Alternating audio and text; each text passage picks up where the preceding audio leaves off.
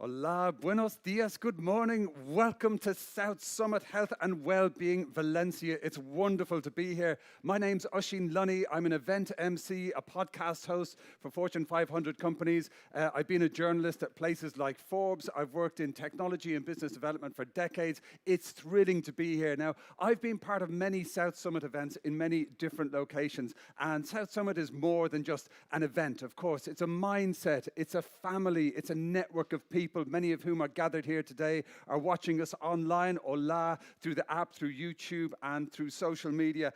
And really, South Summit is, an event with deep roots, but it's an ecosystem that grows through its branches. And, many of those branches are focused on key strategic verticals that make this country great. So South Summit Valencia is all about kickstarting innovation and developing these key sectors, whether it's about mobility in Malaga, digital industry in Bilbao, or health and well-being here in beautiful Valencia. So, why health and well-being? Well, healthcare is one of the most important factors in determining the quality of life in any country. This is about the quality of your life, how many years you have left on the planet, how good those years are going to be. Today's event is going to give you some incredible tips, particularly our closing keynote speaker, Timu Arena. So please do not miss Timu as a closing keynote. Now, South Summit Valencia, we're going to explore all the dimensions of innovation in healthcare and well-being, how it's being led by governments, startups, corporations and investors. And of course, we're here in Valencia, a beautiful, blossoming city, which is absolutely smashing it in terms of healthcare. It's known as the capital of healthcare and innovation, and it's great to be here. Okay, so this is where you get to shape the future, and we have a very exciting start to the day here in the next big thing room here at South Summit Valencia. We have a startup competition. And now, I've done several of these for South Summit. They're always exciting. We always have amazing startups. And I just want to stress that to get to this stage here today, our wonderful startups in the well-being and healthcare stage, they had to, jump through hoops. They had to be judged and be evaluated. And we had many, many hundreds of startups applying to be here. So what you're seeing here today really is the best of the best. And I just wonder, could we give a little round of applause to all of our startups who made it here today, because it's a big achievement to be on the stage today. Absolutely. Now, of course, these are COVID times. These are times when we're observing, very high standards of cleanliness and hygiene and all that kind of thing. So, some of our guests will not be joining us directly here. Some will, but we're going to beam them into our screen here. Now, how it works, we've had these hundreds of startups all applied to be here today. Only a handful remain, and these really are the best of the best. And they are going to be pitching to our amazing front row here of VIP judges who are drawn from the sector. They all have iPads. They're going to be evaluating the presentations on some key metrics. Now, what the judges are going to be looking out for are things like innovation, scalability, viability, investability, and the quality of the team. Now, each of our startups has 3 minutes to make their best pitch, and it is really tough to get all your pitch into 3 minutes. I've seen it on stage. Time can just run away. Something trips up or you forget something, and it can be pretty difficult. So, please do give our startups a lot of encouragement when they come onto the stage, help them feel relaxed, and, it's their job within those 3 minutes to address those points. Now, we are going to be announcing the winners today, because all of this, all of these iPads, all of these great judges, they're all connected to the mothership. All the data goes up, and then we're actually going to announce this today on the main stage in the closing ceremony. You're going to find out who the winners are right here today, right now. So, there are going to be prizes awarded for the best team, the most innovative, the most sustainable, the most scalable, and then there's going to be one prize for the overall winner. It's incredibly exciting, and we're really privileged to have these great judges here today. So, can we please give a round of applause to our amazing judges? And thank you for joining us. Okay, muy bien. What else do I have to tell you here? Yeah, that's kind of it. Yeah, oh yes, so there is a South Summit hashtag specifically for this event. It is South Summit VLC. So please do take lots of very flattering pictures of all of our speakers and startups and guests and the judges. Share them on social media using the hashtag South Summit VLC. Remember to install the South Summit app. Remember to make the most of this incredible opportunity for networking, for learning, for building your network, for becoming part of the South Summit family and helping this mighty tree grow through its branches. Okay, so another thing, yes, if you'd like to connect with me, you're very welcome. Find me on any social media. Visit oshinlunny.com. Find me on LinkedIn. I love connecting. I love being part of South Summit. And this is really where the magic happens. It's all of you gathered here today, connecting, building the family. And I can't wait to see what you all do with this incredible, brilliantly curated program of knowledge that the wonderful people at South Summit have put together. Okay, each of our startups, they have 3 minutes to make a presentation. And then they have 2 minutes maximum of questions from the judges. And then that's it. And then they get judged, and then we move on to the next one. Okay, are we ready? Are we listos? We're going to have a South Summit competition? Yes? Muy bien. Great. Okay, so ladies and gentlemen, we're going to welcome our first startup pitcher to the stage. They're going to join us virtually through this magic screen here. I want you to give a warm round of applause to representing Health Healables Limited. Please welcome to the stage, Moshe Leibowitz. Welcome, Healables. Hi, I'm Moshe Leibowitz, CEO and founder of Healables, wearables that heal. Imagine if you can download a personalized prescription to directly treat your mind and body. Well, that's what we do at Healables. We treat the body with our wearable electroceutical, and we treat the mind with our digital health coach. We have transformed existing technologies used in clinics, in the Cleveland Clinic and in Stanford, top hospitals worldwide, and transformed them from a clinic-based approach into a product-based approach. So now they're affordable, accessible, and scalable. We relieve pain, we accelerate healing, and we reduce inflammation without medication. So here's what our product looks like. We have an electroceutical device that docks with smart textiles. Embedded in the textile are electrodes that deliver our personalized electrotherapy and sensors that provide physiological feedback. Together with our behavioral health coach that treats the mind, we take the soft data, the cognitive data, and the physiological data and develop a profile that personalizes and optimizes the treatment in real time. Finally, for practitioners and physical therapists, we have a remote practitioner portal that allows them to do not just remote monitoring, but even remote treatment by adjusting the settings in real time. Our first market is $1 billion wellness and sports market that does not require FDA or medical CE. And our product roadmap takes us from the wellness and sports to a second product line that will be medical CE and FDA, and then finally a line of electro-cosmetics as well. Right now, we've been selected by the Stade Francais Paris rugby team through the Hype Sports Accelerator for a pilot, and we're seeking other pilots with other professional sports teams as well. In user testing, we see that 83% of users reported pain relief of at least 50%. And in terms of clinical trials, we have started our first clinical trial with the head of sports medicine at the Wolfson Medical Center in Greater Tel Aviv. We have a clinical trial in diabetic neuropathy. It's about to start, and another one in India for lower back pain. Our recurring revenue model is a hybrid model that aims to be 2/3 SaaS and 1/3 device, focusing both on a B2C component as well as a B2B component. And we're able to accomplish all of this because we have a fantastic team. Our chief medical officer is from Harvard, our CTO is from Johns Hopkins, and our software architect is from the Technion, which is Israel's MIT. We're currently seeking $5 million to launch our sports product and build that next layer of AI to further personalize the treatment. Healables, wearables that heal. Thank you. Muy bien. Wow, what a dynamic start. And I'm just letting the judges, they have a moment. They're taking notes there, furiously tapping on these connected iPads, sending the data up to the mothership. And now is the chance for our judges to ask any questions to Moshe, who's going to join us here on the screen, I believe.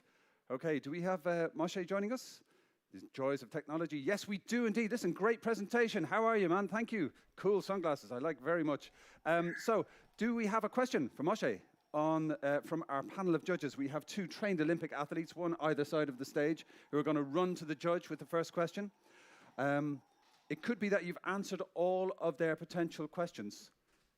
which would be very impressive. Yes, we have. Could you please Yes, introduce I do have yourself one. to our viewers and to Moshe as well? Thank you. Yes, hello. My name is Andres. I come from Plug and Play. I work at Smart Health and Money. And my question, I was wondering, what is your integration scalability in terms of, I saw all the different industries that you're planning to target, but how is your device going to integrate with different pieces of hardware or textile? So we make the device, we make the textile, and we make the software. So our first market is sports, and we have our devices and our textiles, and ready to go. And we will then move forward with additional textiles. The one device can dock with different textiles that we're making, and then we're also looking for licensing. For example, I just presented to Ford today to potentially build this into a car. So that's how we would go and integrate with other verticals as well. Awesome, thank you. Great answer. Very, very targeted question as well. I like that. These are why our judges are here, because they've seen thousands of startup pitches. They know how to evaluate it. They know how to kind of stack up the data. And this is what they're looking for. Is any additional details? Do we have any more questions from the front row? The answer could be no. The answer could be that everybody is satisfied. Everybody's very happy with that. Okay, brilliant. Moshe, you answered all the questions already in your presentation. Thank you so much. Once more, round of applause for Moshe. That was great. Thank you. Thank you. Okay, fabulous. Right, the judges are making their final notes, sending the data up to the mothership. It's all going to be announced later. Now, do we have our next startup ready to join us by the magic of technology? I believe they're going to be joining us by the magic of video streaming. Are they list us? Fantastic. Okay, so ladies and gentlemen, our next presentation is from Air Doctor. And please welcome to our virtual stage, Yuval Zimmerman. Thank you. Yuval, take it away. Thank you for the introduction, and hello to everyone. My name is Yuval Zimmerman. I'm the head of global partnerships at Air Doctor. Have you or anyone that you've traveled with ever gotten sick while traveling abroad? Please take just one moment to think about that and think about what you did. I personally love to travel, both for business and pleasure. And I find myself constantly going to medical assistance everywhere I go. Just like the time I went to Austria and I got bitten by a tick.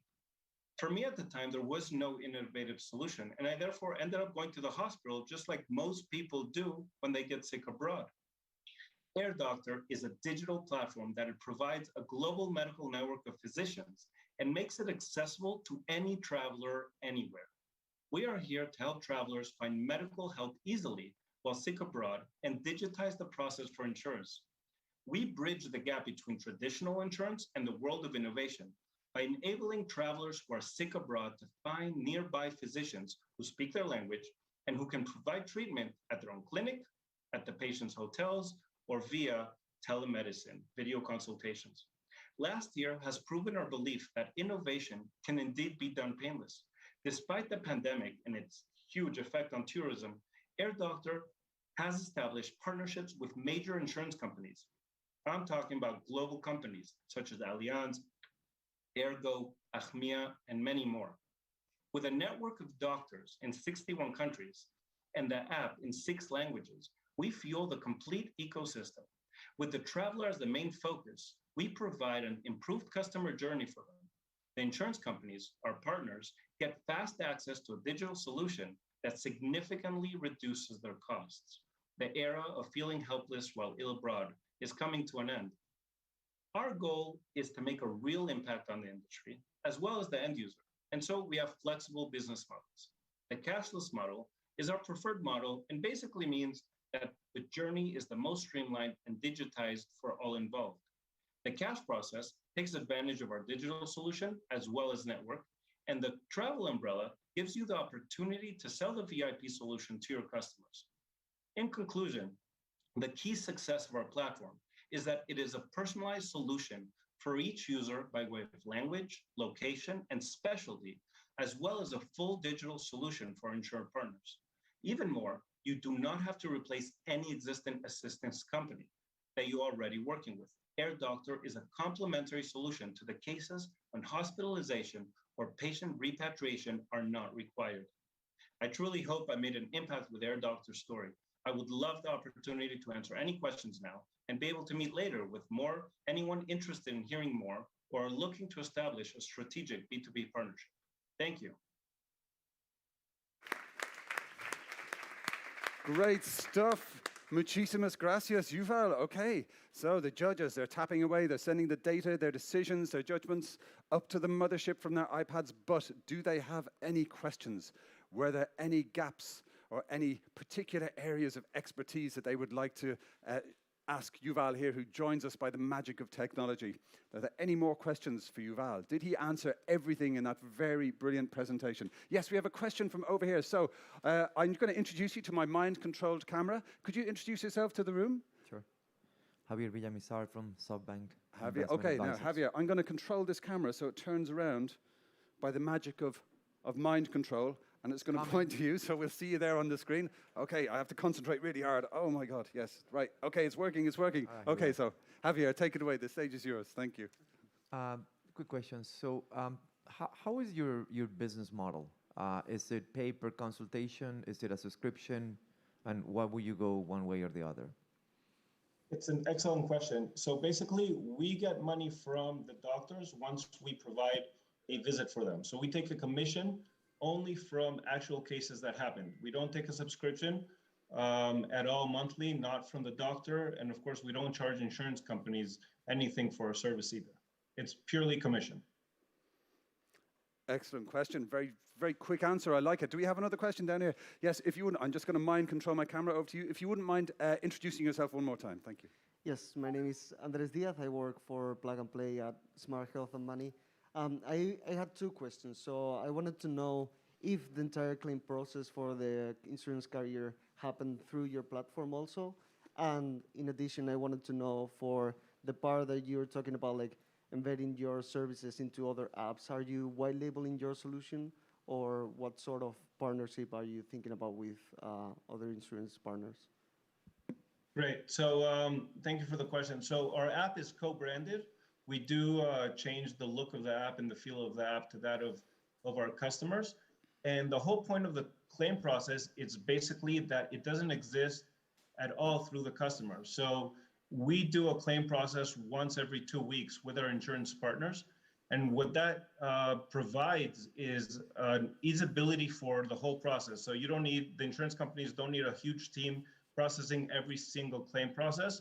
So it reduces costs on operations. And on the user side, they don't have any out-of-pocket expenses on one side, and they don't have to do any claims because of that. Everything is dealt between us and the insurance company. Got it. Thank you. Okay, excellent question. We have about 30 seconds left. If anyone's got another quick, yes, the young lady down the front, if you wouldn't mind introducing yourself, and we can get our mind-controlled camera to zoom in and up a bit. There we are. Yes, I see how easy I do that. Thank you. If you could introduce yourself. Great, thank you. Hi, my name is Carlota, and I'm from Chanel Innovation Team. Thank you so much for your presentation. My question is about your team. I would like to know some more about how many people and how you work in your team in Air Doctor. Perfect. So we're about 40 people in our team. Our founders, there's 4 of them. The CEO came from Intel. She was the plant manager in Israel, managed pretty much 3,000 people in the manufacturing lab. And we have a CTO also. All our founders team are with great and vast experience. I don't know if that answered your question. I hope it did. I think it did, because that's all we have time for, I'm afraid. But thank you so much once more. A big round of applause for Yuval. That was a great last question. Thank you. Brilliant. Okay, you'll notice like the more that they talk, the more they're presenting it as a win-win scenario, selling all the benefits, really kind of honing in on those proof points for the judges. Okay, we're going to move immediately on, and we're going to welcome to the stage a company called Best Health for You. And representing Best Health for You is Sonia Ferreira. Please welcome Sonia to our virtual stage. Thank you, Sonia. Take it away. Good morning, everyone. I'm Sonia, founder and CEO of Best Health for You. I'm here today to show you a breakthrough technology that will transform how wounds are managed. We are working on future healthcare. So how this starts? Well, when I was pregnant, I needed a C-section surgery, and the healing of my surgical wound was complex, and I needed the care of health practitioners for a long time. Also, all of us can suffer an accident or to be submitted to a surgery and to have a wound.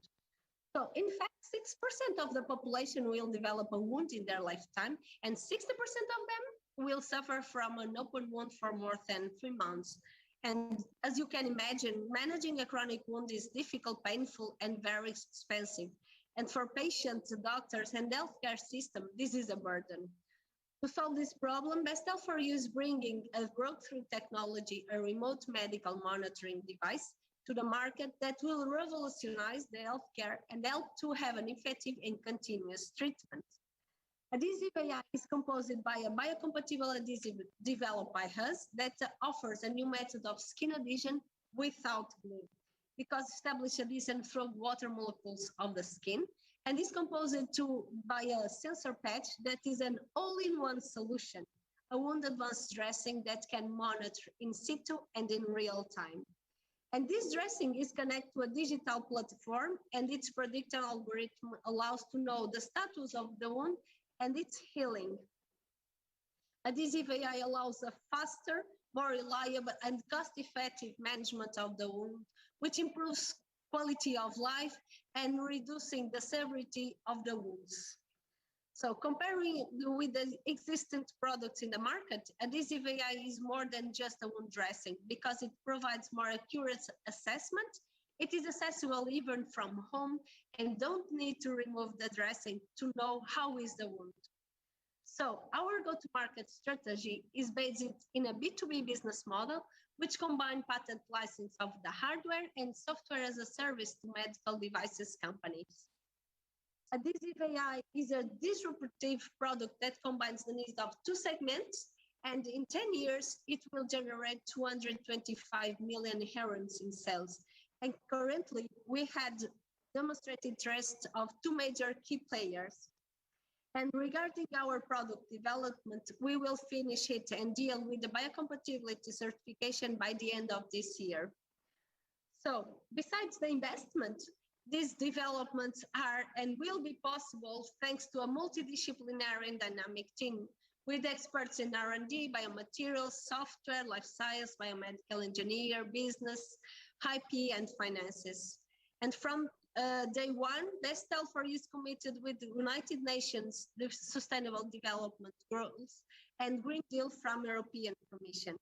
And considering all this and sum up, Adhesive AI will transform the management of wound care and help millions of patients around the world. Thank you.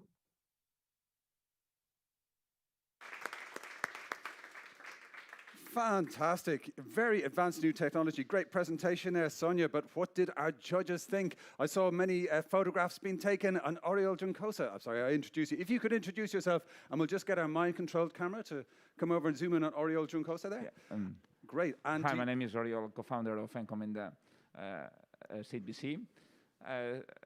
Thank you for the presentation, Sonia. I have a quick question. I mean, doctors are already very busy. So how are you going to make sure that doctors can proper monitor those patients that they are now following through their apps, okay, and that they can actually respond quickly to any potential complications if sort of that communication basically sort of happens through the app? And then a second thing is, who is paying for your technology? great question. Thank you, Oriol. What say you, Sonia? Excellent question, and thank you for your questions. So regarding to the doctor, he or she will receive a full report from our application. So the application will monitor the wound.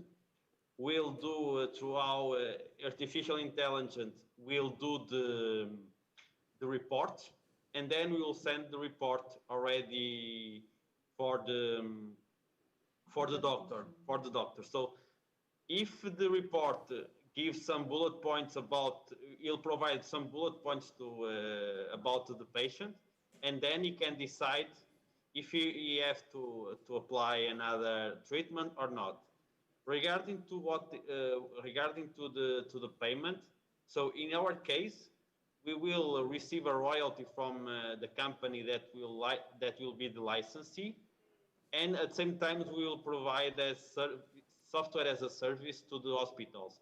They will pay a fee, annual fee for the software that they will give to the patients, and they will use to do 24/7 monitoring of the patient. Okay, and I'm afraid that's all we have time for. Our 2 minutes are up, I'm so sorry, but you can reach out and ask a question directly. But ladies and gentlemen, please give a big round of applause for Best Health for You. Sonia, wonderful. Okay, thank you. Apologies. Okay, that's right. All of our startups, they have 3 minutes sharp, and all of our judges have 2 minutes for the questions, and then that's it. We move on. Okay, right. We are now going to welcome somebody to the stage. Yes, and if you're at the side of the room, please feel free to come in. There's some chairs over there. Make yourselves comfortable. It's only going to get more exciting, I promise you. The seat's over there if you like. Okay, we're going to welcome to the stage somebody who's actually here in person. It's not Zoom. It's a real person, so give him a very warm welcome. He's from Valencia. He's representing Dawaco. Please welcome Augustin Marcia Barber. Thank you. Thank you, everyone. I'm Agustin Macia, Managing Director of Dawaco. We are founded the company in order to change the paradigm of the medical imaging ultrasound space. And how? I would like to introduce, based on a real story. We have a problem. Okay. Okay. I would like to introduce with a real story. This is Kevin. Is a professional soccer player. These are my parents, and basically something in common. Initially not, but really yes. They have a muscle skeletal system, and they are our first patients. Basically, the problem that they have is a long time in recovering and diagnosed for very, very long time is the problem. Why? Because the current ultrasound system requires a physical presence, on-site examination, and not allowing remote patient monitoring for the analysis and evaluation in the real life. Basically, the solution, Dawaco is creating the first platform for wearable ultrasound imaging system in order to remote patient monitoring in different scenarios. Our value proposition is based on a complete platform based on the two components. The first is the wearable ultrasound system, is a device, and the other is the PixMed software application. Basically, both components are connected in order to habilitate our value proposition in the business model. Basically, we are not only innovation in the technology, we are innovation in the business model through a medical device as a service, basically based and supported for a subscription model, and basically in a business-to-business and consumer scenario. Basically, we have protected all our technology, and basically we are creating an important IP portfolio. We have developed the first prototypes in ecodynamic system, and basically right now we are realizing the first platform in preclinical stage in order to launch in the coming year. Basically, our competitive escape, Dawaco is creating a new scenario, a new environment for the coming years in the wearable ultrasound imaging systems, and all these benefits is focused on two business. Basically, in sarcopenia is a first clinical application, and in the coming years we will reach the sports medicine and for the healthcare consumers. Basically, we have validated the market. We have the first partnerships and signed the first contracts, and basically we are executing our business plan. We are defining an exit for the coming year, basically in the early 2027, based on multiples and transactions in the medtech companies. We have identified the key players in our market, and basically all these things is thank you a super team Dawakers, basically supported by the scientific and medical key opinion leaders and a corporate and international advisors. And our ambition today is to change the life of 1 million in the coming years. Thank you very much. Wow. Fantastic. Muy bien. Absolutely great, and lovely to see you on stage as well. That was such a good presentation, so much good information. Obviously put a lot of thought into it. We have a question from the young man down here. If you could share with us your name so my mind-controlled camera can zoom in to the Hi, to nice the to front meet row you. there. Jorge from Bullnet Capital, analyst there. Jorge? It was a great presentation. But I was wondering, how do you currently diagnose sarcopenia and what's the issue with current ultrasound systems? Yes, basically, right now, the current clinical guide basically is a very simple test. Now, there isn't a screen based on image, and basically, we are measuring through imaging biomarkers the length of the muscle, and we can identify with this approach the quantitative value in order to define a threshold in order to separate the risk in the sarcopenia and the follow-through in the therapy. There isn't a therapy. We are in contact with our first partners, big companies, multinational companies in clinical nutrition, because there are nothing in the market now. Okay, great question, great answer. We have about 1 more minute. Yes, the gentleman at the front. If you could please introduce yourself to our viewers at home and the room. Hello, I am Carlos Atienza from IBB, Instituto de Biomecánica de Valencia.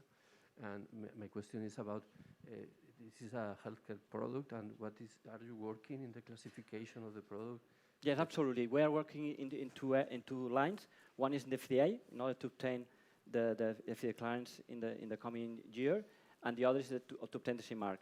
Are two paths totally different, but we are accelerating the FDA in order to get the reimbursements at the same time for the sarcopenia. Perfect, thanks. Okay, muy bien. Time for like the quickest of questions, or I think we might be done. We're kind of about 20 seconds left. Okay, no, a quick question from the gentleman here. If you could introduce yourself, thank you. Javier from SoftBank. How do you plan to fund the hardware? Because you're going to provide it as a medical device as a service. So there is a potential high capex that you're going to be carrying in your books. Okay. Exactly. Quick We are changing completely because we are reducing the cost, because our technology, with protection IP, is reducing the cost dramatically. In order to the industrialization, we use using printed electronics, and we can scalability versus the current technology. So the cost of your device will be how much? It's reduced the cost, but basically the bill of material basically is to reduce 500,000. Okay, and I got to close it off. I'm so sorry. We've got to continue later. Listen, thank you. Big round of applause there for Augustine. That was a great session from Dawako. I do not envy any of these judges. They have a very difficult decision to make, but we have the right people here, the right expertise. They've seen hundreds, if not thousands, if not tens of thousands of pitches collectively, and they know exactly what to look for a successful business to choose the winner. Okay, next we are going to welcome to our stage virtually a business called Dive, Devices for an Integral Visual Examination. Please welcome to the stage, joining us virtually, Mabel Jimeno. Thank you. Mabel, take it away. Hi, I'm Mabel Jimeno, CEO of Dive Medical, where we envision a future in which everyone can be at their full potential thanks to early diagnosis and treatment of vision.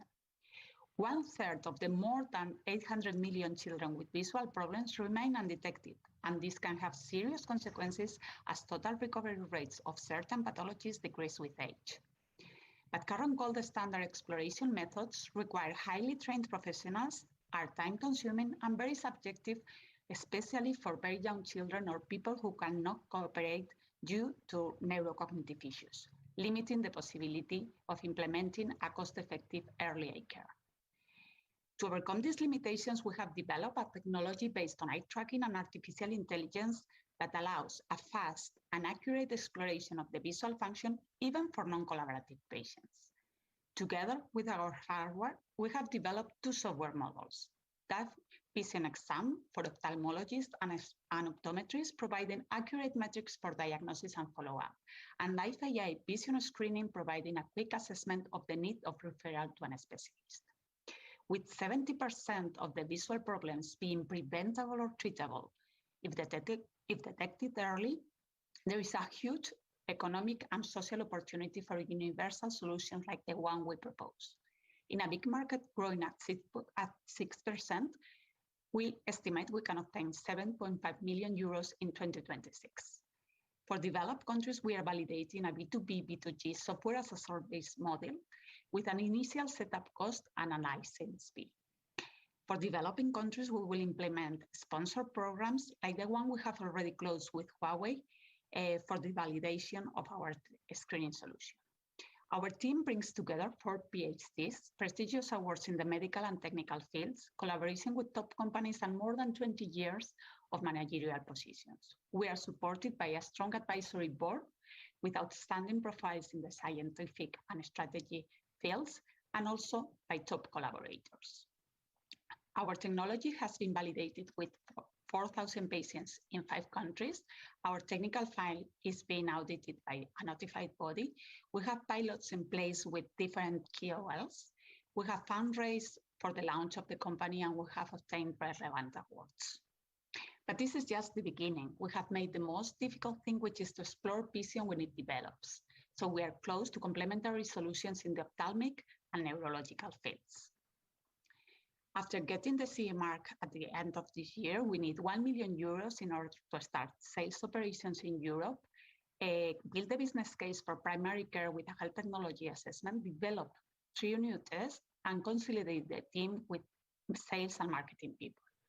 And we would love that you join us in our adventure of not leaving anyone behind because of visual problems. Thank you. Nice. Muchísimas gracias, Mabel, or Mabel, as it's pronounced in Ireland. I remember myself when I realized I had terrible eyesight, I just got a headache for about a year, and then I went to the doctors and they told me what was happening. I wear contact lenses that are more like, thick pieces of plastic. So we have Mabel here on the screen. Do we have any questions from our VIP judges? We have 2 minutes of judge time, starting now. Does anybody have a question, or did Mabel answer all of your questions in her brilliant presentation? Are there any questions? It is possible that Mabel has answered all the questions, which is very impressive. It means it's a good deck. It means it covered everything the judges need to know. Okay, we have a question from the young gentleman here. If you could introduce yourself again. The mind control camera is whizzing over. And the stage is yours. Hello, Mabel. Nice to meet you. My name is Andres Diaz from Plug and Play at Smart Health and Money. And I wanted to better understand a little bit about the combination of the hardware and the software. You're talking about that you're a SaaS company, but then you have a hardware device, right? Or how agnostic are you from your hardware? Yeah, well, now we need the hardware because accuracy is really, really important. We have tested different eye trackings, we have tested different screens, and in order to provide accurate result, we need the hardware. So this is something that we are proposing, like initial setup cost and then the license fee. Okay, got it. And in order for you to reach developing countries, how are you planning to bring the hardware there? Well, the hardware is very portable. It's just like a tablet. It's very light, so it can be taken to anywhere, and it can be used without being connected to internet. So data can be obtained in any place. Most of the screening programs in low-middle income countries are performed at schools with non-specialists, and our solution is perfect for them. Awesome. Thank you, Mabel. Fantastic. Thanks. And that is all the time we have. Those are great questions. Thank you so much. Once more, a big round of applause for Mabel. That was wonderful. Okay, it's one of those occasions you kind of want everybody to win, but you know, we have 5 categories. So we're going to have 1 overall winner. It's going to be announced today in the closing ceremony right here in Valencia. Okay, we're going to move swiftly on. We're going to meet a company called Legit Health, and it's a great pleasure to introduce a gentleman with a fine Irish name. Please give a warm welcome to Tig McCarthy. Thank you. Thank you so much. Hola, buenos días a todos. Gracias por estar aquí escuchándonos. My name is Tig McCarthy, and I'm one of the co-founders of Legit Health. So this is what we're doing. We're bringing the next generation of dermatology. So this is basically a tool for diagnosis and severity measuring that is powered by artificial intelligence. This is already in the market. This is being used by paying customers such as the insurance company DKV or Grupo Rivera Salud hospitals. So it's already CE marked. The whole certification process has already been attained. And this is very important to know that this has been co-developed, co-designed with dermatologists. This is very important because we joined really early dermatologists, and they actually became early partners in the company, with investment actually in the company. But also, as personally, I'm a patient of dermatological diseases, and I have been not so lucky in my family with skin cancer. So I also developed this as a personal motivation. So all of that has been very embedded from the very beginning. This is our mission: help doctors help their patients. So it's a B2B, because we think that B2B is the right way of tackling this problem, helping the doctors help the patients. This is the problem, one of the problems is tackling. The ratio of dermatologists to inhabitants is really low. This results in a really severe problem, which is there's 4 months of waiting if you're lucky, but that can go up to 6 months. In the UK, that's the average. And, well, this is another different problem, but the misdiagnosis rates can range from like 50%, which is very, very high. So we're solving this problem by using computer vision technology that can currently diagnose 232 pathologies. Of course, dermatological, but we also include wounds as one of the startups previously mentioned, wounds. We also do malignant skin cancer, and we even do facial palsy. And I want to talk to you about something that is really our competitive advantage. And it's sometimes difficult to understand if you're not a physician. So it's the task of severity measurements. How bad is a disease? Not what does it contain, but how bad it is. This has been traditionally done with pen and paper scoring systems. So a doctor will look at you and say, redness, 4, the squamosness, 3. Then has been done with digital calculators, which is pretty much the same, what you can click. And what we're doing is using algorithms so they can automatically look at the image and tell you what's the redness, what's the induration, what's the squamosness. And this tells you very precisely and objectively what's the severity of a pathology. We do this with lots of pathologies, as you can see here. This is a real output from the algorithm. And this enables the next level in follow-up and treatment evaluation as well. So it's a very complete tool. Of course, it looked at changes that are sometimes subtle and gradual, that are very key to understand if the treatment is working, if the therapeutic line must be changed. And regarding customers, so we have a really wide range of customer segments, pharmaceutical companies such as Novartis, who have a really strong agreement, also insurance company like DKV, and Hospital Rivera Salud. This was pretty much it, but I'd be happy answering any questions regarding the team, regarding the value proposition, competition, or how it works. Thank you. Fantastic. Muchas gracias. Absolutely brilliant. Okay, it was great to get some of the personal motivation there. We have a question from the young man, our expert VIP judge in the audience. If you could introduce yourself again. Sure. Jorge, analyst at Bundet Capital. Thank you for the presentation. It was super nice. I would like to know if you could elaborate a little bit on the labeling process. Because since you are able to diagnose more than 200 diseases, I can suppose that you have, dermatologists have to label tens of thousands of images, which is not simple at all. Yeah. This is a completely a challenge because so we do diagnosis and severity estimation. And diagnosis is you need the labels for the image and know if it's something or it's not that something, right? Psoriasis, not psoriasis. So we did that. We're talking about thousands of hundreds of images. But then we also do severity estimation. And there you need not to know if it's psoriasis or not psoriasis, but the redness is from 0 to 4, how much? Or exclamation, from 0 to 100, how much? So we work with a board of dermatologists that label simultaneously all these images, and it's a very intensive process that we've been doing for years now. But yeah, very good question indeed. Okay. Great, thank you. Excellent question. And we got another question for Oriol over there. Thank you very much. If you could introduce yourself again. Yes. Hi, Oriol, co-founder of Encomenda. How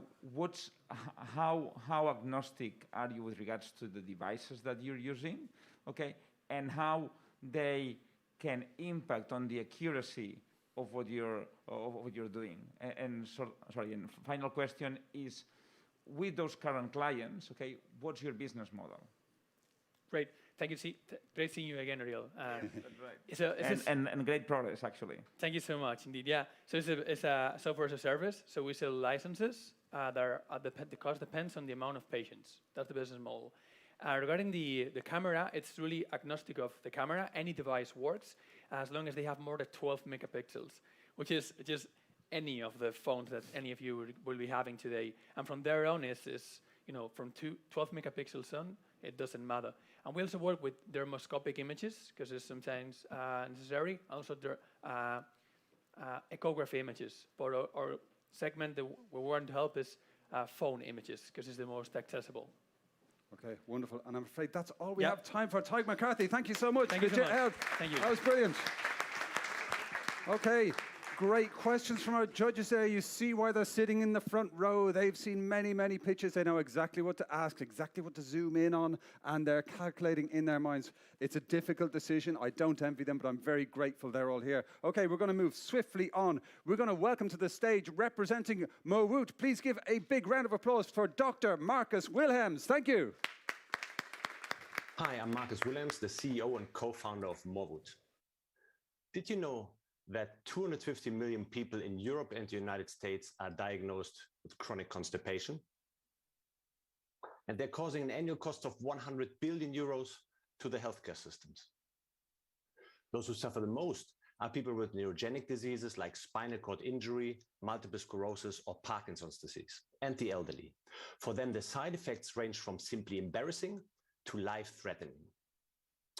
The current treatment approach is based on pharmacological and invasive solutions that have several side effects and low efficacy for chronic patients. Furthermore, these solutions easily add up to over 1,000 euros annual cost. We detected a clear business opportunity for non-drug, non-invasive solution without the side effects of the competitors that is also more cost efficient. Numerous scientific publications show the positive effects of professional colon-specific abdominal massage for the intestinal transit, as little as 10 minutes once a day. But who can afford to see a therapist daily? That's why we automated these massage techniques based on an algorithm we developed in collaboration with the leading European neuro rehabilitation hospital. The treatment is administered by a series of pneumatic elements that inflate and deflate sequentially along the large intestine to emulate natural colonic movement patterns, and is controlled and individualized in real time by the desktop unit. Our first product, a CE certified Class 2A medical device, is on the market since 2018, and we have also developed an IoT version of our device as our first pipeline product. Our clinical results are outstanding and documented in several publications. People that could only go to the toilet 2 or 3 times a week using laxatives are able to go daily thanks to our device. Of course, we filed several international patents to protect our intellectual property. Currently, we are focusing on the patient segment with a neurogenic bowel disorder. We started in Germany, where our product is already recommended in the clinical guidelines and reimbursed by private and public healthcare, and are now expanding to additional European markets. Our founder team is specially trained in the Stanford Biodesign method for innovation in medical devices. We are 2 PhDs from the life sciences and 2 engineers. And in the past 3 years, we have grown the team to complement the founder skills with special focus on marketing and business. Of course, we work with an international advisory board of serial entrepreneurs and medical key opinion leaders. Together, we are an international multidisciplinary team with decades of relevant experience for our business. We're currently raising a Series A, supported by EIT Health, with a goal of 2 million euros to drive our EU expansion, and have already confirmed 450,000 euro of co-investment from ENISA. So if you want to know more about Mowoot and this investment opportunity, please scan the QR code, visit our website, or set up a meeting with me at South Summit. Let's make shit happen. Marcus, wonderful, wonderful, wonderful. Let's make shit happen. A bit of humor there as well. We had the 850 million euro poop, which is the first time I've ever seen that in a presentation. Very suitable. Do our judges have any questions about how we make shit happen? Yes. Do we have any questions? Making shit happen, 850 million euro poop. Yes, we have a question for the gentleman down here. If you could please introduce yourself as well. And the brain-controlled camera is going to be zooming in. Okay, go for it. Javier Villamizar from SoftBank. A couple of questions. One, obviously, hardware cost and how you plan to fund that. And the second one is your plans for direct-to-consumer OTC, and what are the challenges to get there? Great questions. Thank you. Marcus. Thank you for the question. So we are currently selling via the international distribution partners. The cost of goods is about 200 euros, and the transfer price is in between 600 and 650, depending on the agreements and the distributor. Basically, 50% of the transfer price is paid when we accept the order from the distributor, and we pay our manufacturers 60 days after having received the devices. So we don't have a cash flow problem in that. We get paid even before we have to pay for the product. Okay, great question. Did that answer your question? Oh, direct to consumer. One more question. Oh, sorry. Yeah. OTC. Basically, we are helping our distribution partners in setting up the sales. Our business model is based on reimbursement by private and public healthcare. In Germany and the UK, our device is fully reimbursed by private healthcare already. In Germany, for the neurogenic bowel disorders, the beachhead indication, also by public healthcare, and we expect to get public healthcare reimbursement in Germany, which is the biggest medical device market in Europe, for the general indication chronic constipation before the end of the year. Fantastic. What great questions. Absolutely brilliant and fantastic answers. Dr. Marcus Wilhelms, making shit happen. Thank you for joining us. Round of applause for Dr. Marcus. Thank you. Okay, my goodness, we are at the last pitch of this particular round. Of course, we've got 2 more rounds coming. The winners will be announced today at the grand finale on the stage downstairs. So, ladies and gentlemen, we are now going to welcome from Robomed a gentleman whose name is even more complicated to pronounce than my own. It's Yasser Shabshemani. Welcome to the stage, Yasser Shabshemani. Thank you. This is Robomed. We are working on robotic-based solution to save human life. Our problem we are focusing to solve is the biopsy and microbiota sampling of a small intestine. It's very vital to diagnose and predict different diseases happening in the intestine.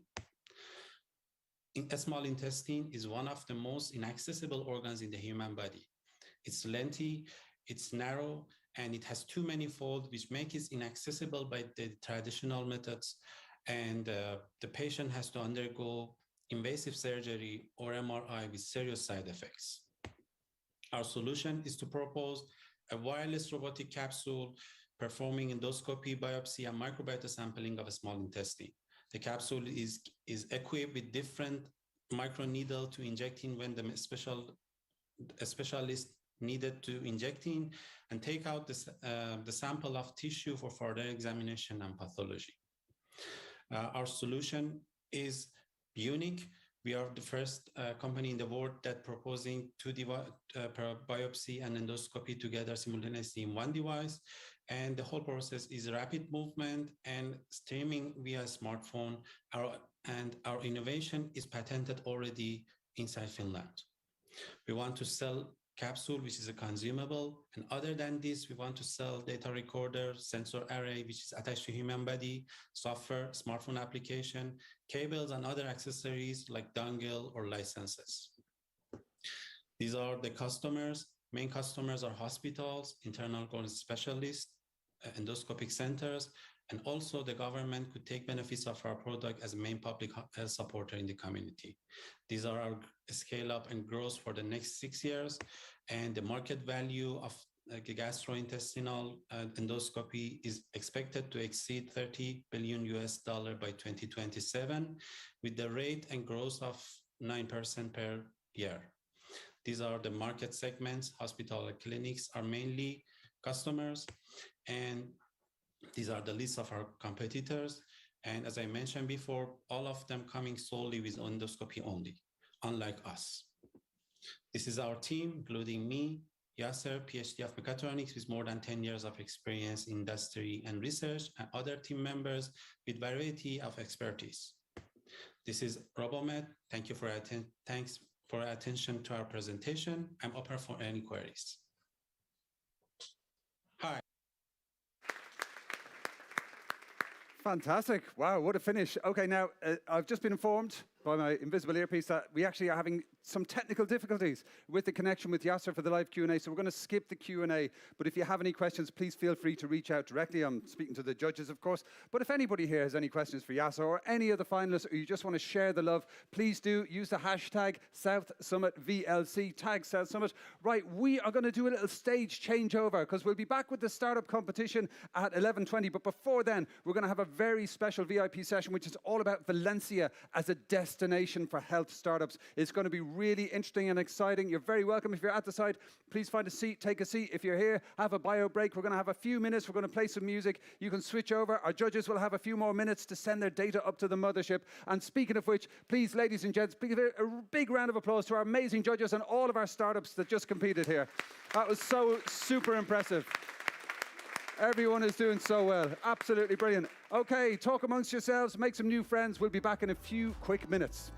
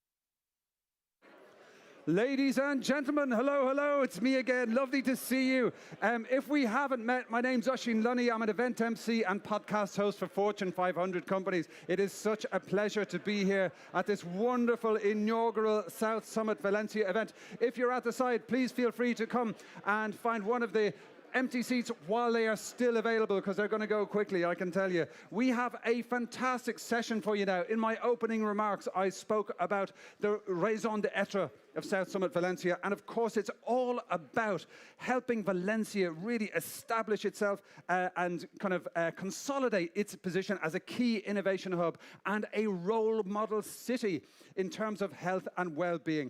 And it's got massive business potential, it's got a rich culture, it's got this amazing location, and you know, everyone here, all the South Summit family, we completely are on board that Valencia is the perfect location for the development and the creation of health and well-being business opportunities. And our next VIP panel is going to explore this in detail. We have some rockstar guests lined up for you, but first I'm going to introduce our wonderful moderator for this session. Please give a very warm round of applause to board member for Startup Valencia, Eduardo Nebot. Thank you. Good morning, buenos dias, bon dia Valencia. My name is Eduardo Nebot. I'm a lawyer, I'm sorry, at the DWF RCD, but I'm also a board member into the Valencian ecosystem platform called Startup Valencia.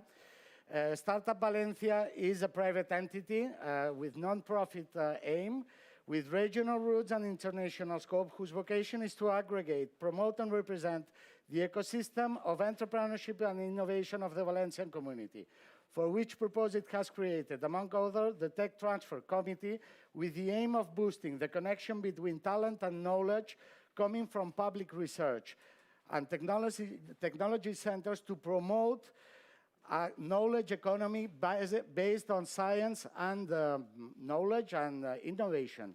Right now, I think that we have around 120 startups dedicated to health and well-being that are into Startup Valencia. So it would be a pleasure for us. We have a stand downstairs if you want to join us, which is something that you should do for sure, looking at this space and the kind of facilities that we can bring to your future speeches.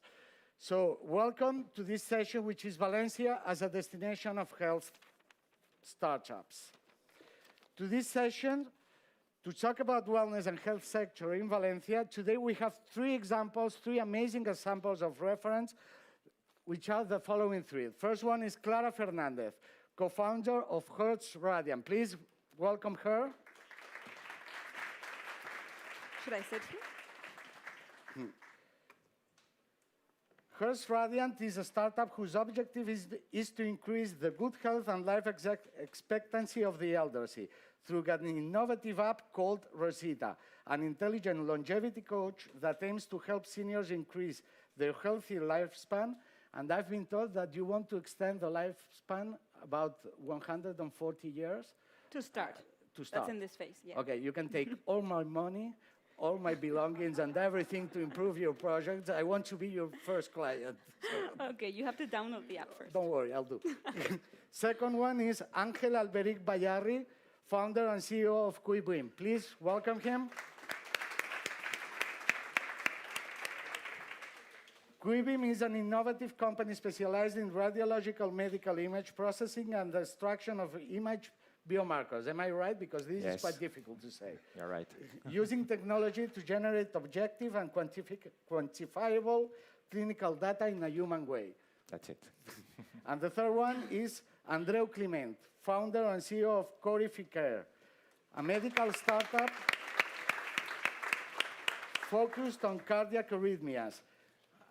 You can also take my money right now. That has developed a novel technology to improve the treatment of atrial fibrillation, which affects more than 30 million patients worldwide. Okay? So, to start this session, I would like that each of us, if you could explain, as entrepreneurs in this field of well-being and healthness, what has been the main issues during the creation of your different projects that are as well in different stages right now? Because I think that you have about 60 members right now in your startup. You have about 8 since 2 weeks, but you're the younger one in here, and you have like 12 in here. So we have the whole picture of startups right now in the different growth stages. Yeah, feel free. Okay. So actually, I have been very lucky in the development of my project because I come from a family of entrepreneurs, and that founded a clinic in the inland of Valencia focused on knee pain and knee and back pain rehabilitation in the senior community. So since I was very small, I was introduced to the senior community and to the creation of projects and ideas within the clinic. I was also very lucky because as I grew up, I was able to develop my own project within the clinic. So I have always been very close to the senior community and testing the different medical products that could be developed within this sector. For me, the most amazing thing, or one of the most important problems, is that I have faced creating the project is that I have always seen that the senior community is the 30% of the population, and that there's a huge opportunity to develop a wide set of products to help them increase or improve their healthy life expectancy. But I think that this is still not has still not been permeated into society, and so sometimes when I start talking with people about the projects and the products that we're creating, I always get back the question of, why don't you focus on people for 30 years? Or why don't you focus on people for 40 years? There's so many things. I would like to buy your product today. Or why don't you develop a thing specific for me? So I think that my main challenge is that the segment to which I'm addressing most of my services has still not yet been explored. And what I see as a blue ocean for most of my business is just an area of unknown area, of lack of expertise, of go-to-market, of products. And so this has been a continuous fight to portray that there is a lot to be done today to improve quality of life on a specific segment, which we're focused on 60 to 75 years, and that it's actually a segment that is willing to pay and participate in this product. Yeah. Okay, please, Angel, go ahead. No, thank you.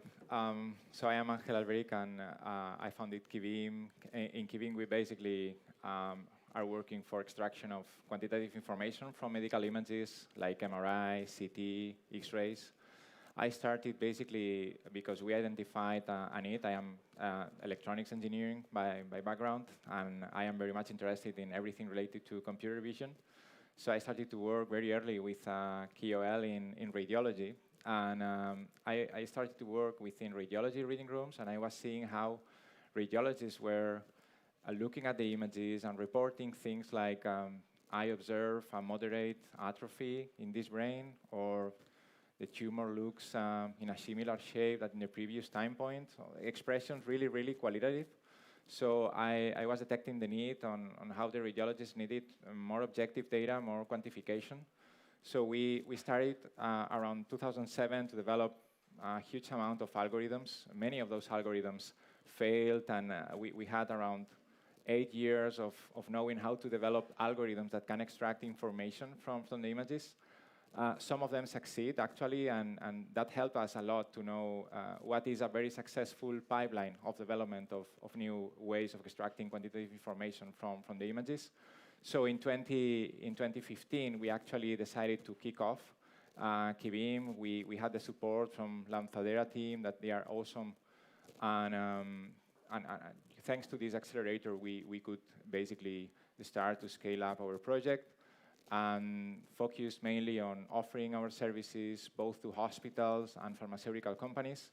We knew that also hospitals are not having a quick adoption of AI, and we are using AI mainly to automatically extract organs from the images, automatically extract lesions and characterize the lesions. And we are changing how clinical trials, for example, are behaving. No? And I would say the road is bumpy, no? Because doing a company is not as straightforward as one can imagine. I started from scratch, actually. But with support here in the city and also support from external investors, we managed to have a successful team nowadays. Yeah. Thank you. Okay, please, in the rail. Thank you very much. And can you hear me? Yes. So as Angel, I'm a telecommunications engineer. I am in the Climent, and I had the chance to study a few hundred meters from here in the Universitat Politécnica Valencia. And I was engineer, so I was not really thinking about going into a hospital or helping into medical devices. But by chance, once I finished my career, I started working in Germany in a hospital inside the cardiology department. And I hope no one of you need it, but if sometimes you need to go to the surgery room in a cardiology department, you will realize that there is a lot of people in there, and maybe there is only one clinician. Most of the others are people from helping or engineers working in the devices. And when you are in a hospital in a cardiology department, you discover that many patients are coming every single day with a problem in the heart. In fact, 1 on 3 of people which is here in this room will have at some point in our lives a cardiac arrhythmia.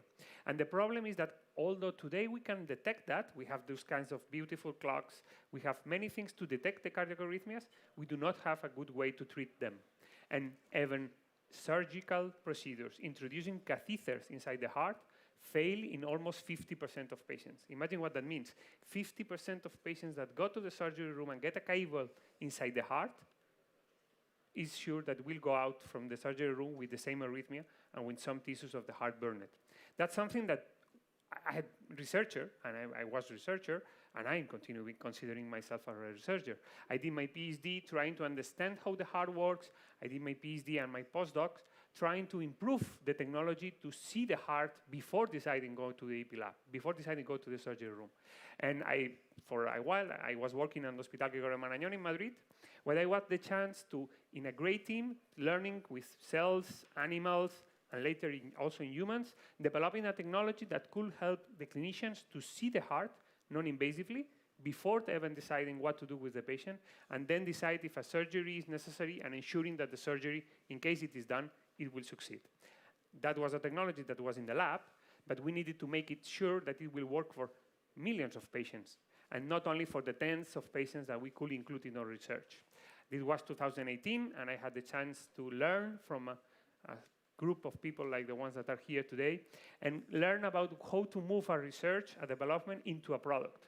We set up Corify Care, which is a company that is 2 years old right now, and right now we already have a device working, producing it in a sufficiently way to start selling it, although we are in the process of getting the CE mark. We learn a lot that research is one step, really small compared with all what you need to do in the company, but it's the matters that we are working now. And next year, we will start already, not only in Spain as we are now, but also we will start in Portugal, in Germany, in Sweden, and trying to move it on to as mass hospitals as possible. Hopefully, if there is some day in the future that you need to go to a hospital and because you have an arrhythmia, we hope that your clinician will have a device to see what to do before going into the surgery room. Okay, thank you all very much. Right now we have a clear overview of what are you guys doing in here. But now, as we are speaking about this wonderful city, could you please highlight how Valencia has influenced your projects, what Valencia brings to the table? And I'm not talking about paella, I'm talking about talent, I'm talking about collaboration with research centers, I'm talking with collaboration with public administrations, funding, facilities, et cetera, and how it has influenced the way you do business in here and the way you're creating your own startups in here. Yeah, thanks for the comment as well. I do think that this is very personal, no, and it depends on every entrepreneur. At least in my case, it has had a strong component on the personal side. I'm from Valencia, actually. Yeah, that's a point, yeah. And what I mean is that, you know, in the growth of the company, for example, when I was at MIT on one of the MIT Under 35 awards, I remember an investor that took me to the offices and said, okay, if you want to move the company here, we can put 20 million. And you can start from scratch, you create the headquarters, and you are an American company. But at that time, it was simply not aligned with my, let's say, personal situation. So I decided, okay, let's try to find some good factors in my ecosystem in Valencia, and I happened to find many different actors that have helped me in this ecosystem. You know, I mentioned them before, but I think that the city is really performing very well in trying to create a substrate of people that's helping others. We have Juan Roch, we have Iker Marcaide, we have people that's really that have been entrepreneurs and that right now are successful businessmen as well, and they are helping other entrepreneurs. And I do think that we don't need only 2 of them. We need thousands of them in Valencia if we want this to become a reference place. No? So I can say until the company was around 20 to 30 employees, I had everything I needed in Valencia. But when we started to grow more and more, we needed to look for funding outside. And that's one of the things I would really like to improve in the city, on how we can get funding for moving from startup to scale up. That's one of the gaps we have today. Okay. So the same for me, when we visualize Valencia, I think we have to think of along 2 lines. Personal level is going to be fundamental, and business level. On the business level, I think that for my startup and my size, we're in the opportunity that the community is being created. They collaborate. Valencia is a relatively small city compared to Madrid or Barcelona, other big cities in Europe. But we have the opportunity that as it grows, we have real access to institutions, to community, and this is actually really helpful for startups that are helping, because we can access those resources very easy. So I think that's a positive point for Valencia from the business perspective. From the personal perspective, I think when we talk about creating the company, we usually think about bringing talent, and we think about optimizing only the individual level. But actually, bringing talent means bringing their families along them, bringing their spouses, bringing their children. And so when we think about Valencia, and we talk about climate, and we talk about paella, we actually also have to think about the opportunity of creating jobs for their spouses or their partners, for creating, having access to good schools, to a good quality of life. And I think that Valencia is also excelling in that sense. So it enables people, it enables to attract talent and promise them the possibility of having a good life that is not only going to be in terms of good food, it's going to be in every area. And I think that's fundamental, and that's it's making an impact as we, for example, think of other cities in the world that are hubs for startups. We can think, for example, of San Francisco. But when we think of the quality of life of San Francisco, for anyone that has lived there, we can understand that we don't want to live in San Francisco. Actually, the trend is that startups are moving to Miami. So I think that in terms of Spain and European analog, we have the potential of becoming the Miami of the United States in terms of quality of life and in terms of the size of the startup community that is being created. So, and that's specifically the fusion of the personal and the institutional and the business institutional collaboration. If we want to ask what things can be improved, aside of obviously attracting more talent and funding, I think that the institutional collaboration is great, but it still can be improved. So it still needs to be more focused on helping startups and aligning all the resources so that it's actually actionable by startups that are starting.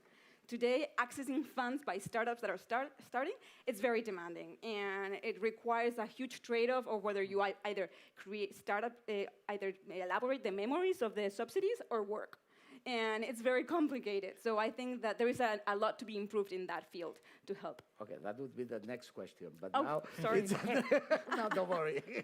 Andrea, please, what's your point of view on here? I think that they already mentioned most of the important things of Valencia, and I just want to complement with one of the things that make us decide to come and to have our engineering in here. As I mentioned, I'm from here, but it's true that our company was founded in Madrid, coming from Hospital Gregorio Marañón. But Valencia is the place where the talent is growing, and it's acceptably priced. I mean, one of the things that this city has is 2 tremendously big universities with high amount of expertise in research and development, and a lot of companies that have been born from them. So I think it's one of the regions of Spain in which more push has been done to transfer that knowledge. And that allows us that we can find people, train it, coming from the university and coming from other startups that can join our teams and grow the company up.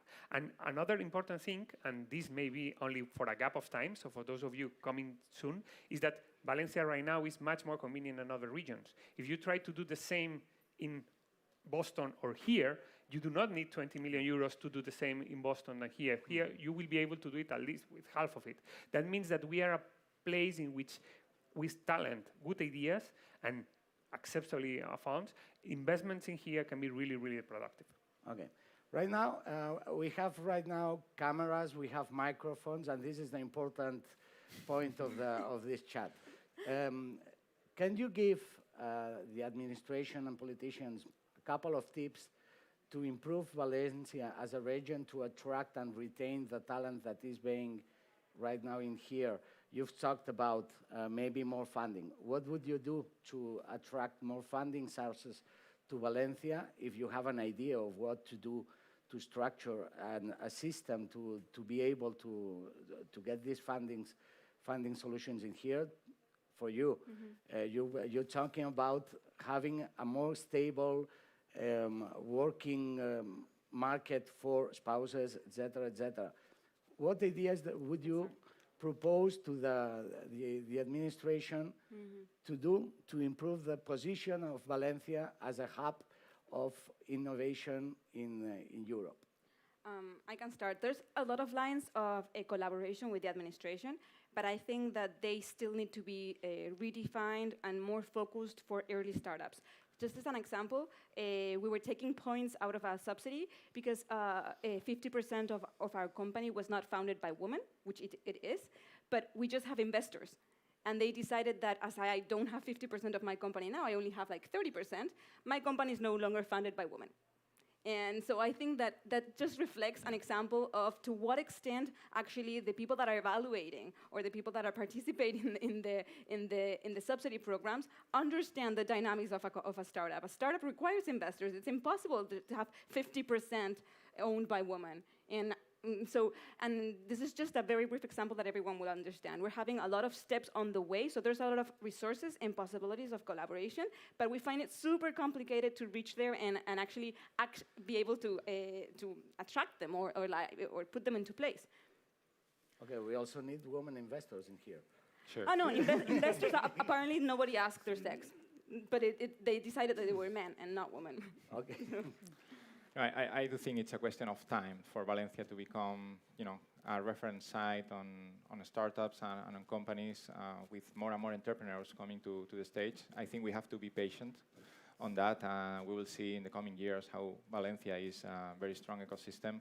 I'm not speaking nationally. In Spain, it already is, but I'm speaking also internationally. Yeah, for sure. And we do know that most of the funds, for example, of technical universities abroad, a kind of 400 million euros or 1,000 million euros just to be able to fund the projects from early stage to scale up and until success.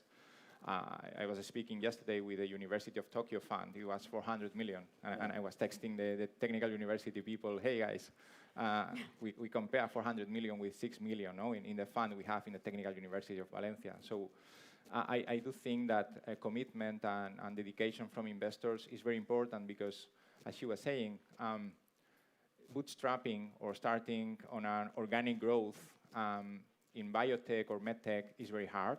And we are, for example, a company producing a medical device, but we are also developing the algorithm pipelines as drugs are done. We start with the algorithm till we clear it with the FDA. For that, you need cash at the beginning, and 6 million that we have here in Valencia, truth be told, is not enough for all the ecosystem. Okay, yeah, but in fact, these are good news because with the few funding, we have a lot of Sure. talent and a lot of startups that are working pretty well here in Valencia and that are going to go internationally, etc. I always say, if we compare to other AI companies in our space, we are the one with the highest ratio of return on investment, for sure. What do you think about this? I will just mention two things. I think that Valencia is pushing a lot. Today we have the Agència Valenciana of Innovación, the IBAFE, and the different institutions that are understanding that this is the future and we are pushing it. But I will suggest at least two things. One is more interconnection with other areas. We are talking about health. We have one of the highest health systems in the world, and probably is the first company in Valencia, the public health system. So we need to put it ready to be the testers of our technology, the validators of the technology, and so that's needed that innovation and health systems work together.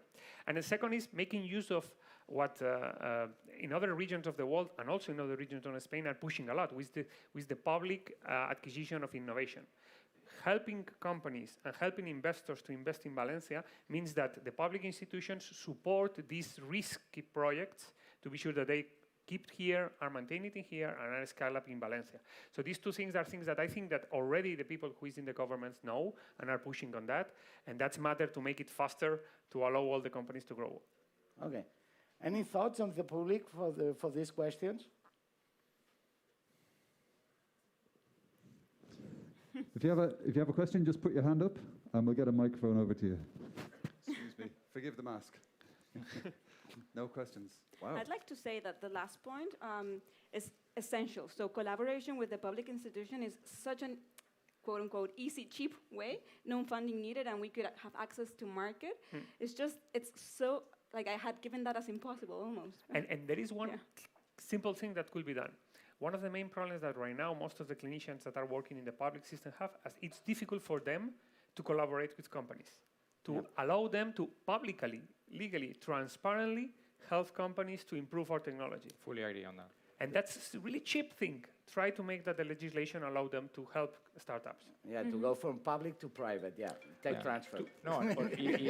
Even being a shareholder of a company is not possible here in our system. I mean, you can have a 10%, but in the end... You have to ask an EBT, and you have to comply with a lot of requirements to be able to set up a company coming from public environment. That's true, and this is something that should be done as soon as possible, because in fact, this is one of the mandatory guidelines that has been given to the public authorities. But,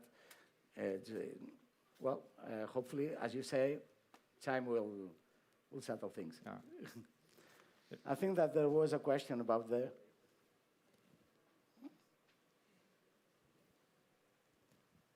Good morning. My question, I guess, goes to, I believe it was Angel's comment about the ability to organically scale a biotech company. Correct me if I'm wrong, but I remember looking at how to attract mid-sized biotech companies in a previous role, and we found that they were almost kind of non-existent. There was the startups, and then there were the ones that were bought by the big boys. I don't know if that's representative of the market here in Spain as well. And do you believe that there's room for organic growth to become enough of a mid-sized market in that space? I do agree with the comment on the biotech space, especially because in the end, I mean, you end up having 10, 12 employees, and you have a development of all the science, and then you don't have really a transition to scale-up process, because then you have the big boys, as you said. But I think there is a big opportunity here for all the medtech area. We are more a medtech company rather than a biotech. So in the medtech space, you are really always trying to get things cleared by CE, by FDA. Once you get the first MVP cleared, you start to have cash, and you start to have revenue. You also go on the research mode, with pharmaceutical companies and clinical trials. That's a good way of organic growing. But I would say pure organic growing is unrealistic here in this space, especially on the not only on the biotech, but on the medtech as well. And in the end, you end up having a need for cash, especially if you want to deal. We have 7 competitors worldwide. One is from Korea, 2 others from Israel, 2 others from US, and another one from Belgium, China. So in the end, the level of funding of those companies is in the range of 100 million. If we want to be competing with them, we need some extra funding. Okay, I think that time's up. So thank you all for your kind speech.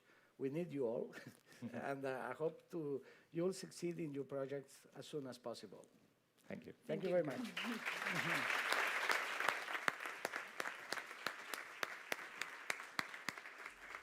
Muy bien, muchísimas gracias, Eduardo, Clara, Angel, and Andreu. That was a fantastic, fantastic session.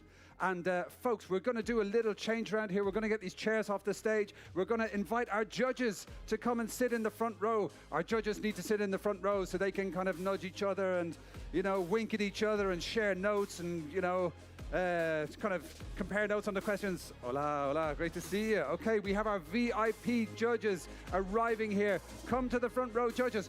Folks who want to stay here for the startup competition, it's going to be so exciting.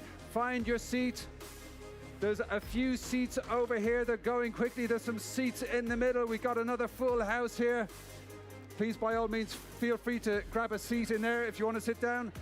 If we haven't met before, my name's Oisín Lunny. It's great to be here. I'm a conference MC, a podcast host for Fortune 500 companies, and I love to connect on LinkedIn, so please do send me a connection request, or you can find me on the wonderful South Summit app.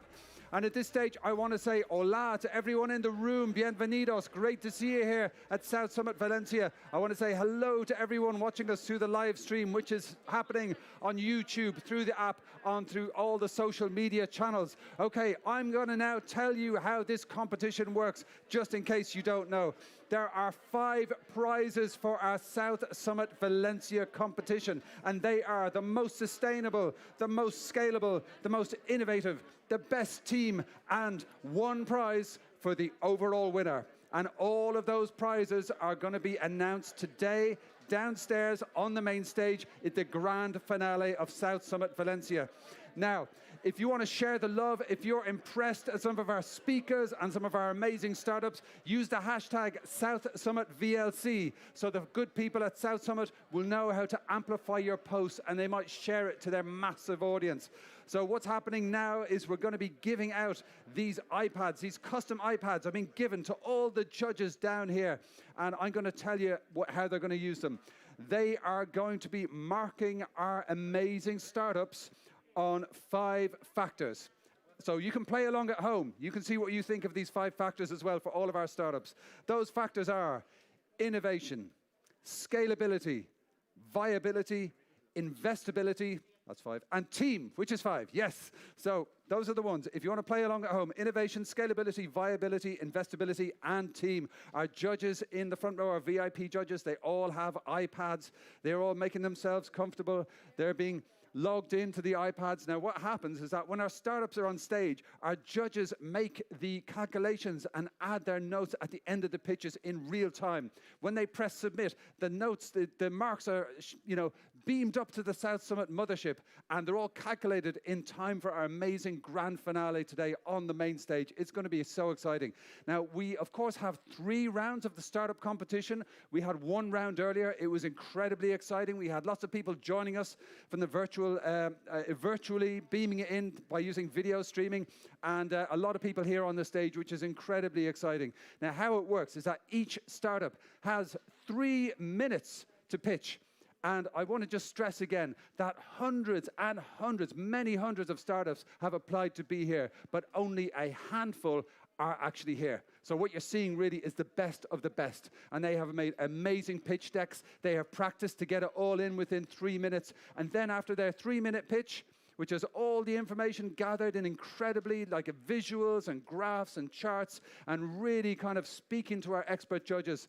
After that, they have a maximum of 2 minutes per pitch to chat with the judges. And the judges, maybe all the questions are answered by the pitch, that's fine, or our judges have 2 minutes to ask extra questions. Now, our judges are drawn from really the absolute top of the field. They are leading experts, and you'll see this in their questions. They're very searching, they're very targeted. They can look into a presentation, they've seen hundreds of them already, and they will then select the piece of information that gives them the decision, the competitive edge as to how to mark this particular startup. It's incredibly exciting, it's happening in real time, and it is going to be awesome. So, ladies and gents, I'm just going to wave at our front row here because we have like some VIP judges in the place. Can we please give our VIP judges a big round of applause, and thank you for joining us, judges. Great to see you here. Fantastic. Okay, and I'm just looking to see, I think there's about 3 chairs over there. I don't know if you want to grab a seat. You're very welcome while there's time, because we're going to kick off quite soon. It's usually standing room only. I think we have 7 startups lined up, and they're going to be starting quite soon. We have quite a few. We've got 1, 2, 3, 4 who are going to be pitching on the stage here in Valencia, and then we have 3 who are going to be joining us by the magic of technology. Okay, and I think the last judge has been ticked off the list there. We are working in real time. This is fantastic. Right, so we are going to kick off. Are you ready to see some pitches, folks? Listos? See? Yes, muy bien. Okay, excelente, great. Now, excuse me, I'm from Ireland. My Spanish is terrible, but, so disculpe. Right, I am now going to introduce our first pitcher. I want you to give him a very, very warm welcome. We need to kick things off with the right energy, and I know you are the right people to do it. Okay, and at home, please cheer as well. So we're going to welcome to the stage right now our first session for round 2 of the startup competition, representing Epi Disease. Please welcome to the stage, Jose Luis Garcia. Thank you.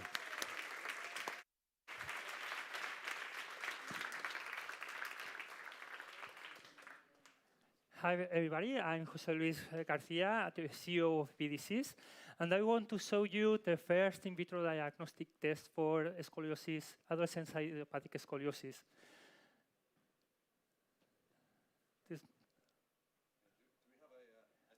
This does not work. We'll add some time on for this extra bit. So, yes. Yeah, okay. yeah. Right. Yeah, this is totally live. And I'm adding the extra time like a football game, if they have a stop, somebody falls over, somebody has to tie their shoelace, they get extra time. Is this working now? Oh, okay, you might have to tell them to advance the slides. That's cool. We'll give you extra time at the end because this is on our side, so don't worry. Okay, but let's start that again with a round of applause. Okay, Jose Luis Garcia, yes. Okay, right. Excellent. So you tell them when to go forward. It'll be fine. Thank you. Thank you. Yeah, that's okay. Okay, perfecto. Nice. Thank you. Perfect. Okay. Adolescent idiopathic scoliosis is a disease that produces spine deformity. It mostly affects girls during adolescence, and it produces back pain and static deformity in the body. The main medical problem is that the doctors have no clue how the disease will progress and which patient can require a spine surgery in the early future. Current method for disease follow-up is based on the use of X-ray radiographs, but this method did not provide prognostic information. As a result, all the patients are managed in the same way, and they require several visits and frequent radiographs to follow up the disease progression. Moderate patients require to wear braces. Despite this is not an effective treatment. And severe patients require high risk and expensive surgical intervention in the spine. We have developed ScoliPro, the first in vitro diagnostic test that uses biomarkers, innovative biomarkers, to provide a early disease diagnosis and prognostic. And it's patented in Europe and the USA. And using a blood sample, a PCR reaction, we can provide a prognostic information in real time. With ScoliPro, we'll improve disease management of the patients. Low-risk patients will benefit because they won't require frequent visits and they won't require X radiographs. So they decrease the risk of cancer because the extreme irradiation. And severe patients will benefit because they can benefit from earlier surgical intervention, which require less implants and is less risk. ScoliPro, adolescent idiopathic scoliosis is an attractive market because it's a niche market with 10 million of patients and in Europe, China, and USA, and new 1 million cases per year. Adolescent idiopathic scoliosis costs about $50 billion per year, and the main competitor is the current method based on X-ray radiographs. ScoliPro has the potential sales of $600 million. Our model is based, revenues model is based on the manufacturing of the kit will generate 30% of profit over the production cost, and also commercial agreements will generate 7% of royalties from the net sales. And this is a PDC's team who is formed by brilliant and highly motivated persons, experts in biomedicine, epigenetics, genetics, and bioinformatics. And we work all together in order to generate the pipeline products of EPDCs. We have also the support on an expert advisory team formed by experts in physiopathology of disease, key opinion leaders in spine-related disorders, and also an expert advisor in biotech business development. Thank you very much for your attention.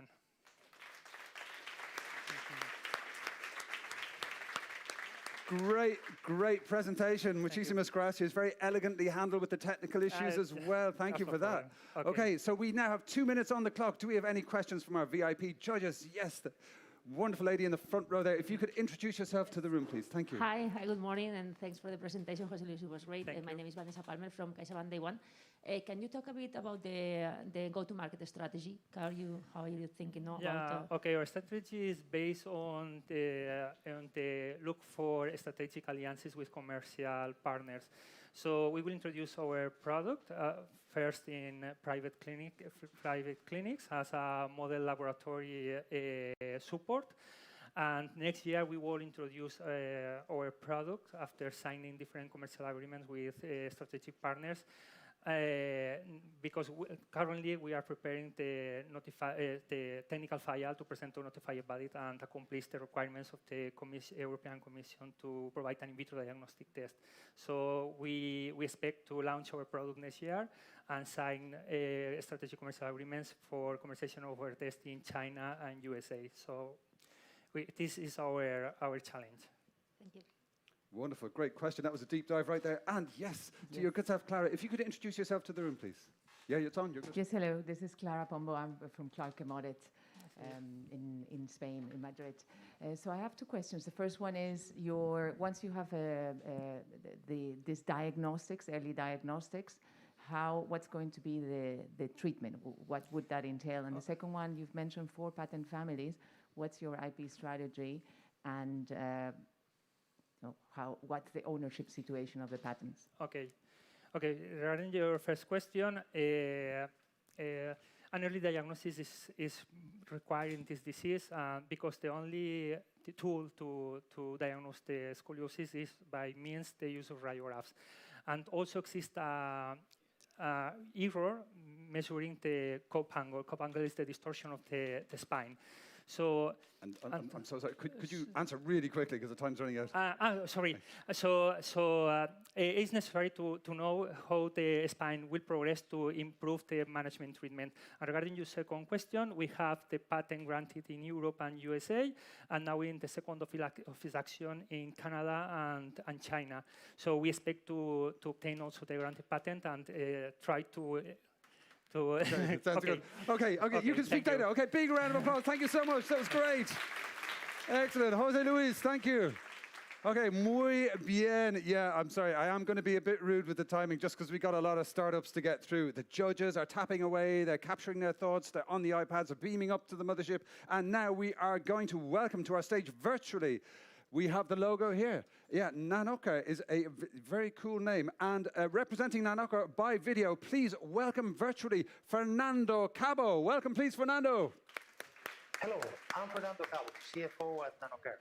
And this is NACAR, our investment proposal to end perimplantitis. We are an SME born 10 years ago as a spin-off of the SIGTech Institute in Spain. And we soon identified dental implants as the field with the highest scale-up potential for us. Our team has deep understanding of the medical device world and is led by Professor Ramon Torrecillas, a renowned expert in advanced materials. Periodontal disease is the main cause of tooth loss. Prostheses on implants are now standard care, but biofilm growth continues on them even more aggressively. That's perimplantitis. Perimplantitis is a major threat, affecting the immune system. Titanium alloy implants are mainstream for decades. They are easy to produce and place with simple clinical protocols, but they aggravate the disease and its consequences. Available treatments are the hidden cost of implantology in titanium. Frequent checkups and surgery with intensive antibiotic use take a high toll from patients, both in money and quality of life. Ceramics with poor mechanical behavior have failed as an alternative. And despite growth, low innovation keeps the offer in a few dominant players, none based in the EU, the world's biggest implant market. But change is coming. Imperial is our disruptive metal-free implant made of an advanced composite that finally beats titanium. It's nearing CE marking and shall be available by next year. And this is NACAR, our ultimate preventive solution in the making. It features a bioglass coating that keeps bacteria away from implants, and new technologies allow for complex shapes and integration into titanium systems, thus opening a blue ocean. We stand on sound IPR on the additional entry barrier of European regulation that turns our coated solution into a Class 3 device with a long and costly go-to-market. Initial traction will be provided by KOLs and premium clinics, but we must pivot on technology and patient awareness to rebalance the market. We will use B2B2C market shaping, addressing all stakeholders with compelling advantage. Patients first and central, but also all others, including competitors. Our go-to-market architecture uses both digital and physical engagement platforms we call maker centers. By 27, we aim for a small market share with high growth potential. We are raising 6.25 million euros in equity with a high return on investment that profits from bootstrapping of the initial Imperio solution. The project has recently gained visibility with firm commitments from possible co-investors, and you too can join us shape the healthy smiles of tomorrow. Thank you very much. Fernando Cabo, thank you so much. Okay, I'm going to now introduce an extra element of pressure. Our judges are going to have one question per pitch, right? So that's it. Okay, speaking of which, who wants to ask Fernando a question? Fernando, welcome. Thank you for joining us. That was a great pitch. Any of the judges have a question for Fernando? We have one question to the young gentleman at the front row. If you could introduce yourself. Thank you, Fernando. This is Antonio from Imerready. I have a very clear question about the preclinical development you conducted so far. I mean, you have experiments in pigs and other animals to know how it's performing in an in vivo model. Yes, not only in vivo and in vitro, but we have finished the follow-up period of 1 year in 120 patients, human trials. That is why we are now in the CE marking according to the new medical device regulation with notified body in Italy with IMQ. And that is why by second half of next year, Imperio, the first version of the implant, will be hitting the market and be ready to be placed in the mouths of patients. Okay, thank you. Congratulations. Great question. Good use of that one question. Okay, ladies and gents, please give a big round of applause for Fernando. Thank you for joining us. Great. Okay, our judges are tapping away, sending their thoughts up to the mothership, and with no further ado, we are now going to welcome Gate to Brain to the stage. Please give a very, very warm welcome to Marichel Teshido. Thank you, Marichel. Welcome. Thanks. Good morning, everyone, and good morning. Bon dia, Valencia. Buenos dias, Valencia. I'm coming from Barcelona, so it's known already. So I'm Marichel Teshido, CEO at Gate to Brain, a young biotech that was created in July 2020. So in fact, the man has long dreamed about reaching the brain by crossing difficult barriers. And at Gate to Brain, we have a dream that it's to cross these barriers and bring medicines beyond them. But why protecting the brain? Because the brain is the more precious organ in the human body, but the more protected and difficult to reach when we need to treat it. And this is due to the existence of the blood-brain barrier. The reality is that 1 every 4 of us will suffer from a brain disease during our life. The good news is there are drug candidates for most of these diseases. But for 98% of them, they don't reach the brain because they cannot cross this barrier. At Gate to Brain, we have a technology that is based in peptides that are patented that help drugs from different natures to be able to reach the brain. These peptides have some hallmarks that make that we stand in front of other approaches. So our first approach is the use of this technology to help to fight against a tumor, a pediatric brain tumor with no cure, DIPG. But DIPG is the perfect scenario to prove the technology and an urgent unmet need from patients and families worldwide. So we have very promising results in DIPG, really promising the results of the efficacy in the animal model. And we also know that landscape of competitors around our approach. And also we know that one of our strengths is the IP. We have 3 patents on 3 families of peptides that help this transport, and 2 extra patents in the application of DIPG. But also we know that there are global strategies to try to invest 6 million euros to advance the preclinical, non-regulatory, and regulatory of this candidate, and also we will be able to enroll co-developments with big pharma for their own candidates to take the technology to the other indications that need to reach the brain, not only in oncology. We are a team of founders that range from business to operations, from oncology to peptide science, that together with an external advisory board, we have created a dream. We have created a team that dreams to cross barriers and bring medicines beyond them. So thanks, and questions are welcome.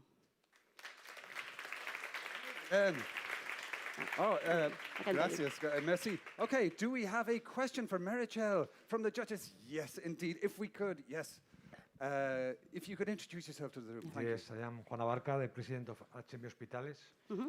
I have a question for you because I don't know exactly what's the mechanism that you use to open the barrier. No.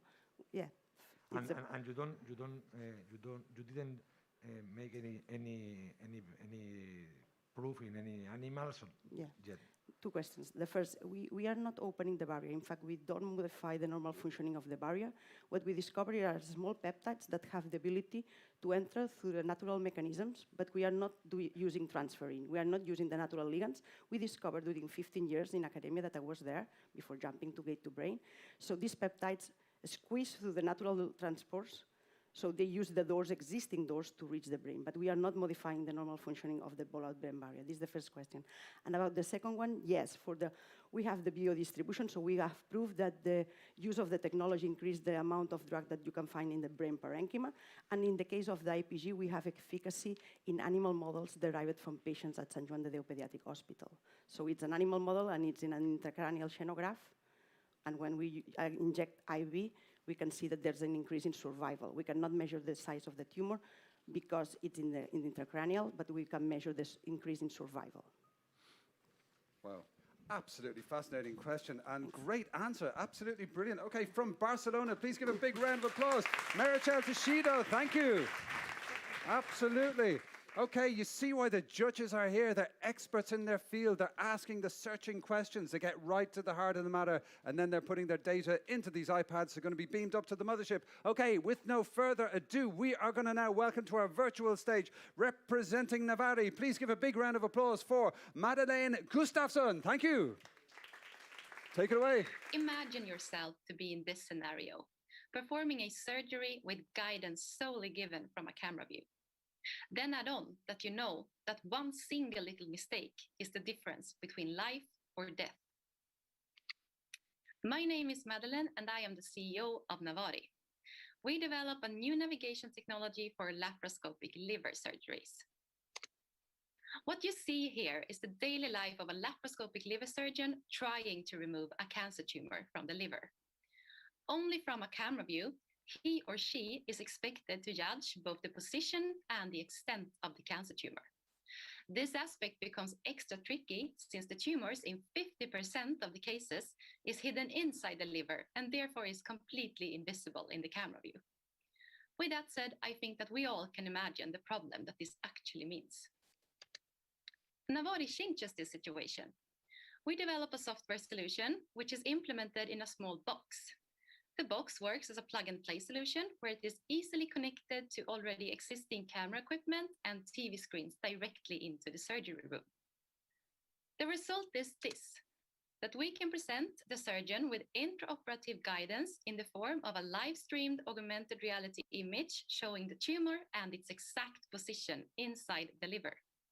As a result, the surgeons get improved navigation and enhanced visualization with increased precision in the tumor removal step.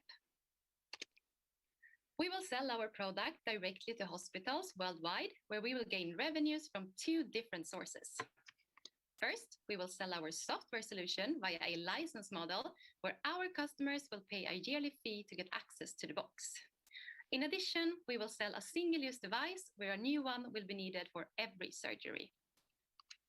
Let me show you one example of our expected revenues. Every year, more than 900,000 people are diagnosed with liver cancer worldwide. Let's say that we will reach 2% of that market. Let's then say that our technology can be applied in 30% of the cases, meaning during 5,400 surgeries on a yearly basis. This very low number would still generate yearly revenues of approximately 4 million euros solely from the single-use device. Today, we have a unique solution, a proof of concept, pre-seed funding, and a fantastic team. One of our major assets as a company is that we have two of Sweden's most renowned surgeons as a part of our company. Make sure to reach out to us so that we can discuss the potential investment opportunities. Thank you.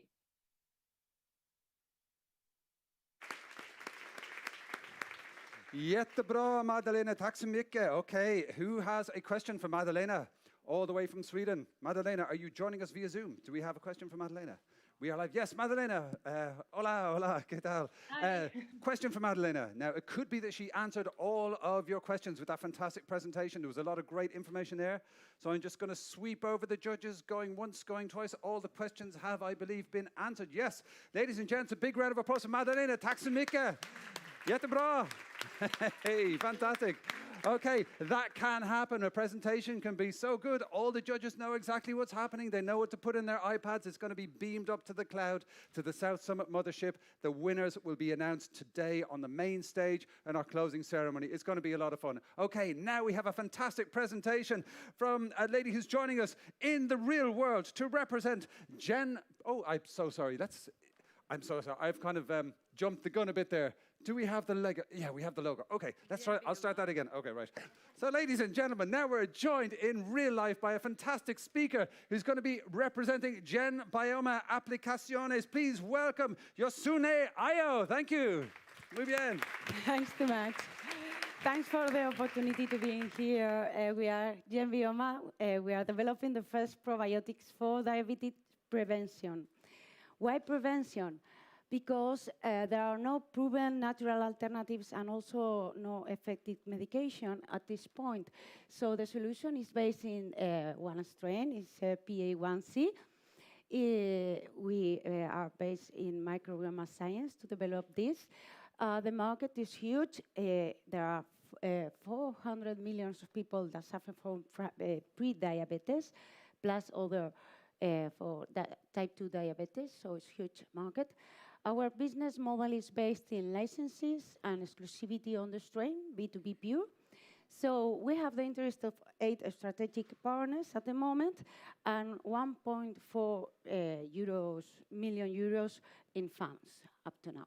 So what's pre-diabetes? Pre-diabetes is when you have higher blood sugar levels, but not enough to be treated as diabetes. So maybe if I ask here, if you check your blood analysis, some of you could raise your hand. So the negative points is that you have high risk to be a diabetic people, and it is also reversible at this point. So you can return this condition to normal one, but only diet and exercise works. There are no alternatives here. So we offer a solution, a natural solution, that comes from the modulation of microbiota to reach this goal. So we have scientific dossiers of our strains PA1C, all in an international patent that has been published just right now. And what's the added value? Is because of the mechanism of action, we can regulate the blood sugar levels during long periods of time, although 3 months. So it is natural and, of course, affordable, because we want to reach as much people as possible to reach this goal. And also, for the industrial point of view, it's safe, so it's open for all the markets, and the industrial scale-up is done in 2 facilities, and it's efficient process, and highly stable for food application also.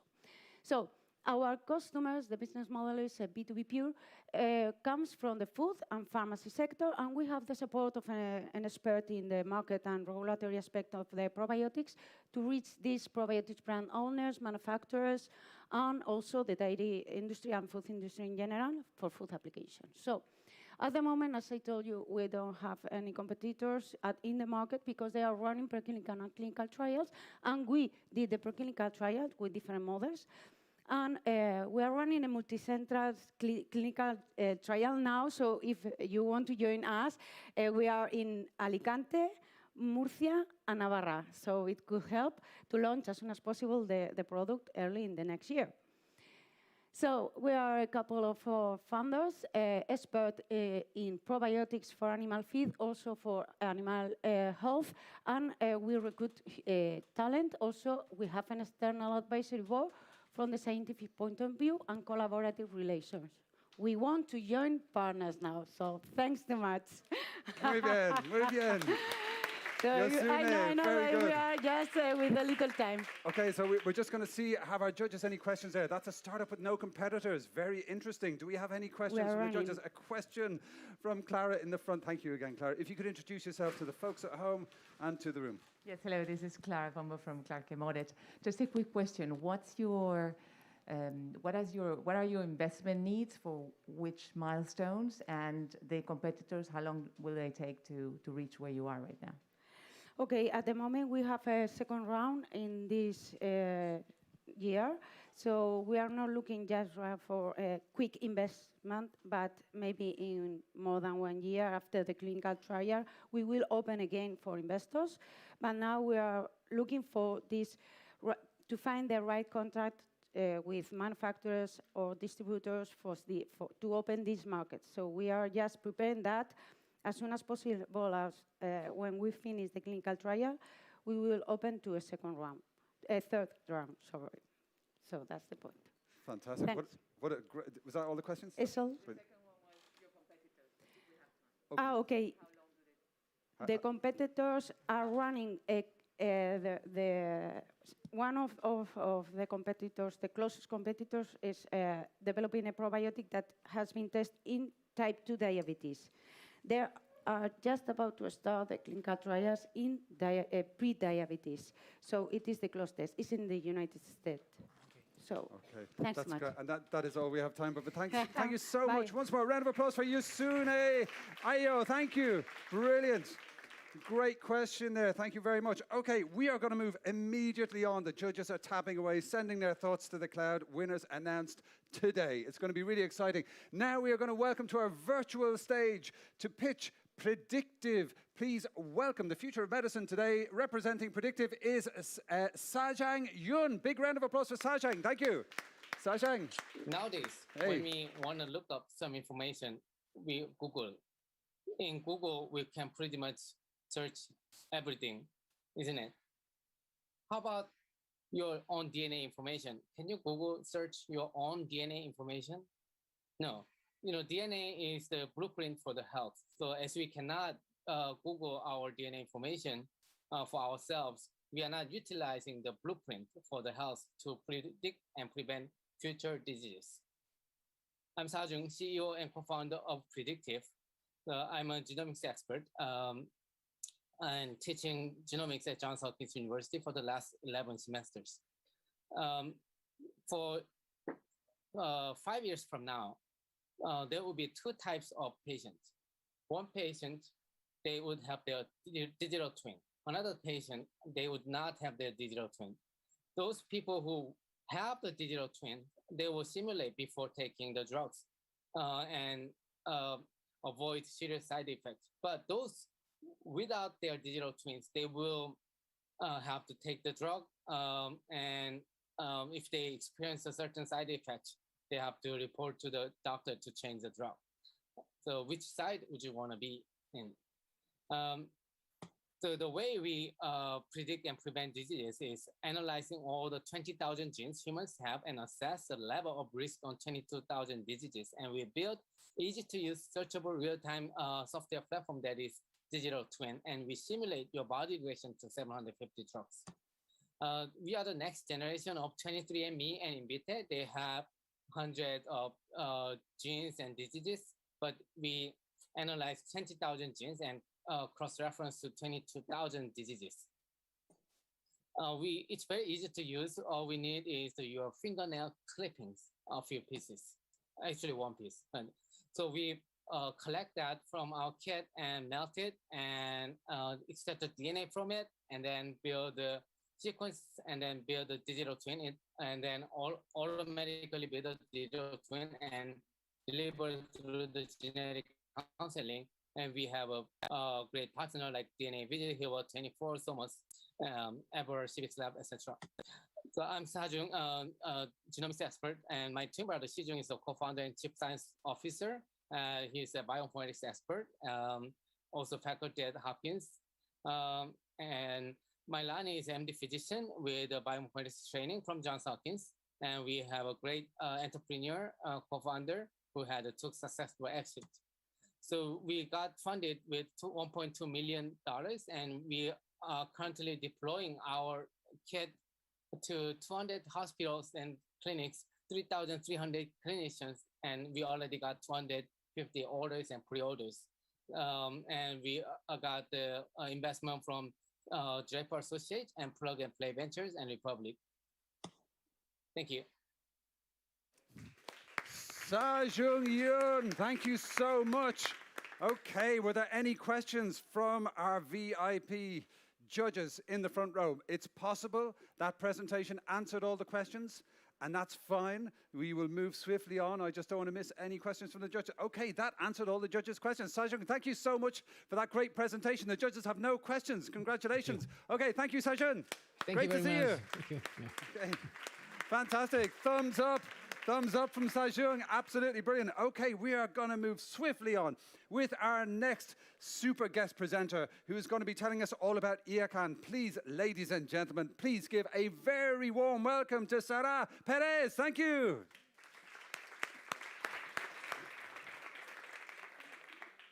Thank you so much. It's a great pleasure to be here. I am Sara Perez, co-founder of IACAN with Diego Falagian. And this is a true because all this amazing team, and also the support of institutions and partners. The reality of cancer is very hard, we all know. These are some facts. 1 in 5 people will suffer a cancer someday. But this is mainly a problem because many of these millions of people don't have the access to the optimal treatment for them. Why? Mainly because the lack of resources, because the cancer treatment is so expensive, and also the lack of knowledge, because there are some groups of people or cohorts that are less represented in clinical trials, so doctors have very few information to make proper decisions. And cancer is really complex. There are many, many variables that affect the decision of giving a proper cancer plan. What if we learn from this information and how a patient responds to a cancer treatment? But not only learning from one, but hundreds or millions of people. This is the purpose of IACAN. We are developing the decision support system for oncologists to personalize cancer treatment.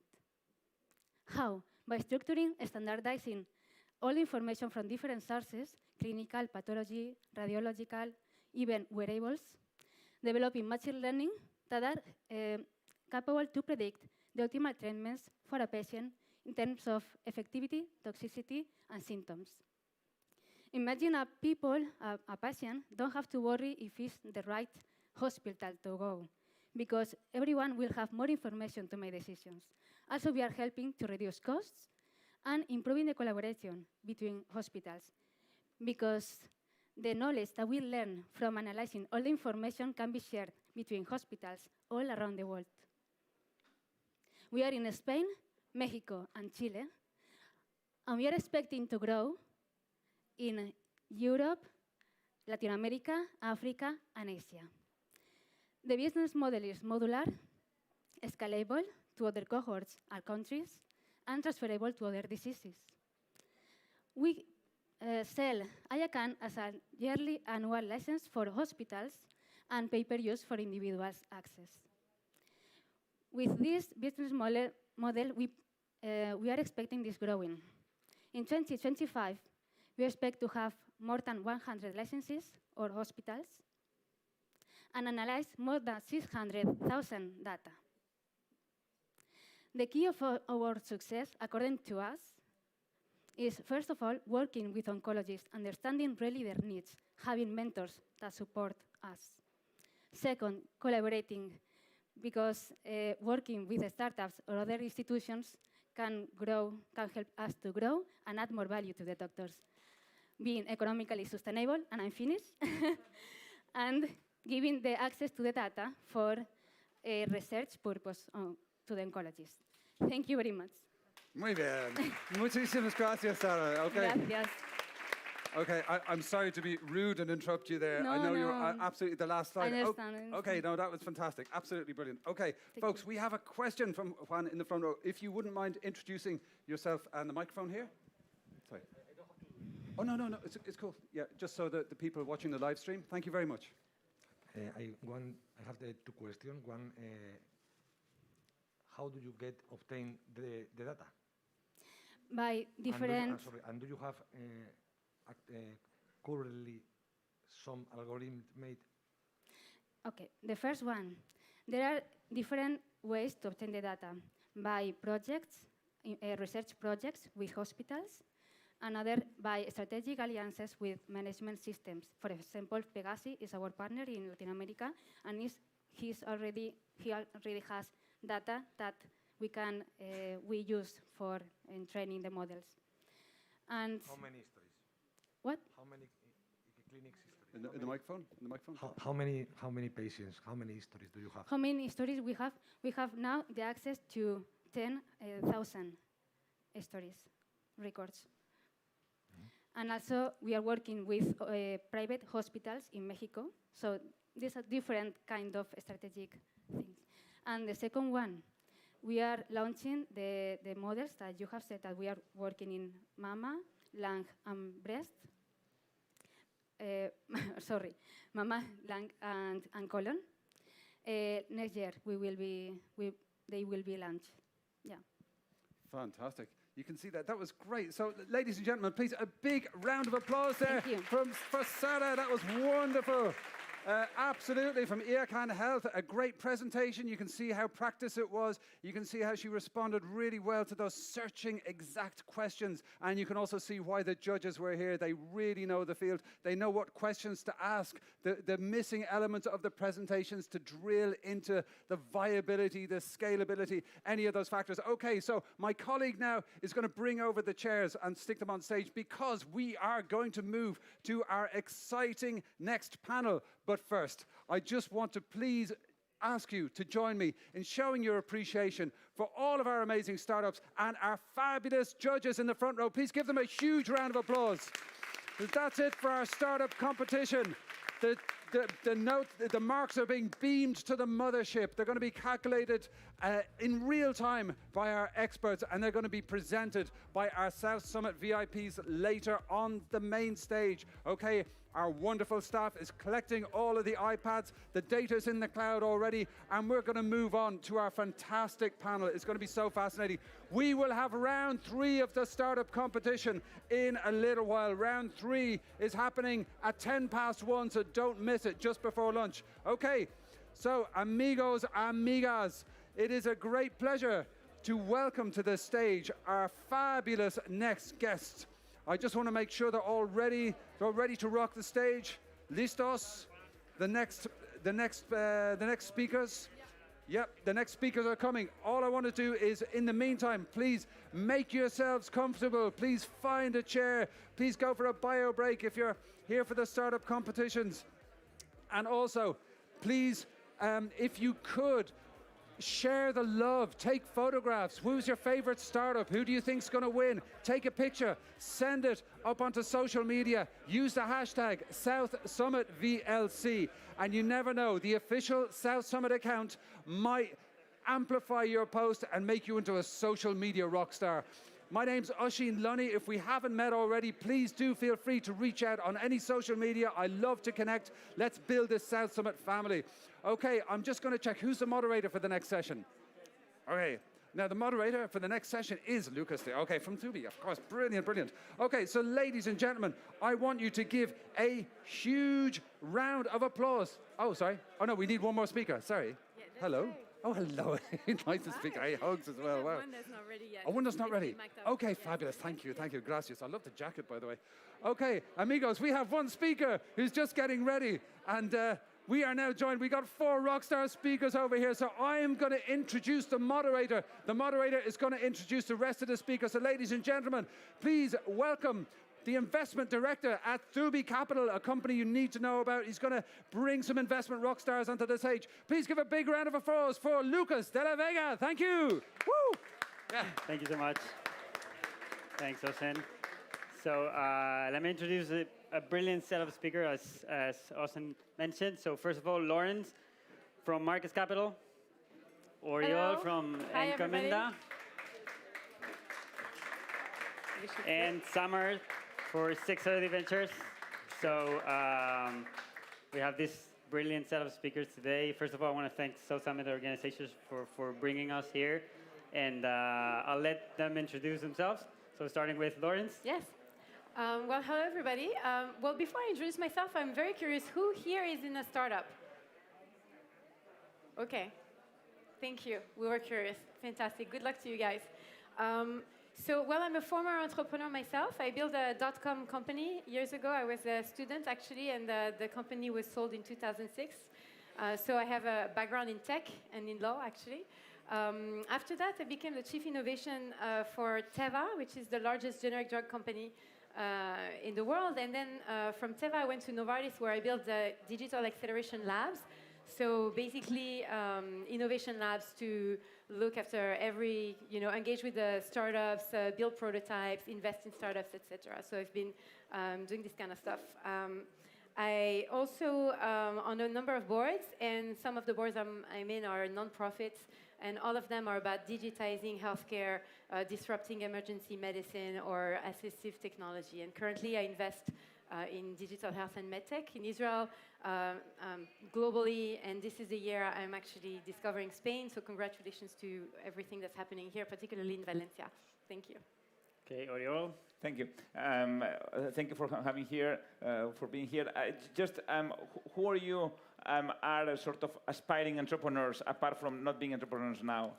Any aspiring entrepreneur that wants to launch a company? Okay, I also want to. I also want to speak with you. Okay, that's good. And anyone that has already done business angel investments in the healthcare space? Anyone of here? Any investor? No. Okay, well, we'll try to motivate you. Okay, so myself, I'm co-founder of Encomienda. We are an early stage fund, probably the most active in Spain right now. We've done about 40 investments in the last 4 years, and over the last 12 months, we have invested in about 4 digital health companies. And personally, I'm super bullish on the sector, not just in Spain, but also Southern Europe, LATAM, and some other countries around. Before that, I had a background, being early employee in a very successful startup, also being an investor, and before that, being an investment banker. So, Samar, could you please introduce yourself? Thank you. Pleasure being here. Thanks for the invitation, Team South Summit. I actually spent most of my time until 2012 focused on the financial services sector.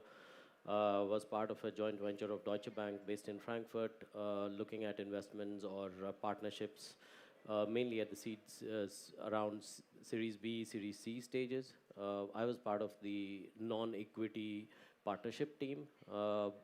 Based on that, I got interested in the earlier stages of the startups. Founded my own firm based in Frankfurt 2012, advising other financial institutions, so banks and insurance companies, on what are the new upcoming startups. That was focused on early stages.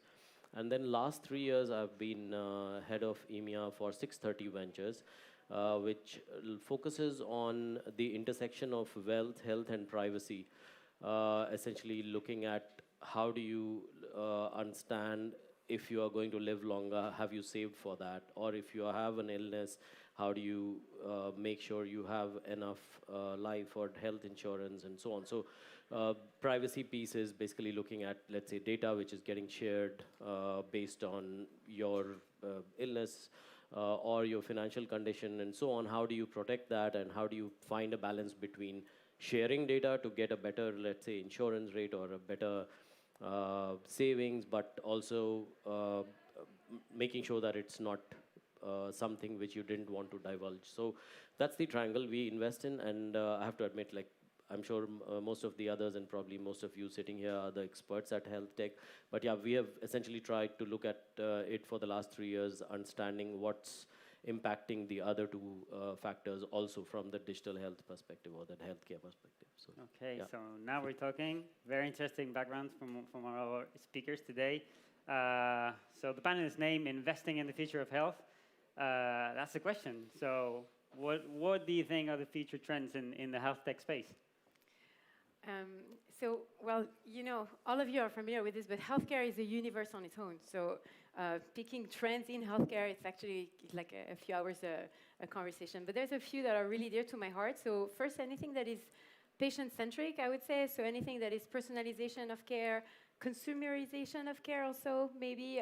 So anything that gives a proper solution for patients to be engaged with the management of their symptoms of their chronic disease. So it could be good apps, could be good, you know, sensors, tools like this. So that's number one. I think also, obviously, anything that is telemedicine, remote care, you know, this is a given. But, you know, believe me, 10 years ago when I was talking about this, nobody would believe in it. And then now it's a given. I'm also really interested in the tools for physicians. So when we talk about healthcare, we think about the patient, which is important. We should always start with the patient. But we also absolutely need to help the physicians. So we need to give them tools to make their life easier. I believe also in robotic surgery very much. I think in a number of years, we will look back and think, really, humans did surgery before? Like it will probably seem very weird in a short period of time. I also really believe in medical education. How do we get doctors to be ready for their task, and how can they be in continuous learning? I have a fantastic startup for that. I have also. Excellent, excellent. So I have a look at medical realities out of London. They're doing VR education for surgeons. So to give a chance to every surgeon to have a proper mentor. And assistive technology, that's the last field. I'm sorry, I want to touch this for a minute, but anything that is using physical technology for the disability world to help people, you know, improve the quality of life. This is very important. And for this, please look at Tom Global. It's a fantastic platform. Okay, Samar, just to change the order. I would say I've already mentioned a bit about the intersection, and that's kind of at the core of that, we believe, is the data, whether it's your private patient data or the anonymized data that can be used. I think there were a couple of examples also in the previous pitch where there is, for example, cancer treatment and cancer diagnostic data which was being used. So we believe there's a lot of data which, if it's anonymized and used for analysis, for training algorithms, and to use it to automate or partly automate or support the decision making around healthcare, I think that is one large potential where we are looking at some of the companies to invest in. Secondly, just here on this one, let me be a bit controversial. I think, at least in my experience, about 80% of the startups that claim doing something in data, nothing. I mean, nothing in the sense that either they don't have access to the right data, okay, or they claim that they are working on an algorithm but without sort of enough raw data, or the data that they are using is just plainly wrong. So, I mean, as an investor, whenever I see AI people sort of claiming that they work on data, I become sort of, sorry about that, suspicious, and then I sort of have people that are experts and say, okay, sample size. Okay, I mean, is there enough? Because at the end of the day, we're dealing with patient lives, no? I mean, and if you're thinking of sort of training an algorithm to enable doctors to make decisions on some patient lives, well, that's a serious matter. So you see data as a barrier of entry, rather than the algorithm itself. Well, the thing is that most of the startups, in my at least what I have seen, is that they claim that they have some access to some data, but you go to the data and you say, listen, I mean, that's you don't even have sort of the capability to actually understand well that data and make sense of it. But I think it's very important. No, and besides, like, no, I mean, I don't know whether you have the same experience. Exactly, like 2 to 3 years ago, when we were trying to look at all these AI-based startups in healthcare or in fintech, it was like, and it's the same, whether it's healthcare or in fintech or in insurtech, unless you are able to show that kind of proprietary data set and the fact that you have trained it on that and you are like proving it with the first 2 or 3 enterprise customers, yeah, it like after 6 to 12 months of looking at every idea, we decided unless somebody can show us the data or the the data sets or the unique data sets and the algorithms trained on that, I think it's a no-brainer. So like it's like a no-go for us. Yeah, agreed. Yeah. So I mean, this is probably sort of a warning for entrepreneurs. Is if you're putting AI within your deck, just make sure that sort of there's something behind that. Otherwise, kind of sort of credibility takes a big bummer. Yeah, I'm actually very happy to hear your point of view on that, because this is really a big thing happening right now, that everybody is using the word AI everywhere and prediction and all of that. And I would say probably 80 or 90% of that is just simply not happening. And again, as I said yesterday, I want to insist on this even more. This is not any other vertical. This is healthcare. You don't play around. You don't experiment with people. This is the life of people we're talking about. And collecting data, wonderful. Everybody can do that. Make sense of it. It is hard. Yeah. And in healthcare, even harder. And for a body, that her body is different than your body, that's different than his body, it's just, so everything that says AI, usually in a deck, probably turns me off first. Yeah. Okay, yes, so be worried, guys. Agreed. Samar, you were... Yeah, just apart from that, I think even more highlighted because of the last 1.5 years is the piece around mental health. And we looked at that. There are some very interesting players which are trying to look at, again, data, but also trying to offer a kind of mix between physical, which was probably for the last 1.5 years almost impossible, to virtual, and then also not just offering it as a B2C, light type of platform. We're not talking about the likes of Headspace or Calm, but we are talking about clinical, so RCTs and proven approaches, but brought onto a platform. We have evaluated startups in that space, which we believe can really help, because the access to that kind of therapy or ability to go physically to a doctor or to a psychotherapist is like almost gone. It was as it is hard, and now with the current situation, it's even harder. So that's another second space. And third, as I said, the intersection of, I think in Europe, we are fortunate to be having universal healthcare, but the rest of the world, don't forget that there is still a lot of opportunity at that. How do you, like if you go to a hospital and you are in an emergency and you don't have the money or the insurance to pay it, how do you handle that, and financing around that, or even the payment workflows between employers, patients, caregivers, as well as the insurance companies. So yeah, that's the third. Anything to add to? No, just maybe sort of a framework, if I may. Whenever I think about sort of investments in health tech, I think about 4 pillars. Okay, one is access, diagnosis, treatment, and then infrastructure that goes and that supports this. Okay. With regards to access, right now in Europe, I mean, there's a lot of competition with regards to access. So if you want to be in digital, enabling digital access, I mean, just make sure that you're sort of going very, very, very niche and specific on the segment. With regards to treatment, I'm very interested in any startup that will improve things like engagement. I think that digital should be an enabler of engagement, and engagement is a huge pain for treatment and so forth.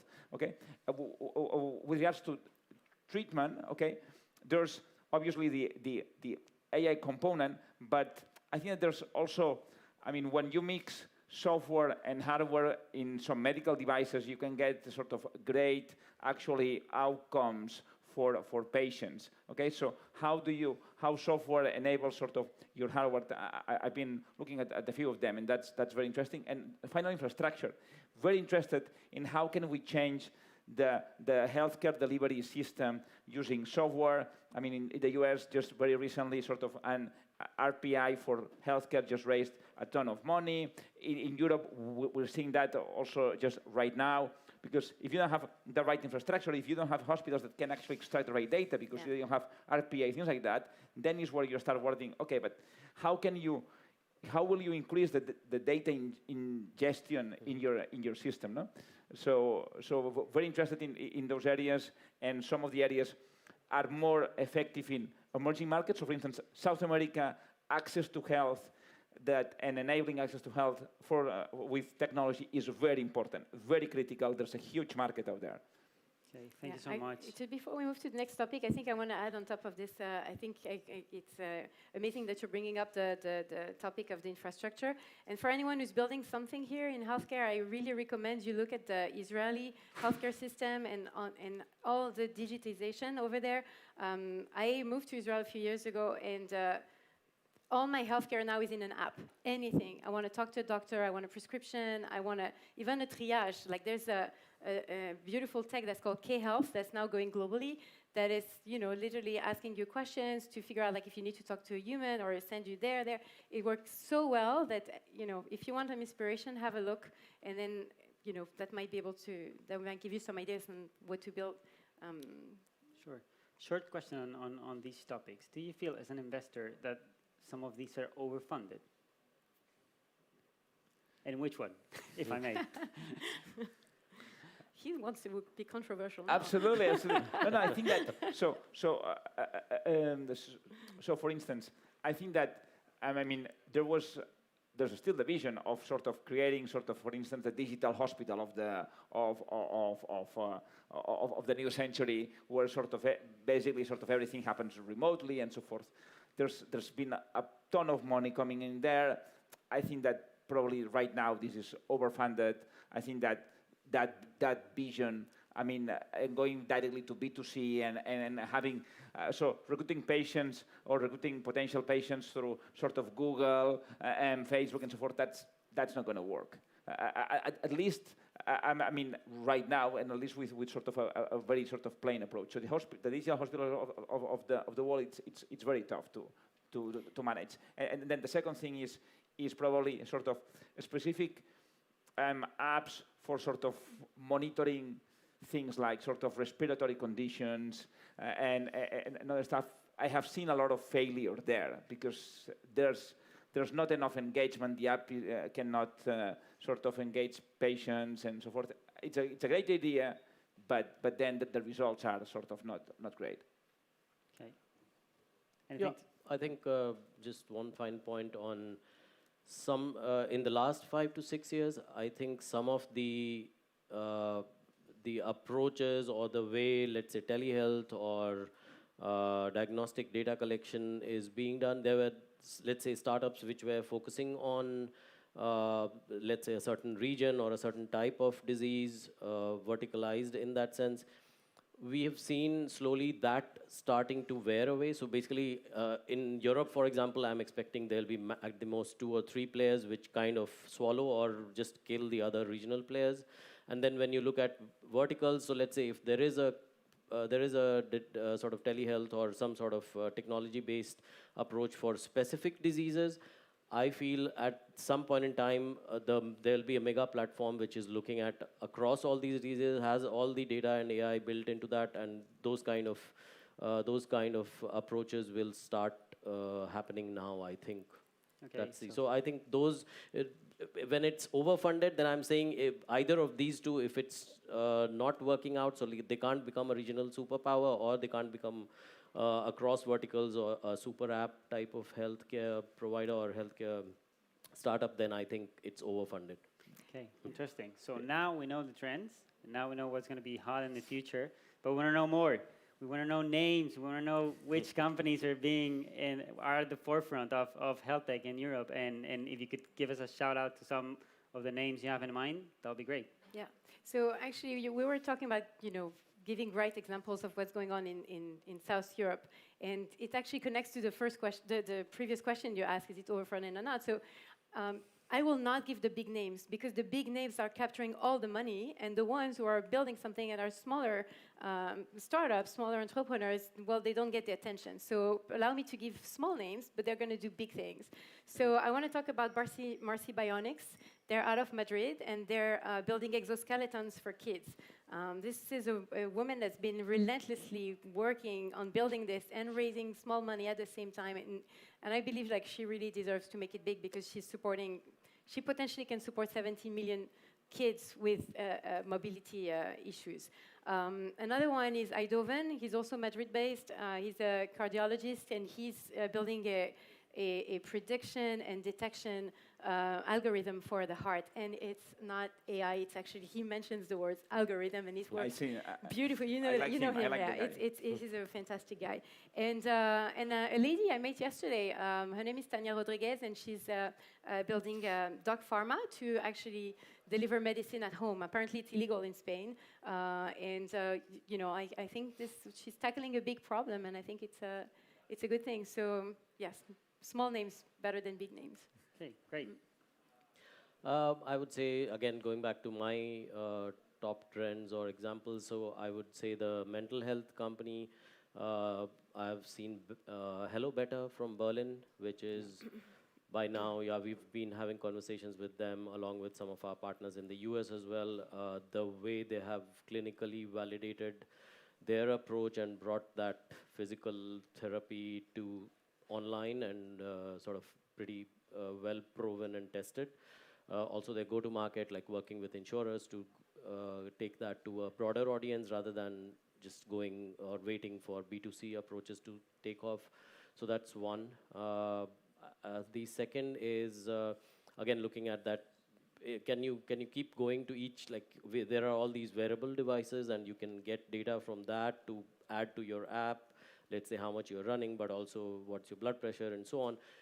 Thrive Health is a company which is aggregating all of that and kind of becoming an adapter or middleware for any kind of wearable device anywhere in the world, which can be used by any, you know, either the healthcare provider or in that sense, who do you think is going to win the battle? So basically, companies that are just running software or companies that are integrating software and hardware?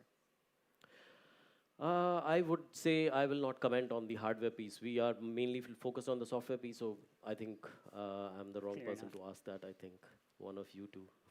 Okay. Oriol, where are your bets? I think that there's probably health is one of the only places where I would say that an interesting merger of software and hardware can actually work. Okay, particularly if there's a sort of a specific use case. Okay, I'm gonna mention two. Actually, one of them you already mentioned, which is Eindhoven, which is this cardiologist that sort of launched this great company in order to detect cardio. It's not one of my investments, but I think that he's one of those that sort of realize, I mean, the limitations of data, but also at the same time, the great power of data without sort of putting any sort of esoteric label to the data, which I find it quite honest. And I believe that this is sort of the way to go. When you have real AI, or you have, well, then you sort of put it on, but if not, you call it sort of what you have, and you expect that to actually have sort of a significant impact. And then the second one, actually, he's around here. Is a company called Doctomatic.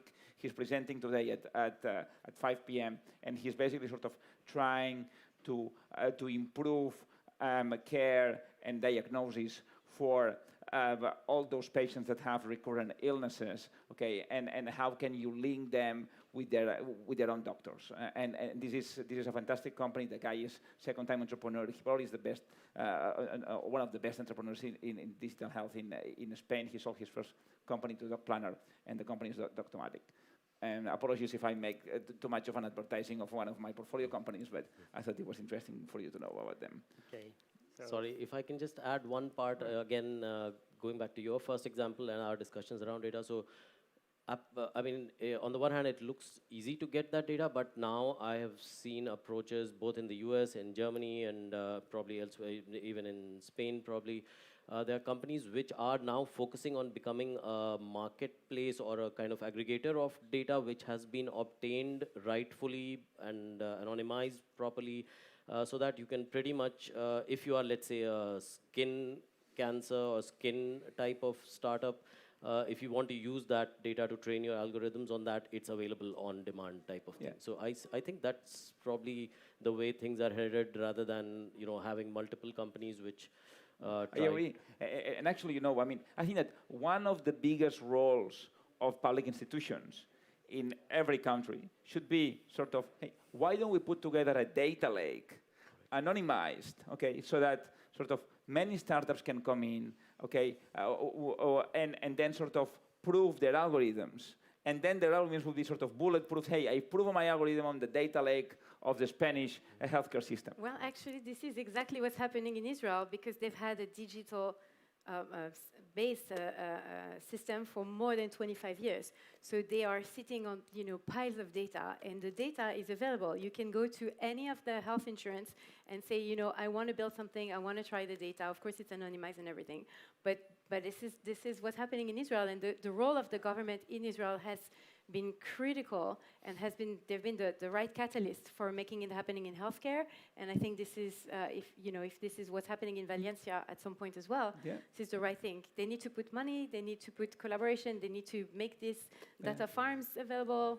And that can, even at a regional level, even if just sort of the regional government of Valencia would do something like that, and that would be sort of a key enabler to actually sort of build a sustainable ecosystem around here that would all fit onto sort of, on the data of Valencians, but hopefully it's already enough sort of to actually bring something of huge value. Time's up. We got the Thank you trends, so much. we got the companies, we got a call for the public institutions. So our job is done here. You can reach us downstairs, any of us, and I hope you enjoyed the discussion. Yes. Perfect. Thank you. Thank you. Fantastic. Thank you. Muy bien. Muchísimas gracias. Merci beaucoup. Excellent. Absolutely wonderful. Thank you there to our fantastic speakers, our wonderful moderator, Lucas, our speakers, Laurent, Samarth, and Oriel, all great friends of South Summit. It's always good to see them here. They are genuine investment rock stars. If you don't know them, make sure you do. Make sure you speak to them. That was a nice invitation to have a chat with them downstairs later. It's all about the networking. Build your network. It can be so powerful. Okay, we've got a fantastic session coming up right now. And I know that everyone is more and more concerned. We're in the week of COP26, more and more concerned with impact investment. And our next session is all about making an impact on social health. And I'm going to welcome to the stage our VIP moderator. He is the Professor for Biomedical Engineering at the Universidad Politécnica de Valencia. Please give a huge round of applause for Jose Millet. Thank you very much.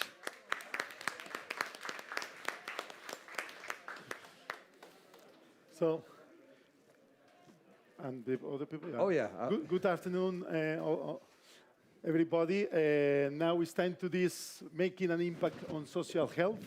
And I have the pleasure to present the two participants, Margarita Albors, who is founder and president of Socialness Foundation.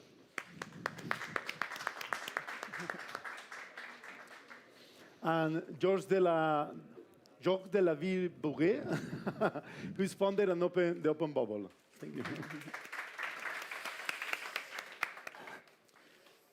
Okay, so George is a French software engineer and a serial entrepreneur, and has created Open Bubble, I think 2 or 3 years ago. 4 years ago, actually. 4 years ago, to tackle loneliness worldwide. So that's correct. Tell us why Open Bubble and how. Well, I created Open Bubble to basically answer one of my own needs, like for any other company I've created. And when you look into the numbers for loneliness, they are absolutely terrifying. So it's actually the feeling of loneliness, which is a bit different. People feeling lonely, that's 44% of the adult population. And you would probably think that it touches most the senior people, and actually it doesn't. It's 65% of the people below 35-year-old. So there's a huge need. And I started Open Bubble to address that need. And I will explain just a little bit later, but with Open Bubble, we create conversations between two people, so you don't have to be or to feel lonely to use Open Bubble. It's really when you want to talk with somebody else. For example, I'm very new to Valencia, first time. I would like to wander in the streets and talk to locals, so I would just start off Open Bubble and connect with somebody else, just for a conversation. Thank you very much. Now it's a pleasure to present Margarita Albors. Margarita Albors studied in the UPV, that is close, we can see from here. industrial engineering. I studied also in Harvard and maybe in other places. And he's the founder of Social Nest. So tell us the same. Why Social Why? Nest and how? Well, thanks, Jose. Well, Social Nest is a foundation that was born 11 years ago. I guess that you may remember that that time we had that financial crash that make us, at least, well, in Spain and globally also be in very hard and difficult situations. And I realized that we couldn't build companies or invest in companies just focusing on short-term financial returns, but we were having huge social and environmental challenges that we needed to face in a new way, using new models, business models, innovation, technology. So Social Nest Foundation was born as a pioneer organization in Spain in order to support those entrepreneurs, investors, corporates, and administrations who really want to create a positive impact through, as I was saying, investment, entrepreneurship, and technology. And what we do is we work as a global platform in order to facilitate that path to all these groups of people and to inspire them, educating them, and also supporting them with connections and resources so they can really make their impact grow. Okay. So now we can focus on humans. No? Humans are social creatures that, of course, we need to relationship, connection with other people in order to improve our health and well-being. Yeah. But what happened during the pandemic? Everything was changed. No, we stay a lot of people are staying alone at home. We have to social distance. Also remote working. So what can do for restoring the social health during the post-pandemic world? What the pandemic showed very, very precisely is how much we depend on each other. When we talk about social health, this is the only kind of health that you need somebody else to help you with. Physical health, you can go and walk and run and bicycle and do whatever sport you want to improve it. The mental health, you can do yoga, you can do meditation, all those you can do by yourself. Social health, you need to be with somebody else. So this, the numbers I told you a few minutes ago, actually they date from early 2019. So they've all gone really worst with the pandemic. So now we are really trying, and that's what we do with Open Bubble, to get people in the streets, to get people in bars, and to talk to each other with no agenda, with no goal. It's completely different from a dating app. It's really just to connect people and to connect very different people. So we broaden our own horizons, we broaden each other, and in the end, we become more aware of what other people are going through. Well, for me, I think the pandemic, what has made very clear is that we are really vulnerable, that maybe we thought that we could do whatever we want, and we were building great technologies and all that, but at the end of the day, we are very vulnerable and we are very connected to nature and also very interconnected between us as humans and on a global level. So I think if we could learn from that and take it from there in order to build solutions, having that in mind, I think we will be better prepared for other challenges that we are facing right now. I think in your case, the Social Nest also have a place, no, a workplace, co-working or something like that. Yeah, yeah. What managed you this? Yeah, this situation. Yeah, I mean, one of the things that we do is we work with entrepreneurs and from different stages, and we support them through acceleration programs. And we have our headquarters here in Valencia, as you say. We have a space called the Nest, where entrepreneurs come and work in their projects. And well, when we were confined at home, we had to close the space. Obviously, no one couldn't go out from home. But then last summer already, we opened it again, and obviously with new measures and things that will allow people to be safer in the space. we open it. We haven't been doing like events in person like we used to do in the space, but it's open for the people. There's many people that have been really having hard times at home, being alone, and needed really to connect with others and be again in a professional environment, a space where they could meet again and connect with others. So we had many people wanted to come from the day one to be part of the space again. Yeah. So it's the same in our cases, you know. I think it's more or less 10 years ago when we start with we create the Start UPV, that is the university entrepreneurship ecosystem. And during the pandemic, the people say, when we come back, they want to come back in order to socialize, yeah. So now we can focus to potential users or social help. I can give you some data. You can talk about this data or other data, no? But for example, our recent studies say that 4 in 10 adults in USA have reported symptoms of anxiety or depressive disorder in 2021. And just in 2019, it was 1 in 10. So it's multiplied by 4, yeah? And in Spain, for example, the study said there are around 5 million of people who live in alone. 43% of these 5 millions are older than 65 years old. And from these people, around 71 are women.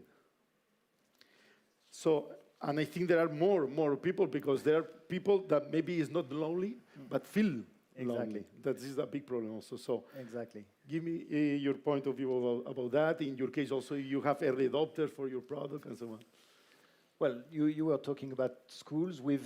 So during the pandemic, we've worked with a few schools in France. We have about 16,000 students who can connect to each other through Open Bubble. When you arrive, so when you're a freshman or in your second year of university, for many people you're changing city, you're even changing country, and when you arrive, you don't have the codes, you don't know how it works, and it's when everything is normal. I mean, it's already pretty hard to make new connections.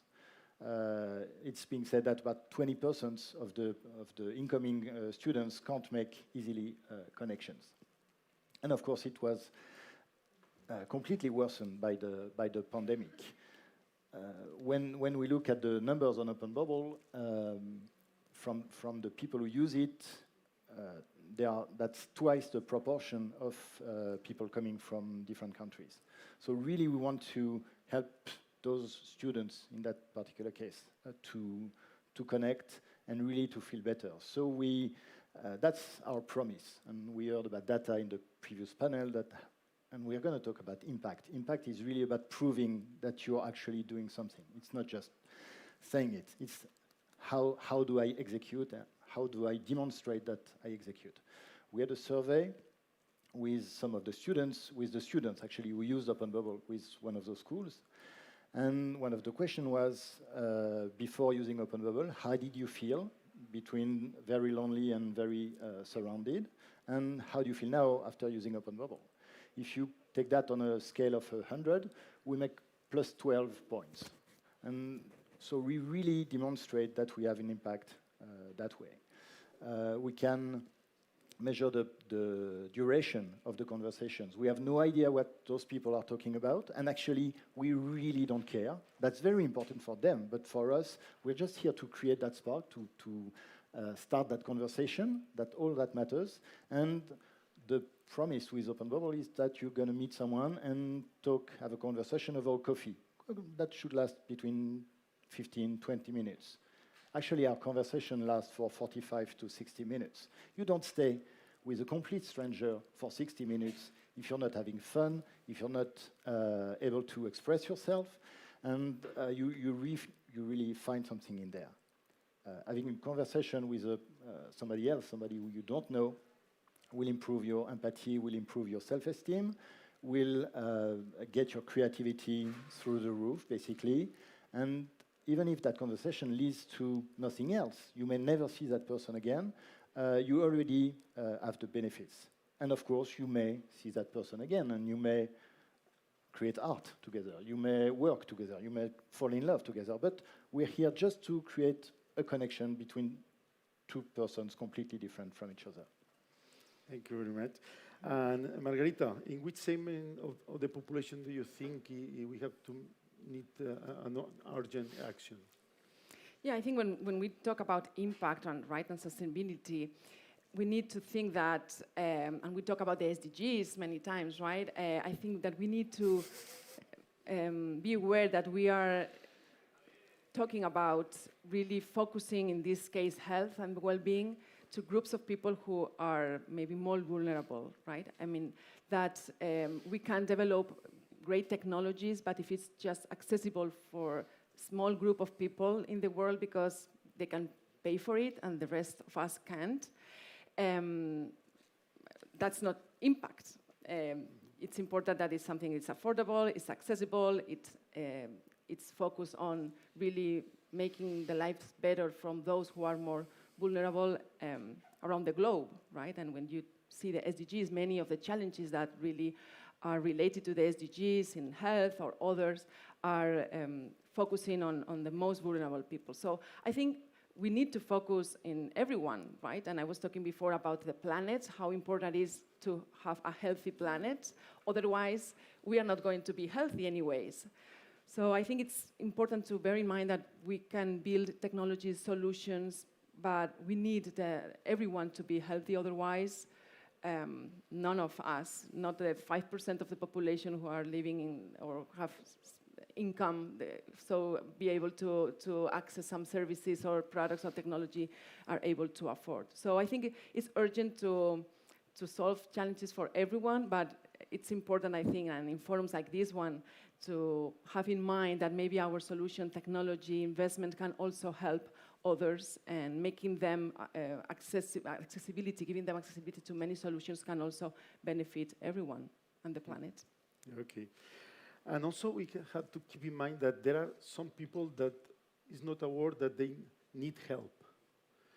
For example, I remember an interview for a very famous Spanish singer that they recognized that he had to go every week or every 2 weeks to the psychologist. And this is the best thing that they decide. And they say that he said that this is good to share, to say that it's normalized to go to the psychologist or to go to other place. The same that you go to a cardiologist or you go to another kind of medical, no? Yeah. So what we can do for the citizens now that they need help in this way? You're very right. That's very hard to, I mean, the human beings are very good at comparing each other. For the physical dimensions, that's very easy. Your height, your weight, etc., etc.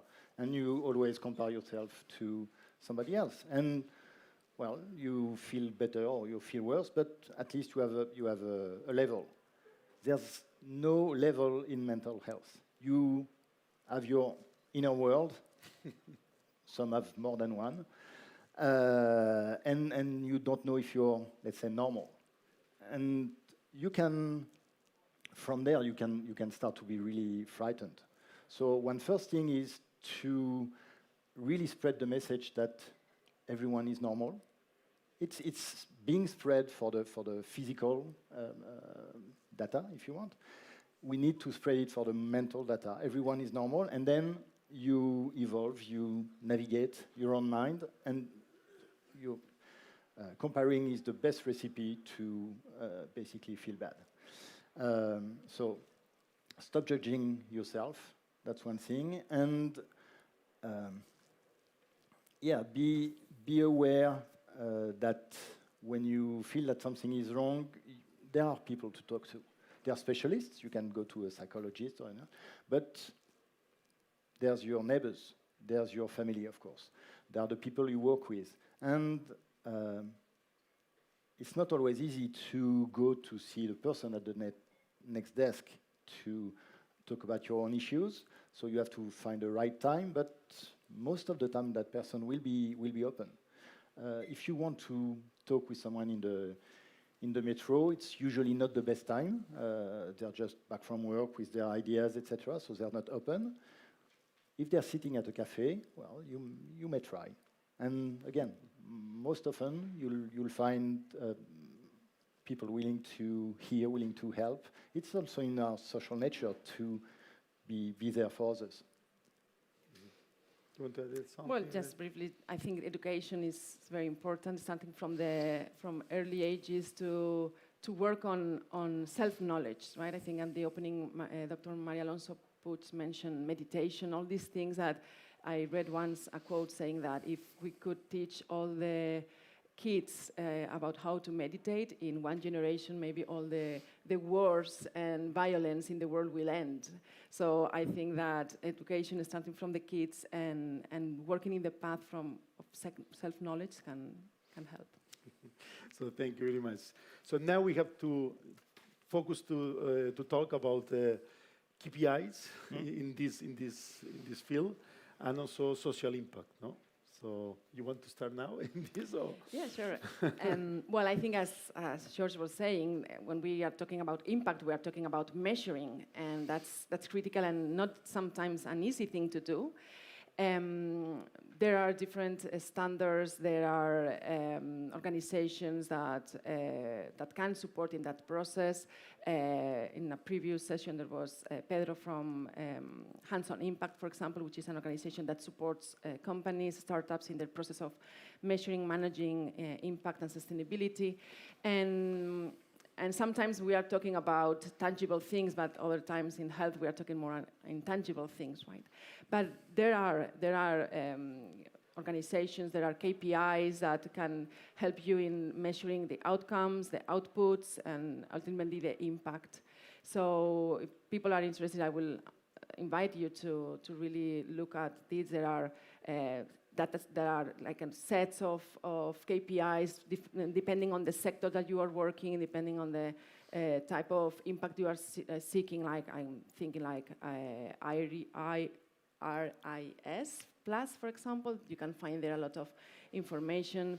There are organizations like, for example, B Corp, which is a global movement of companies that are purpose-driven, and they have an open methodology that any company can fill in online, and it's open. If you don't want to certificate and be a B Corp, it's fine, but you can use that methodology to really compare yourself with other organizations that are in the same sector, have several similar size to yours, and really make sure that you measure your impact. So sometimes it's not easy having the right data, processes. Maybe sometimes you need, in order to measure the impact, you need longer-term view, but there are methodologies and ways to really have information about the impact that you are creating and to communicate it, but also to manage your impact. So Giorgio, tell us some KPIs from Open Bubble. What we measure, and that's really our first measure, is how many conversations were created today. And so basically the nice way of putting it is I'm counting the smiles we're created. After each encounter, both participants get a very, very small survey just to make sure everything went right. We have a code of ethics that's very simple. Treat the other with respect. Everything you're going to say is completely confidential. And there's no room for any kind of proselytism. You're not here to sell anything. So at the end of the conversation, we make sure that that occurred within that space. And from that, we can deduct if people are basically happy. We have 97% of people who are very satisfied with the other person that they just met.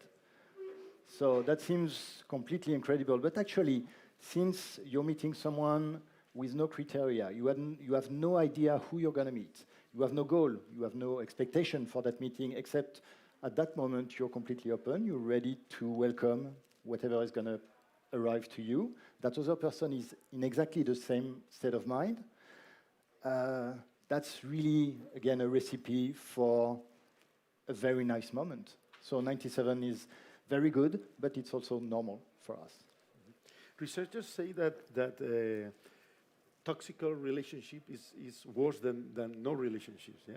So in your case, of course, it's only at the beginning 50 minutes of that, but you keep in mind if in the future you can to measure how they affect the toxic. That survey also serves us as a way for finding out people who don't want to play by our code of ethics, and we kick them out. So we really want to create a real social network of kind people. And there's no kind and unkind people. It's just a moment. Right now, I'm trying to be kind and can be really not kind on some other occasions, but I pretend 90% of the people are very kind 90% of the time. And so that's make a nice combination for chances to meet somebody is nice. Okay. And one thing, for example, in my case, I'm born in a small village. So in the small village, every people say hello, every people was talking in the street, the children are playing in the streets, and so on. And we lose this good habit. Sometimes because of the technology, but paradoxically, the technology now want to help social health, no? And you know that recently Zuckerberg talked about metaverse and all the new paradigm. So how we can preserve social health in this new world, metaverse. Do you want to go? You first. I'm 54. I've read everything you can find that talks about science fiction. I'm a former super introvert. Now I'm down to super introvert. So I know very well metaverses. I've created in my own mind so many, you cannot count them. And you feel so well when you're inside of those. And of course, technology is going to approach that, but it won't get there, not even by any meaning. The thing is, at some point, you get out of the metaverse. And then, from what I understand, it's exactly like drugs. You've been very high, and when you get out of the metaverse, you get really, really low. Really low, that means, or that can mean depression, that can mean burnout, etc., etc. And in the end, a terrible, terrible world. And that's actually the only real KPI that we have is the number of suicide. It is because we 30 seconds, and we want to say something about financial and impact economy. Margarita, in 20 Yeah, well, I seconds. I think health is attracting the attention of many investors right now, and also for impact investors, because obviously, as we were talking before, if we have this focus on really helping people and helping the planet, it makes all the sense, right? So there's impact funds in Spain. Actually, I think, well, Mark is here from Subi Capital. It's one of the first impact fund venture debt in Europe. I think today we are going to have also Creas in the afternoon. They are investing also in health. And I think there are many possibilities. And from the venture capital perspective, but investing in health with this focus in impact. But also there are new ways also of financing health initiatives or solutions which are related to, for example, like social impact bonds, where the administrations who have savings thanks to the solution in health can also be part of this investment. So, well, I think it's also one of these sectors that are really attracting the attention. Thank you very much. You concentrate in your time. And just to finish, can hear? Yeah. George, want to propose one thing for the other audience? Yeah. I'd like you to try Open Bubble, but in the real world. So no need for a phone, no need for no kind of technology. If you want, please do. You turn to somebody you don't know near you. You introduce yourself. And you ask, or you answer one very simple question. And if you want to elaborate, of course, please do. If you could have dinner with absolutely anyone tonight, who would that be and why? Thank you very much. Okay, thank you very much. Muy bien. Okay. Excellent. Thank you so much to Jose, George, and Margarita. Thank you so much. That was absolutely fascinating. A big +1 from me for the meditation. I love that. Absolutely transformative stuff. Okay, so folks, are we ready? Oh, yeah, I see somebody waving at me there. Are we all good? No, you're waving at somebody else. Okay, that's great. Okay, so my name's Oisín Lunny. If we haven't met, I'm an event MC, a podcast host for Fortune 500 companies, and I'm thrilled to be co-hosting South Summit Valencia here. If you're feeling the love, if you're impressed by any of the speakers or startups that you saw, please share using the hashtag SouthSummitVLC. I want to say hello to all of the people watching us on the live stream. It's available through the South Summit app, through the South Summit YouTube channel, and the South Summit website. So now we're going to ask all of our VIP judges for our exciting startup competition to sit in the front row. It's very important that our VIP judges are gathered together so they can whisper and compare notes and, you know, give each other an elbow when they see a really exciting startup. And so we have all our VIP judges gathered here. The judges are going to be presented with iPads. The judges have been presented with iPads. Well, they are in the process of being presented with iPads. And what happens is that our judges are now going to see the creme de la creme, round 3 of our amazing startups. Now, hundreds and hundreds of startups have all applied and gone through a rigorous selection process to be here today. It is not easy to be here, and it is not easy to sum up your company in 3 minutes. They have to do so much work to put the pitch deck together. They have to represent an entire business, all its potential, its team, its market, its competitors. They have to represent it all in visual sides and get all of this across to our expert judges in the front row in 3 minutes. It's really tough. So everyone who's here is here for a very good reason. And with that in mind, I just want to open up things by inviting you to welcome all of our startups and give a huge welcome and thank you to our fantastic VIP judges in the front row here. We're so grateful to have you here. A round of applause for the judges, please. Thank you so much. Our judges are very much friends of South Summit. They're part of the South Summit family. We value your time and expertise so much. It is great to see you all here.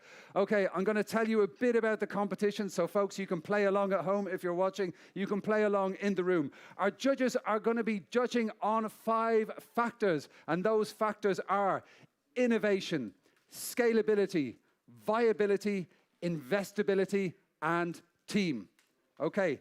Innovation, scalability, viability, investability even, and team. So you can play along at home. You can give all of our startup scores, and you can see whether you agree with the judges' decision, because the judges' decisions are going to be inputted into these custom iPads. The data is going to be beamed up into the South Summit cloud, and it's going to be announced in our grand finale on the main stage downstairs, just after our dear friend Teemu Urina is delivering the closing keynote. Welcome, Teemu. Good to see you here, buddy.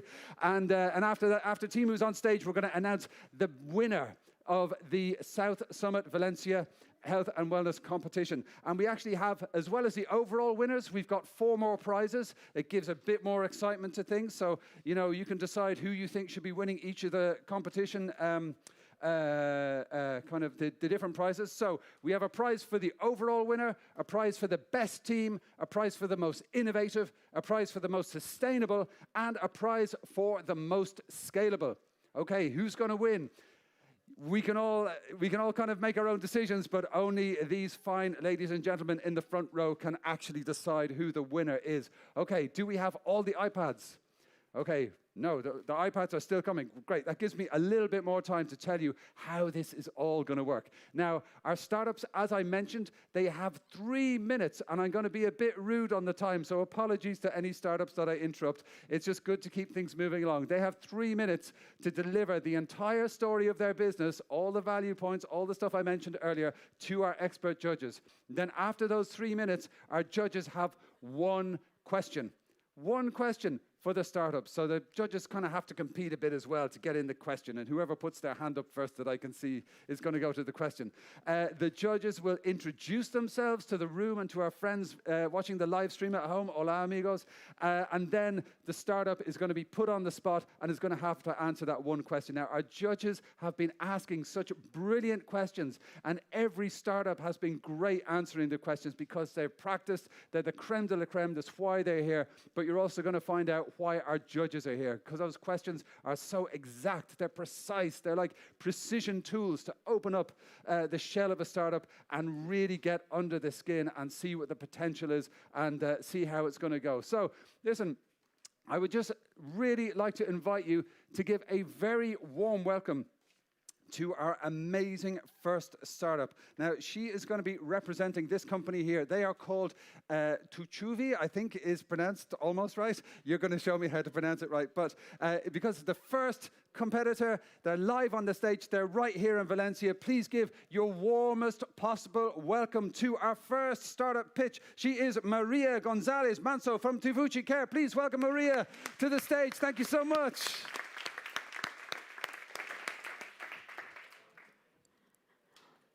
Good morning, everyone. I'm Maria. I'm the CEO and co-founder of Tucuvi, almost. And I'm going to share with you how we are enabling all patients to receive continuous care at home by developing AI and voice technology. We are a team of 9 people, biomedical engineers, developers, data scientists, philosophers, backed by social impact and product VCs in Spanish and European institutions, all of us driven by creating accessible and efficient healthcare. Because half of the world population live with at least one chronic condition, and these people are not receiving the care they need after they leave the hospital. And that is basically because there are not enough healthcare professionals to cover the high demand for care. And this means gaps in care, emergency visits, and huge costs that are making our healthcare systems more and more unsustainable. Unless we help healthcare professionals to do more, unless we leverage technology to augment human capacities. We developed the first AI, voice-based virtual nurse that is able to care for patients at home 24/7. Her name is Lola. And technologically speaking, she's a natural language processing engine. But for patients, she's an extension of the healthcare team. She is able to monitor health status of patients by speaking with them via phone calls. So no internet needed, no need of new devices or to download any app. She's making digital healthcare accessible for non-digital people, for people from rural areas or low-resources populations. And she's already trained to monitor the most prevalent conditions in oncology, in cardiology, and in pneumology. While she speaks with patients, our algorithms analyze the conversation in real time and share insights with healthcare professionals through our monitoring platform. And the most powerful value that we add over, besides that, we are working, we're tackling health gaps in the short term, but also looking beyond. We already have thousands of health data points of patient-reported outcomes that we are starting to combine with different or new data sources to have a more clear picture of the evolution of each patient and each pathology. And the most powerful value that we add over other solutions, besides scalability or accessibility, is empathy. Because Lola humanizes virtual care. She creates emotional bonds with patients. We work with hospitals, insurance companies, and pharma companies in a B2B SaaS model, but we know that we improve patient outcomes, improve the experience of physicians while reducing the overall cost of care, so we are working towards a value-based model. We started 2 years ago, and we are already working with some of the most relevant stakeholders in Spain. Also, we launched in Portugal 2 months ago, and we are launching Lola in English soon, too. But the best thing is that we already care for more than 15,000 patients that are extremely happy and engaged speaking with Lola, and that we already have a 60 symptoms database and algorithms already trained and ready to combine and start monitoring new conditions very fast. And having efficient and accessible healthcare should not be the future, should be the reality, so we keep working and shaping the reality we want all of us to live in. Thank you. Muy bien. Thank you, Maria. Great stuff. Brilliant. Okay, what a great way to start. Thank you for explaining Tucuvi for us. Now, do we have a question for Maria from Tucuvi? I'm going to scan the front row. I'm going to scan the judges. Now, it's 2 hands. Okay, you got to fight for it. Okay, you got to. You won the arm wrestle. Wonderful. Could you please introduce yourself so the folks at home know who's asking the question? Okay, this is Antonio from Imberready. I have a very specific question, which is about the validation of the platform in terms of clinical outcomes. I mean, you compare the current system with your new system and see what difference in the different clinical outcomes of the patient, the health of life, the quality of life, or these things? The outcomes of the monitoring. Yeah, now we have qualitative data, but not quantitative.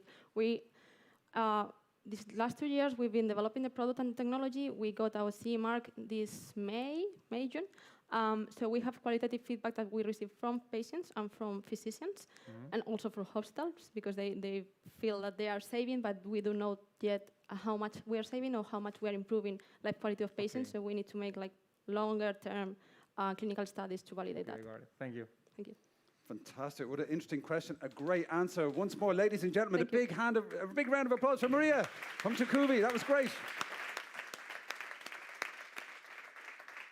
Okay, so much information packed into 3 minutes there, and our judges have seen hundreds of startup pitches. They're evaluating, they're sending their scores up to the South Summit Cloud. Winner is announced today. Okay, we're going to move immediately on with our next pitcher, who's representing Magic Horizons. Ladies and gents, joining us virtually even by the magic of video, please welcome to the stage Giorgio Copele. Giorgio, come on down. Round of applause for Giorgio. I'm Giorgio Copihile, co-CEO and co-founder of Magic Horizons.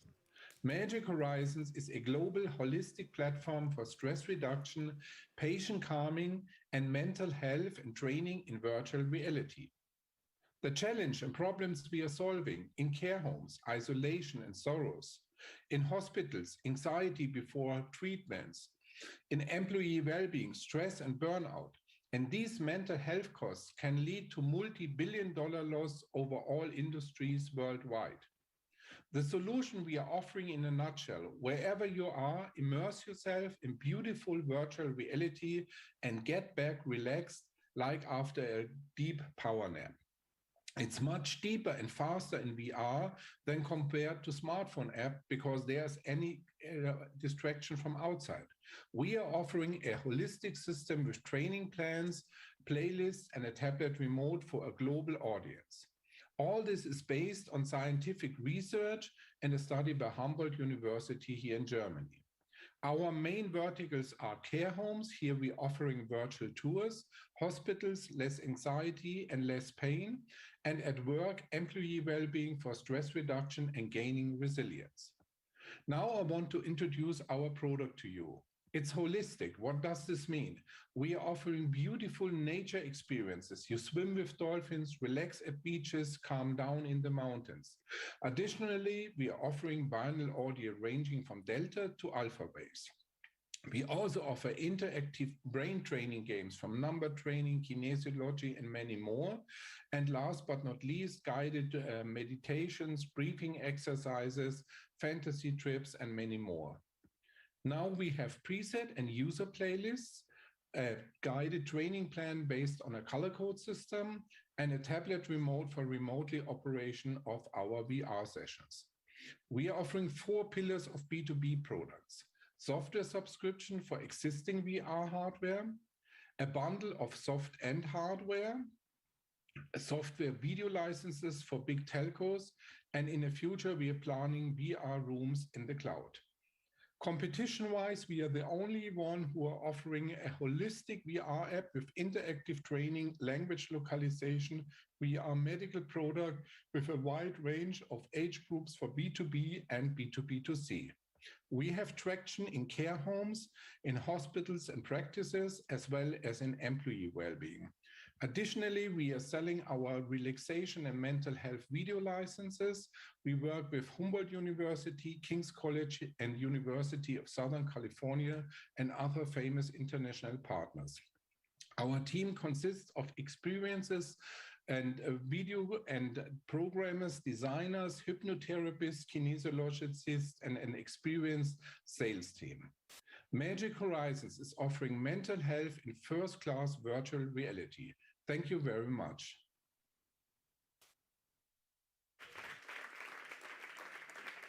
Wonderful, wonderful stuff there. Thank you, Giorgio. Okay, so our judges have been watching that presentation. Do they have any questions? Or did Giorgio answer all of the questions?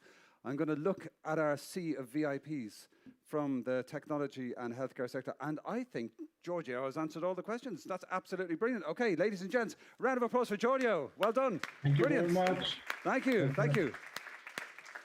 Excellent. Yeah, you see how much preparation and how much thought goes into putting together those decks, how clearly the information is presented, preempting the judges' questions there brilliantly. Okay, we're going to move immediately on because we're running a tight ship here. We're going to welcome to the stage virtually Medicus.ai, and representing Medicus.ai, please welcome to the stage Felipe Athia. Thank you. Welcome, Felipe. Hi, I'm Felipe, the head of business development at Medicus.ai, and our mission is to help people understand their health. We're a startup based out of Vienna, Austria, and we have most of our presence in Western Europe and the Middle East, even though we also have businesses in Brazil, Mexico, South Africa, and a few other countries. We are 140 people working towards the goal of improving health literacy around the globe and helping people really understand their health. We work mainly with diagnostic labs, health insurance, and hospital groups. And our business really came from the idea of translating cryptic medical reports into a platform that helps people understand and better evaluate their health. So the way we do that is we have an artificial intelligence platform that combines all the data points coming from a lab. That could be biomarker information, test results, with any additional input that the user inputs in the platform. With the combination of all of these data points, we can provide additional insights to the patients, such as health risk assessments, doctor visit recommendations, and organ function analysis. This is really where we came from. So that is this Smart Reports, our flagship product. And we also evolved into platforms in other areas, such as Wellbeing, which is what we're here to talk about, COVID testing, pregnancy, and home testing as well. So our Wellbeing platform runs a Wellbeing quiz to patients, asking a lot of questions about their lifestyle, about their health, about what they do on a daily basis. And based on the results, our AI algorithm will quantify the user's health in a psychological and physical level. And depending on the user results and the user profile, what we do is we provide personalized coaching programs based in behavioral psychology and habit building theories. So users can really use the information that we provide to improve their health. So we provide a lot of engaging content, explaining a lot of the impact of their lifestyle in their health. And it's a very gamified experience with badges and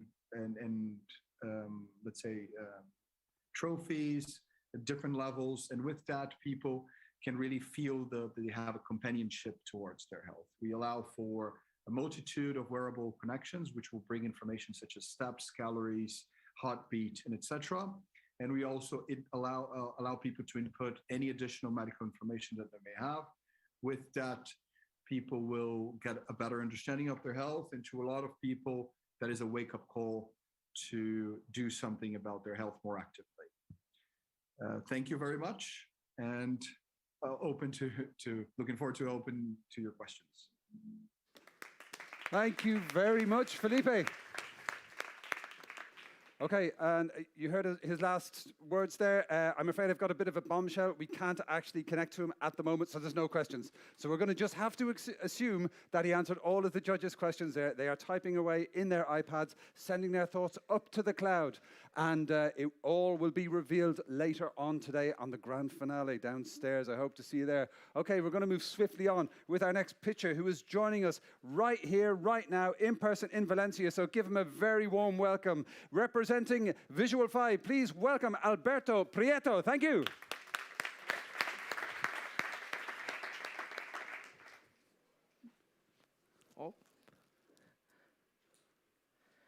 Hello, I'm Alberto Prieto, and I'm the Chief Commercial Officer of Visual 5.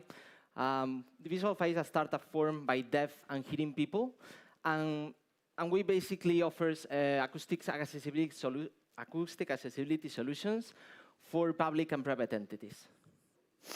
Around 466 million people around the world suffers from hearing loss, and 1.1 billion people are actually at high risk of getting this hearing loss.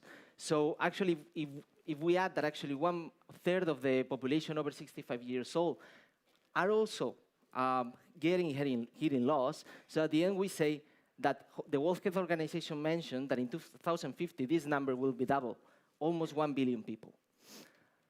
Our system works basically with three sound detectors that are continuously listening, and then they send the notification to the principal hub, where the sound gets connected, and gets processed. And then what happens is that actually we can send the notification to the phone or to any other device. So basically the user can decide if they wanted to receive the notification in the phone, in the tablet, in the smartphone, etc. Now we're really focused on Visual 5 Places that actually allow us to comply basically with the B2B market, with city halls, libraries, museums, hotels, or any other building that have public access. Now, actually, in Visual 5 Places, our system works with sound recognition algorithm based on artificial intelligence, and then also we combine it with signaling lamps. In this video, you can see actually how it works. So you can see actually the lighting lamps. We can also alert of any fire, gas alarm, CO2, and also obviously we can send a notification to the customer, to the smartphone, which is going to vibrate, and also we can connect it with the client platform so that we can get all the data generated from there. Accessibility laws might ensure that no one is left behind.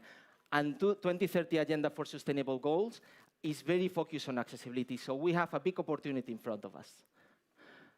Right now, we have more than €5 million in open opportunities, and we have signed an agreement with Telefónica and Inelcom to assure our scalability. These are the visual faces of the company, but we are a team of 12 people working very hard to create value, to create accessible devices, and to give to the world a better and more accessible place. And last but not least, also to mention that we are a big core company, so that means that we are a company that has a visual and actually a social impact as well, with a huge economic ambition. And if you like to help us to make it real, please contact us.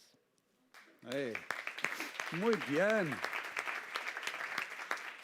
Alberto, bang on 3 minutes, and kudos for the B Corp certification. That's wonderful to see. Okay, we have a question from our judge here in the front row. Thank you, sir. Could you please introduce yourself to the room and to our live stream? Yeah, Thank you. I'm Paul Hubers, work for Bowhead Digital Health. In the pre-reads, also when you have the B2C strategy, you have an upfront payment of €500 and then an annual fee, yeah? Correct. Have you also, 500 for some people may be quite a bit. Have you also thought about maybe just a subscription, a monthly fee, but much lower? That's a very good question. Actually, we are now in B2C, we are in the process of re-engineering the product, so we can reduce the price of 40%. So actually, we are not talking about €500, but more 300 something. So, and actually, like the investment will be more, let's say, paulating, so that they can have one box, and then they can add another box, no? For example, actually, it depends also on your apartment, no? How big it is. So not everyone is living in 50 square meter apartment or 12,000 or whatever, no? So at the end, it really depends. So that's what we are focusing on, and this will be launched in the middle of 2022 or at the end of 2022 in the part of B2C. Wonderful, wonderful. Okay, great question, fantastic answer. Ladies and gents, once more, a big round of applause for Alberto. Thank you.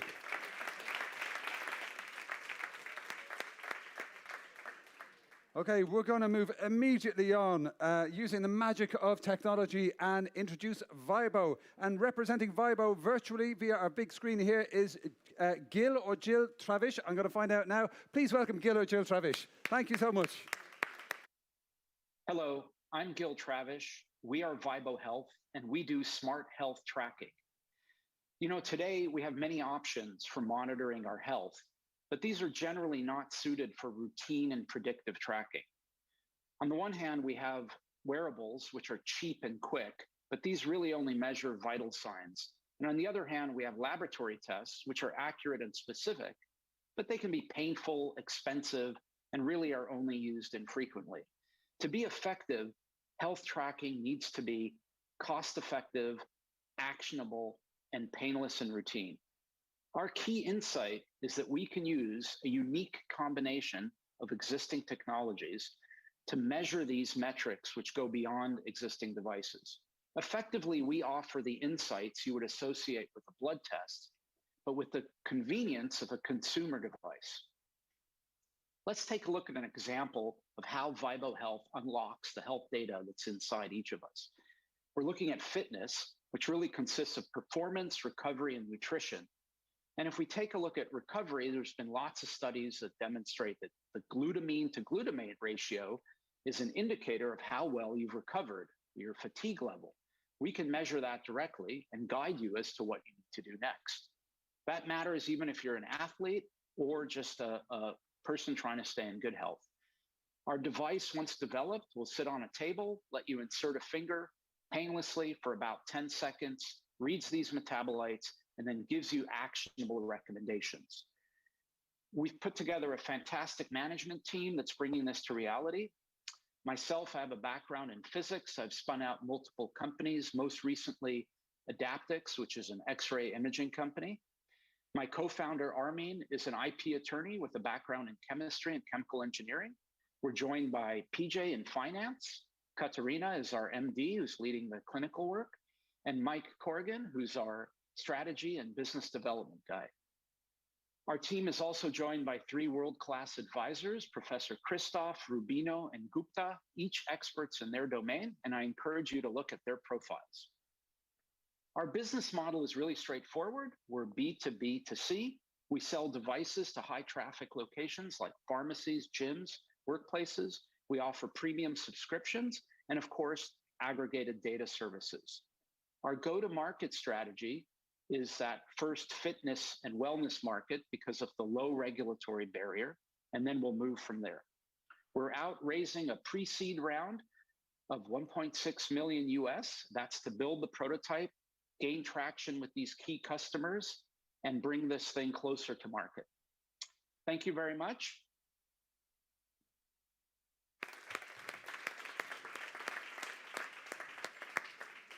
A great presentation there, another great presentation. Can I just say for anybody tuning in at home, there is standing room only here at South Summit Valletta. This is such a popular competition. And we're welcoming Gil to the screen. Welcome, Gil. I love the background. That was a great presentation, but what did our judges think?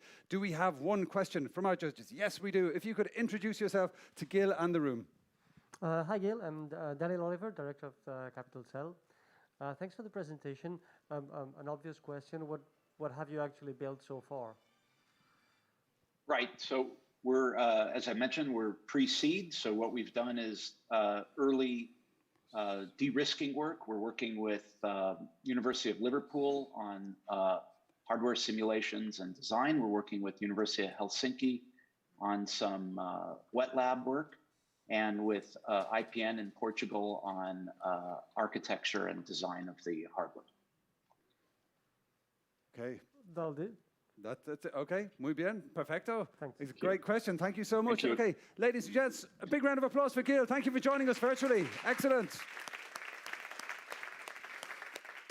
Okay, we're going to give the judges a few nanoseconds to send their thoughts up to the South Summit cloud to be all added together by our amazing AI spreadsheet, and the winners will be announced a bit later. Okay, we are going to move immediately on with our next startup, which, as you can see, is Virtual Leap, and we're going to welcome to our virtual stage appropriately Amir Bozorzadeh. Bozorzadeh, I think is how to pronounce it. I'm Amir Bozorzadeh, co-founder and CEO of Virtual Leap, the company that is at the intersection of the neurosciences and virtual reality, and specifically to address the huge impact that cognitive disorders have on society. These kind of tools are available at hospitals where we could ultimately be able to detect cognitive illnesses like Alzheimer's up to 25 years before the onset, but they're extremely inaccessible and invasive. The startup community can do better by creating solutions that are on your handheld device or in VR headsets that can ultimately correlate to these solutions and give us the early detection and better profiling to be able to take our cognitive health and mental fitness into our hands. The problem and challenge is that cognitive assessment tools are typically confined and restricted to these handheld devices that are screen-based and means that it excludes the body. Virtual reality is the first digital format to be embodied, and that our whole body is tricked into believing that we are actually in the digital simulation. When we are in a virtual reality situation, our autonomic nervous system, our vestibular balance system, our proprioception believes this experience is real, which means that the data is far more superior, and we're collecting volumetric data sets of the whole body. So at Virtually, we've created a library of these short, fun, and intense VR games designed by our neuroscientists to test and train a range of cognitive abilities like your memory functions, your information processing, your problem solving, but also your motor control, your spatial orientation, your spatial audio awareness. But our business model is particularly on providing these types of games and environments to organizations and consumers at the exact same time. We built over 14 of these games, each one specifically targeting areas like short-term memory, working memory, and long-term memory. And we have over 30,000 early registered users. Our enterprise platform is available to be licensed by organizations that require this type of tool to be used for their communities, if that's pharma companies, insurance companies, senior living communities, or schools. We stand apart from the type of standardized neuropsychological assessment tools that have been around for decades and the 2D brain training apps because, again, VR goes above and beyond just typing and tapping with your fingers on a screen, and as we engage and track the body as much as we do the games themselves. And as I mentioned now, we've had about 30,000 early registered users. We have 2 clinical studies beginning as of right now, one in Barcelona, Spain, focused on type 2 diabetes, and the US study focused on Alzheimer's. And we are essentially getting down the regulatory pathway to get into the neurologist's clinical care sites. We've built up 14 games and we'll continuously build us along the way, getting more partners and hitting our sales milestones. And we are a mix of game developers and scientists working at this amazing intersection to help our cognitive health. Thank you. Oh. Thank you so much, Amir Bozorgzadeh. I hope I pronounced it right the second time. And come on down, Amir. We're very happy you can join us virtually. Great stuff. Oh, hold on. My phone is here. Hold on. Right, I've just got a call here, and it's from our one remote jury member, who is Angel Prieto from Sakir, where he's a corporate manager. Okay, Angel, do you have a question for Amir? You do. Okay. The question is, what kind of skills can you train in a company? And that's from Angel Prieto. It's a good question because our primary focus is healthcare, and we've just in the last few months we opened up commercialization and closed about 1.5 million in sales agreements with corporations like HP and Penumbra. Now, even though we're very health oriented, HP is primarily interested in companies, in training, and in that respect and in that context. When you are playing our games, you are getting a landscape of your cognitive strengths and weaknesses. As an individual, you get to see how you are as a caricature. For example, you might be, overdeveloped in some respects in a particular area like working memory, as I am. But also you'll see that you're underdeveloped in an area like spatial orientation, which I am. And if I went with my wife into some, Spanish town, she'll testify to my inability to become better in this kind of spatial orientation. And so when you are playing our game, so to speak, as any individual in an education or training or HR point of view, you're able to get a landscape of where you're strong, where you're weak, and have the skills or the tools provided to you through our neuropsychological games to be able to build where you are weak. So I hope it gives a clear kind of point of view from the point of view of recruitment, from the point of view of continual human improvement as a human performance program in companies. But that's the particular areas that HP is interested, as well as the companies like MasterCard that have reached out to implement our solution in that respect. Perfecto. Brilliant answer. 2 minutes exactly. Ladies and gents, a big round of applause for Amir Bozorgzadeh. Thank you so much, Amir. Thank you for joining us. Brilliant. And wonderful phone-a-friend moments there from our friend Angel Prieto, who is joining us remotely as one of our VIP judges. Okay, now we've reached the grand finale. Oh my goodness, I can't believe it. We are going to welcome onto stage, representing a startup called Wito. Let me pronounce your name correctly. Please give a huge, warm welcome to our last pitcher, Salvador Albarat. Thank you. Bienvenidos. Welcome. Yes. Because controlling glucose level, it's critical for life or death for many diabetics. That's why we create Wito. Thank you for coming. I'm Salvador Albalat. I'm doctor, and what I want to tell you is that diabetes has several consequences if you don't treat it so well. You have consequence in your eyes. You could have a cardiopathy. You have limb problems. You can limb amputation. Even is the top causes of death in the world. It's a very, very big problem. The problem is that the diabetes has to control by the glucose is very, very important. But what we have done is continuous monitoring system. It's a wearable, it's a wristband who has machine learning system. We develop a machine learning integrated in the wristband. Even we have data in the cloud to measure in real time the glucose. Okay, the market, as you know, is so huge. There are 60 million of diabetes in European community, 6 million in Spain. And even more, the continuous monitoring system will be up to 160 million devices in the next future. This is a very, very huge market. We have developed a very disruptive technique because our system is not invasive. You don't have to change it every 15 days. It's continuous monitoring, and even more, you can measure many other data. We are starting now with cholesterol. You can measure hydration, heart rate, oxygen. So with all this data and with machine learning, we improve the algorithm every day for the patients. So what we have done up to now, we have been in different accelerators like the BBA. We are now in Lanzadera. And we get funding from Cedeti Neotech. So we invest more than 500,000 euros in this project. Our business model is the user pay for use our EPP, for use the device. So the user and the patients gets every day a new algorithms with his data and with the data of the other patients. So they don't have to pay for the device. So also we are a big ops company, so we use the 10% of our revenue to give the system for people who could not afford them. We have a very expertise team for more than 80 years of experience from the University Polytechnics of Valencia. This is the 5th company that we found in medical device. So what I want to tell you is that in the next future, for all of you, your health will be in your hand. Thank you. Bravo. Salvador, muy bien, absolutely on time, so well rehearsed, lots of information there. That is the last pitch of the day. Do we have a last question? Yes, the gentleman with his hand up here. Could we pass the microphone over? Oh, the microphone over here, I beg your pardon, yes. So if you could introduce yourself to our folks at home and the room. This is Mark Wask from Toby Capital.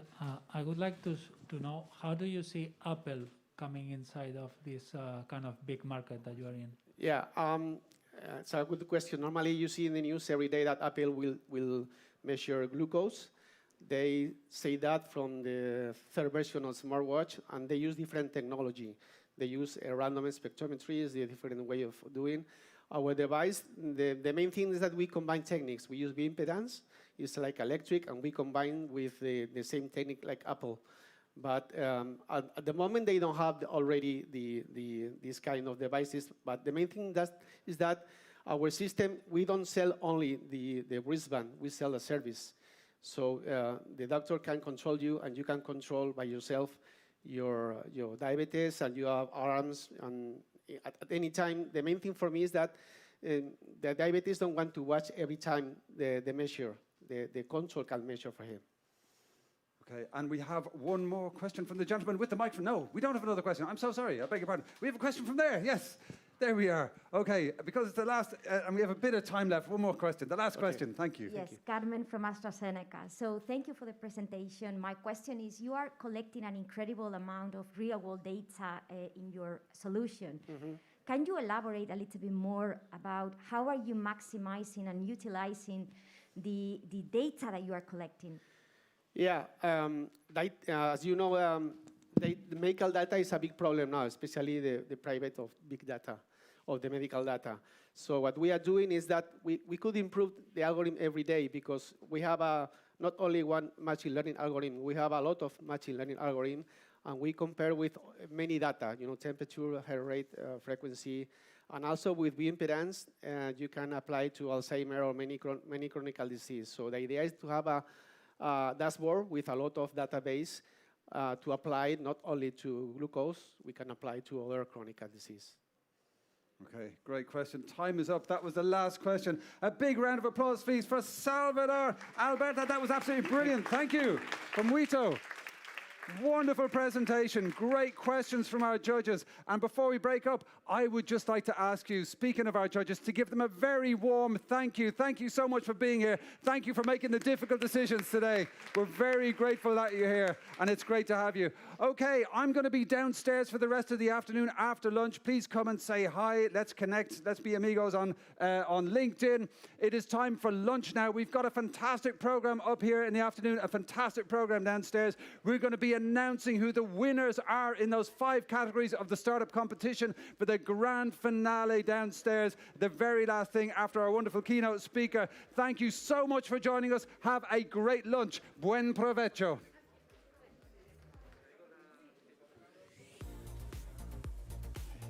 Dude, nice one. Thank you, thank you. Hey.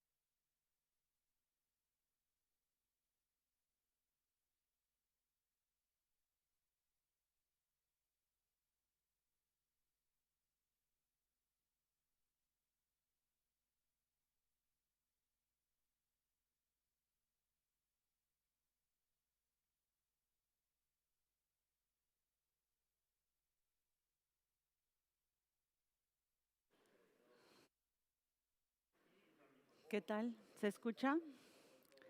¿Se escucha? Se escucha. ¿Estáis listos para la aventura? Are you ready to explore the limits of innovation? Are we open already? Yeah? Sorry, I was joking a little bit. Hello, everyone. My name is Marisol Menendez, and one thing to know about me is that I'm passionate about open innovation. And it's a privilege and a dream come true to welcome you today in the second edition of our new adventure of Radio Open Innovation. Woo-hoo-hoo! That's right, Radio Open Innovation. You might wonder, is this a radio program? Is this a conference? Well, yes to all. This is a 70-minute program where we will have ideas, insights, best practices, and diverse perspectives. It's a podcast, a newscast, a TV program, but moreover, it's an adventure. We're living in a complex world, variable, uncertain, complex, and ambiguous. Some say that we're living even in a bunny world, brittle, anxious, non-linear, and incomprehensible. And the connection among different elements of our society has been critical in facing the challenges of this world. Ecosystems and their orchestration are the scaffolding over which we are building the future. All kinds of collaboration among these who wouldn't collaborate in a first instance. We've lived in a global reality, and we are seeing the importance of collaborating and working as one to solve health challenges. Today, more than ever, it's critical importance to find best practices, connections, and establish new bridges for knowledge, for inspiration, and for businesses to grow through innovation. And that's why today we're examining the past, present, and future of open innovation in the health and well-being industry. Join me and a top-of-line set of guests of today, and welcome once again this program of Radio Open Innovation. Woo-hoo-hoo! So, as society, we've been working together in the process of learning and evolving the practice of open innovation. In this world, it's key to have efforts to collect, observe, and learn about the realities that business face every day, and think together how to move forward. Let me welcome, please, Daniel Medina on stage. Welcome, welcome, Daniel. And let's welcome Christian Ull, who is connecting from afar. Hello, Christian. They are behind the project that I admire and enjoy, the one-on-one area, and they are going to share with us learnings from that. What do you have for us today, Christian and Danny? Welcome. Thank you so much, Marisol. Thanks for your intro and your kind words. Well, precisely that question about what's happening in open innovation nowadays was the one that inspired us, Danny and me, to begin this journey. It was beginning of this year when one day we were talking and Danny said, well, we have read so many books about innovation, but don't you still think that there is a gap about what corporates are doing in innovation and what all those books say about innovation? Yeah, Chris, I mean, it's a great journey. We have been, I don't know if you realize, we have been talking about why we need to innovate and not at all about the hows. There is a lot of book that says that we need to innovate, the speed of change, exponential changes, everything is going so fast, so we are scared about what is going on. But we realize that a lot of corporations, a lot of companies have been applying methods for the last 10 years. So open innovation is not anymore Henry Chesworth only. We have banking companies doing open innovation since 10 years ago. So what we try, Christian and me, is like we say, why don't we try to interview like a lot of people and ask them, how do you innovate? For real. Like, what is the method that you're applying in your company? What are the learnings? And what is the method that you're applying today in your company?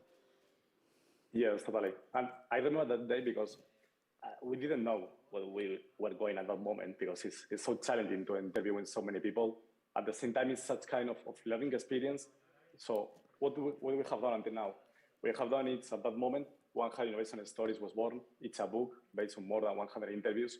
So we are interviewing innovation directors, digital directors, HR directors, and other professionals from the ecosystem that they can like share what they are doing and their learnings in terms and their experience in terms of innovation. And what is incredible is like, I mean, we're in Valencia. Valencia is in Spain. So when we want to go search innovation, we go Madrid, Barcelona, Valencia, we go to the Basque Country. But I mean, we're trying to do something global. Innovation is quite impressive. And global is not only Silicon Valley, Tel Aviv, London, I don't know, Chile. We're actually getting a lot of interviews with people from Southeast Asia, Africa, and you will not imagine what crazy things are people doing when you put them to innovate with limitations. Like innovate with limitation is pretty cool. So we are really learning about the global ecosystem. Yeah, it's so glad because one of our first fears was that maybe innovation directors, they don't want to share what they are doing in terms of innovation because, well, you know, sometimes it's so complicated to share it. But for example, we have some methods. For example, AstraZeneca is sharing with us how they are doing the innovation journey. Other companies such as Repsol are sharing the cultural transformation and what they are doing in terms of that. So what we are doing is collecting different pieces of how the innovation puzzle is taking place. And at the same time, Danny, don't forget about the whole ecosystem, because something is about corporate, but at the same time, there are some players, the ecosystem players, that they are also sharing their piece of vision inside that puzzle. So what they are sharing then, they are saying how to build an ecosystem, they are saying how to build a CVC, they are saying how to enrich those kind of connections with startups, for example, as Sousa may well know. So Chris, what you say is like innovation is only about corporates and startups. There is a lot of agents that we always need to take into account. But we are here not to talk about a book. What we did is, I mean, we're going to launch the book in February of next year. What we did is we did a survey, like to a lot of people, like innovators, corporate innovators, VCs, funds, actors of the ecosystem. And we process all those results. A lot of people answer, and that's a very good news. We process those results, and we get this, what we call flashes. I mean, these insights out of data. That's what we came to share with you today. So if you want to do, you can go to 101 Innovation and download the report. It's called 101innovation.io. Download the report and try to find the book for February 2022. So Chris, can you tell us a little bit about the first flash? Sure. Yeah, the first thing that we saw is that innovation has become a key lever of the strategy, bringing agility in the execution of the innovation. So something very interesting here is, I mean, a lot of people have been working innovation here. You know how hard is the struggle, no? To try to get a position inside the company. I remember, I will say 5 years ago, innovation normally report to operations, marketing, or technology. What we are seeing as a common denominator is like innovation and the CEO are getting very close now. So most of the innovation directors are reporting straight to the CEO, and actually they are helping on the strategy. It's not only execution, they are helping on the strategy. Yeah, to add something on that, Danny, I would say that before innovation was such kind of initiative that you had on your department, on your unit, to connect with the ecosystem. But now it's more than that. Now is that innovation, it's bringing agility, it's bringing a capability. So it's trying to orient that and drive that strategy of the company. So what we are seeing in that term is that, for example, the innovation challenges, they are reducing the time. So each time it's being like faster and faster. Now it's around 3 to 6 months, the usual period or the period that companies are reviewing those kind of challenges. So that's really cool because innovation departments are helping the company to be more agile. And that's really cool because the company have the annual plan and the innovation department are starting to have like monthly, bi-monthly, every 6 months plan. So this symbiosis is working very good. So it's a great news, Chris, no? That innovation and strategy are getting hand to hand. So when we talk about the next flash, Chris? So yes, then yeah. No, go ahead, Danny, please. So I mean, the next flash is about open innovation. We're in South Summit. So we found that everybody is very committed to open innovation. All the companies. I mean, there is a total commitment, but still the investment in startup is very, very low. Yeah, we have seen that. Every industry. You can see any kind of industry how they. Step by step, they have been starting in terms of innovation. Something that we have heard lots of times in our interviews, and also we spoke about this with Marisol, is that the innovation journey must be done, and it can't be done just alone. You need to do it together with the ecosystem, with the startups, with other companies, and so on. So this mastery can be seen also in our data. So here we can see how companies and corporates, they value the relationship, the symbiosis with the startup, how it provides innovation, how it provides also agility to the innovation strategy. But something that is interesting is they're actually applying a lot of instruments. Like we're talking scouting. Everybody is putting money into scouting. Collaborate with innovation platform like South Summit. Doing a lot of initiative and different instruments, but it's still like the pure investment in startup is very low compared to where we invest the money in innovation. So I mean, I think it's quite interesting, Chris, no? Yes, I think that to sum up this flash, I would say that, well, companies, they are aware more than ever of the value that the startup provides. That's like the first thing that we saw there. Secondly is they are starting to not just go to the ecosystem to pull innovation, but they also go with a really specific challenge that they have worked together with the business units or with the board and all the internal staff. So they go really prepared to connect the innovation from the startups with the challenge inside. So that will be like the second one. And the third one is what you said, Danny. I think that the investment is still really, it's growing for sure, but it needs to be it needs to be growing more in order to be really consistent on the ecosystem. And especially that we saw it here in Spain compared with other countries. Yeah, and I think the good news is it's getting more professionalized, and I'm gonna get there with the third flash, meaning that before it was like a fashion show, so companies, you're seeing startups. Now, almost all companies are defining very good the challenges. So they're defining very good the problem that we want to solve. So we go and put on the market what are the startups. So we put, like the companies know the problems, the challenges, and then they find for solutions in the startup world. And the last one is a little bit common sense, Chris. We have almost 1 minute to finish. It looks like that. Yes. There is a direct correlation between, if you're working on innovation, as long as you're working, you're getting better, no, Chris? Yeah, it can be like common sense, but at the same time, I think that there is a clear message, is that if you are not innovating at this time, you should go faster. That I would say it's the first one. And after we can see also like different things of what this kind of mature companies in innovation they are doing in terms of culture. Yeah. To put an example, I mean, you know, everybody talk about culture of innovation, no? I mean, they want to develop a culture of innovation. And normally, the ones talking about culture of innovation is the ones starting. What we realize is like new innovation directors or new innovation department, they want to implement a culture of innovation. But the one that already have like 4 or 5 years doing that, they start doing something different. They are doing like a culture of customer centricity, something very specific, a culture of data, a culture of agility. So they're actually getting more granular into exactly what do you want to achieve. Yeah, so that's it, Chris. Yep. Yes, and not just that. Also, remember about the incentives. I mean, once that the company understands that the motivation of the employee, it's so basic to boost the innovation strategy, they start to set a portfolio of incentives in order to boost that. I think it's also really interesting to see the incentives and also how you methodify all the strategy in open innovation and also in internal innovation. Yeah. Thank you, Chris. That's it. If you want to check more flashes, like we have like 10 flashes, very interesting with a lot of data, go to 101 Innovation and you can check them. Back to you, Marisol. Thank you very much, Daniel and Christian. Thank you for all these insights. And of course, we invite everyone to download the report and keep track of the news from the network. And I invite you to listen to the real cases that we will be reviewing today, because we are building a storytelling with all these ideas. No, Daniel? Yeah. So let's begin with the first real case. Daniel, what do you have for us? Let me welcome Patricia Fernandez.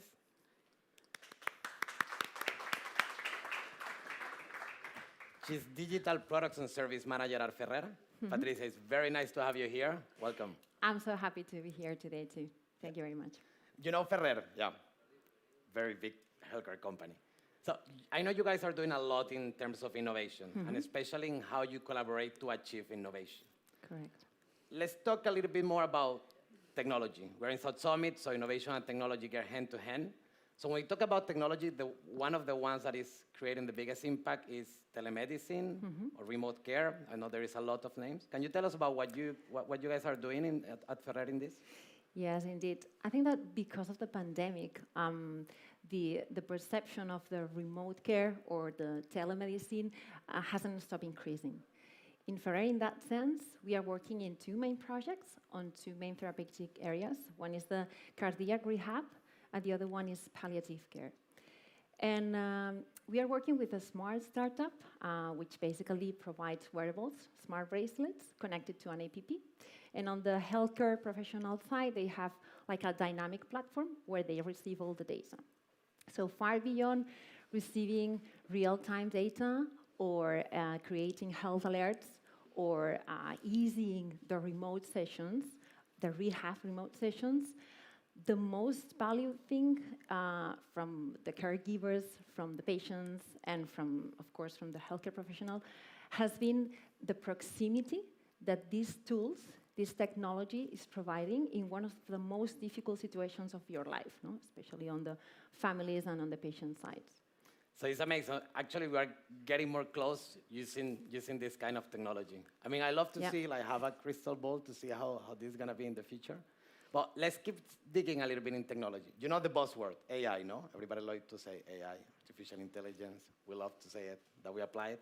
But if you're in research, normally it's very hard to find cases where there is a real value of companies applying AI. Mm-hmm. I know you are doing something around natural language processing, maybe? Correct. You tell us a little bit more about what you're doing there? That's true.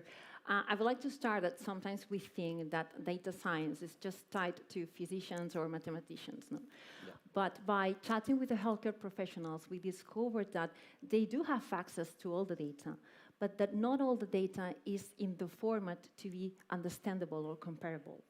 So that's where natural language processing makes sense, because by transforming the data that sometimes is not in the same format as the rest of the data, for instance, in the free text forms of the clinical forms, if you put everything in the same way and then you just apply tags with falsonomy, then you start grouping all the relevant data and it's more comparable. And of course, you are enriching your insights. We have a project there on the severe pain area. And by enriching the insights, you don't only provide a better follow-up of the patient, but you also can prevent health issues. So this is where we are starting. I know we have a long way there, but well, we are doing our best there. So it's amazing, no? Like to actually use the technology to change life and to improve the state of humans, I think it's a great mission. And we're in South Summit, so let's talk about the future. What will be the future of Ferrer and innovation and technology? Good question. I think that all the telemedicine projects or the data ones came up as a natural way. So we detected a need, and then we found a partner who could work with us, and then we found a solution that we are still testing and validating. But at Ferrer, we believe that innovation is co-created. So the whole process, the discovering, the co-designing, the co-creation, and then the co-validation must be together. And in that sense, we are building a living lab. That's how we like to call it, because our intention is to attract those game-changing professionals who want to really make an impact on the healthcare sector. And of course, we will continue with our projects that are already live, but we want to co-create together. So if this sounds interesting to you, you are more than welcome to connect with us. And hopefully this is our future. Yeah. So it will be actors of the ecosystem, patients, That's doctors, all the healthcare ecosystem, no? Exactly. I think we've been focused more on needs projects, but now we want to understand together what's in there for us, where can we help, and what can we build together. So that's how we understand. Yeah, that's future. amazing. We're seeing this change of pushing projects, and now we're pulling these needs from the market. Correct. Pretty interesting. So I think kind of the message of today that we're getting is like, you cannot go alone, no?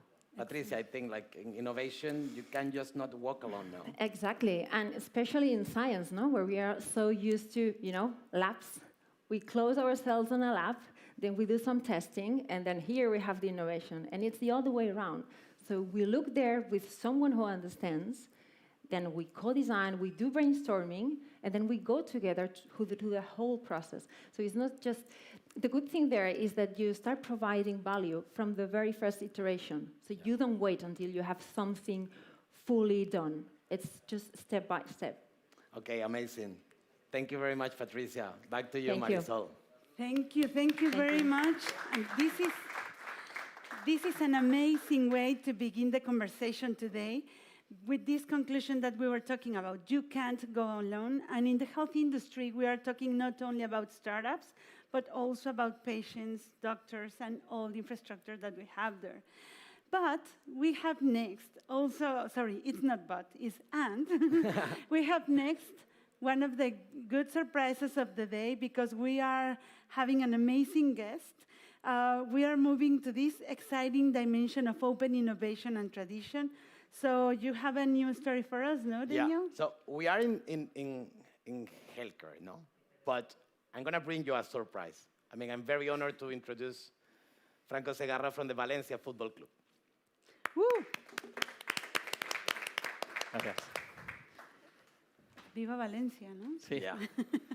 Franco, Valencia, football. Football is just passion, no? And we're in Valencia. I'm pretty sure you have fans that is going to listen to you. So thank you very much for being here, and it's such an honor. Yeah, it's a pleasure being here. So thanks for the invitation. Yeah, it's really close here, so it was just a hike towards this place. So I'm really happy that this happens at home. Yeah, amazing. So I mean, football. When we think about football, we always think about the players, no? I mean, they are the stars. They are the ones getting in the newspaper. They are the ones getting all the attention. But what can you tell us about the Valencia Football Club as an institution? Well, everyone knows Valencia CF.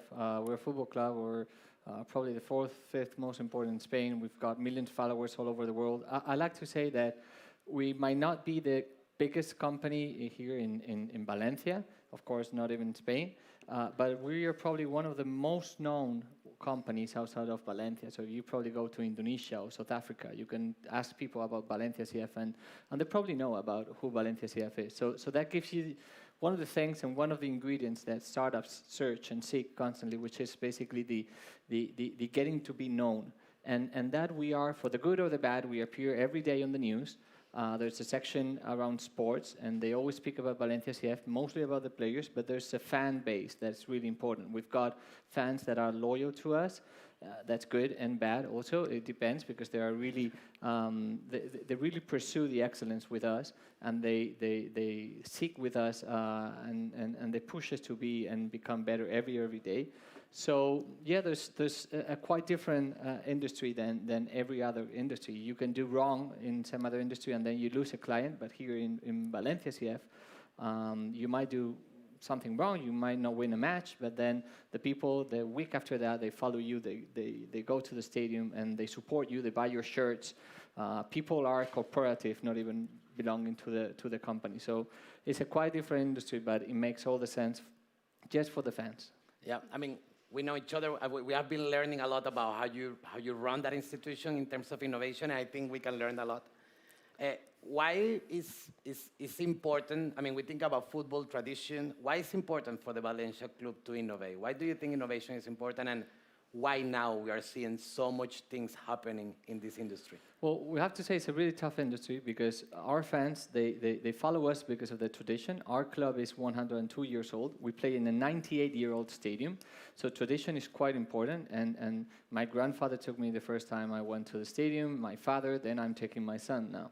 So it's all about tradition. So tradition and innovation usually don't mix up.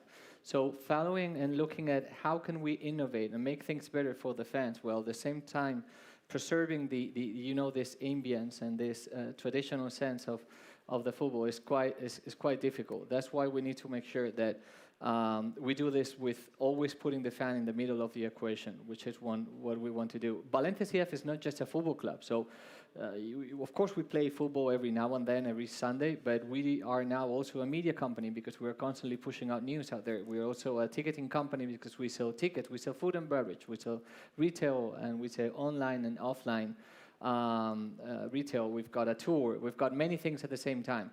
And you know what? We're basically always focused on this BAU, this business as usual, where we are preparing a match emptying or putting in 50,000 people, 48,000 people. We're playing Sunday against Atletico Madrid. Hopefully we see a big crowd there. But maybe we have 40,000 people in the stadium. It's not easy. There's a lot of security there. So basically we're always working towards like 3 days with respect to our day-to-day. We have the pre-match, we have the match, we have the post-match.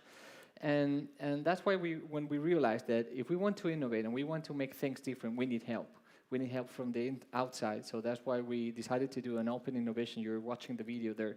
We decided that we wanted to be better in 4 verticals. We wanted to focus and become better in medicine, which is one of the most important things around here. Also around the academy and the young players. We also wanted to be better at the experience in the stadium. That's what we call Smart Stadium. That is in line with the city and the Smart City project here in Valencia. And then the fan engagement, because now football is not only about the 90 minutes that a game lasts. It's about 24/7. People like to know, is this guy going to be able to make it to the game next Sunday, and so on. So based on those 4 pillars, and I would like to speak about the health one and the medicine one, there's a lot to innovate, and there's a huge amount of talent in Valencia that's helping us achieve, become more agile, and reach further our goals.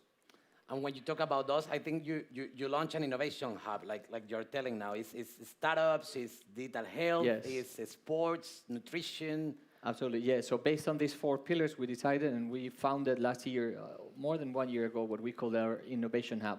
Basically, it's a place where we want to be different. We want to move outside this pre-match, match, post-match routine, and we want to try and pursue like different projects. Some of them are kind of moonshots, some others are startups, some others are long-term, some others are short-term. And based on these 4 pillars, like medicine, academy, smart stadium, and fan engagement, we're already working with 10 companies on the first edition of the program and 8 more companies, although there was a pitch competition. We did a startup competition, and there were up to 70 companies that decided to participate in this competition. And yeah, it's only 1 year, and we're working already with around 20 companies. And I have to say they're pushing us really hard, and it's kind of difficult because we are not so many resources, and keeping up with all these startups is quite difficult because they want to move so fast, and they're pushing us to move so fast. And I really like that, but it's always a challenge to try and keep on the pace of so much fast-minded people. Yeah, and imagine you have to balance those things, no? Like tradition, exposure, because in some other industry, you can experiment. If you experiment, you're on the newspaper tomorrow, I think. Yeah. And the fast pace and new technology, no? So there's so many things going on. So we've got some very interesting companies. Some of them in the health sector are helping us detect injuries faster, prevent injuries. Also, everything related with psychology and nutrition is really important for the medicine side. And yeah, basically we're trying to rely on them so that they can help us and reach places that we're not able to explore, not in depth. So we are trying to reach a lot of places, we're trying to be really broad, but at the same time we want them to help us become really deep in the understanding of injury prevention, for example, or psychology, or different gym exercises or nutrition. I'm just speaking from the health side here, but there's so many other things that we want to explore and become much better. Thank you, Franco. It's amazing that we can go from all corporations to healthcare to football and see that actually we are generating an impact, and we're actually collaborating each other. Yeah, I'd like you to take a look at our own webpage, valenciacf.com, and mainly about the Innovation Hub, and just get your feedback about how do you think a 100-year-old company is trying to be different from some other ones. Who wouldn't like to work with the Valencia Football Club? It will be a dream. Back to you, Marisol. Thank you very much. I think that we can watch the video maybe right now. We can play the video. So we have like the perfect closure.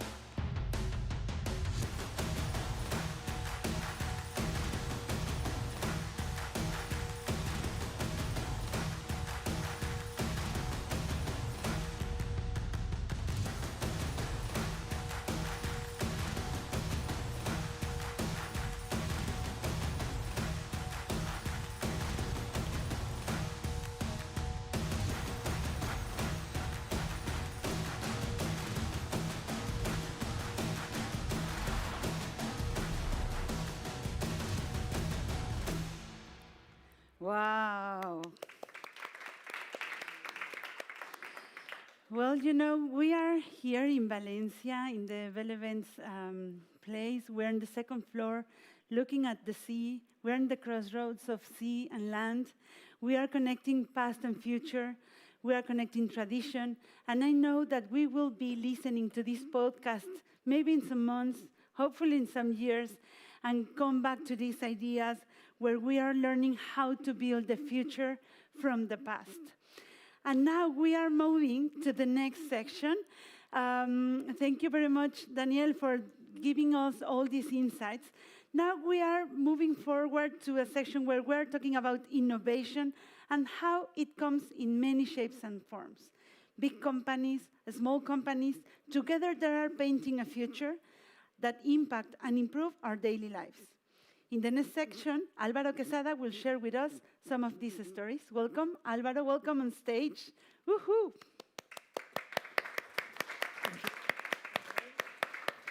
Yes, can you hear me? Yeah.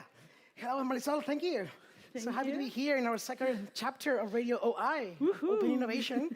And yeah, I'm Álvaro Quesada. I'm Chief of Content at South Summit. And I'm very happy to be here today because we have Omar Najid with us, that he's a founder and CEO of Dogline. So Omar, please come to the stage and join us. How's it going, Omar? Very good, thank you very much. Everything good? Fantastic. So Omar, tell us a little bit about what Dogline is. Dogline, it's a digital health B2B company that provide the solutions to healthcare professionals, to group of hospitals, insurance company, and also the pharma industry. Basically, from one hand, we offer a comprehensive telemedicine platform, video consultation, chat, e-prescription connected with 22,000 pharmacies here in Spain. And on the other hand, we offer virtual care as we have a network of 3,000 doctors. So we are offering as well digital medical services to our corporate clients. It's very interesting. How do you connect all these players in the same ecosystem? And the same goes for Juk Diaz. He's Open Innovation Lead at Novo Nordisk, and I think he's here. Hello, Juk. Hey, how are you doing? So good, thank you. So you're live from Copenhagen, Denmark, right? Yeah, it's super cool. It's weird. I see myself in the screen. It's super nice. So, Juk, okay, can you tell us a little bit about yourself and also about Novo Nordisk? Yeah, sure. So I think I'll focus on Novo Nordisk. We don't have much time. So Novo Nordisk is pharmaceutical company that was founded actually 98 years ago. So we are as old as the Stadium of Valencia, which is very interesting. And I think we also bring this tradition, but with a lot of innovation. Novo Nordisk focuses in diabetes and obesity, and we're world leaders in the diabetes space.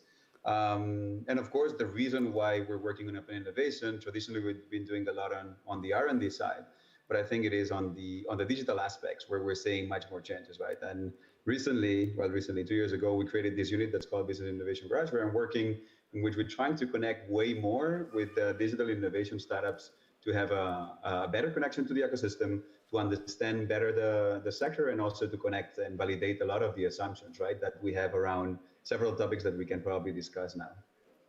Well, so as we can see, both of you are working as in connecting together, all the different players in the ecosystem, and that's a lot of boundaries that you need to go through and push. So I'm wondering, how do you do, connecting patients, doctors, institutions, startups, pharmacies? What would be for both of you, the biggest challenge doing your job? As you said, to collaborate with different stakeholders, it's really very difficult. In my opinion, corporates should be more open to collaborate. We see a lot of initiatives in different big company, multinational companies. And in our case, for example, in the virtual care business, collaboration, it's absolutely necessary because we have this network of the doctors. We have access to their calendar, to their slots, but we need more digital doctors. We need more digital health professionals. We need more slots. We need more services to give the best patient experience. So collaboration with different stakeholders, with group of hospitals, with clinics, with insurance companies, it's absolutely necessary in this case. Cool. What about you, Juk?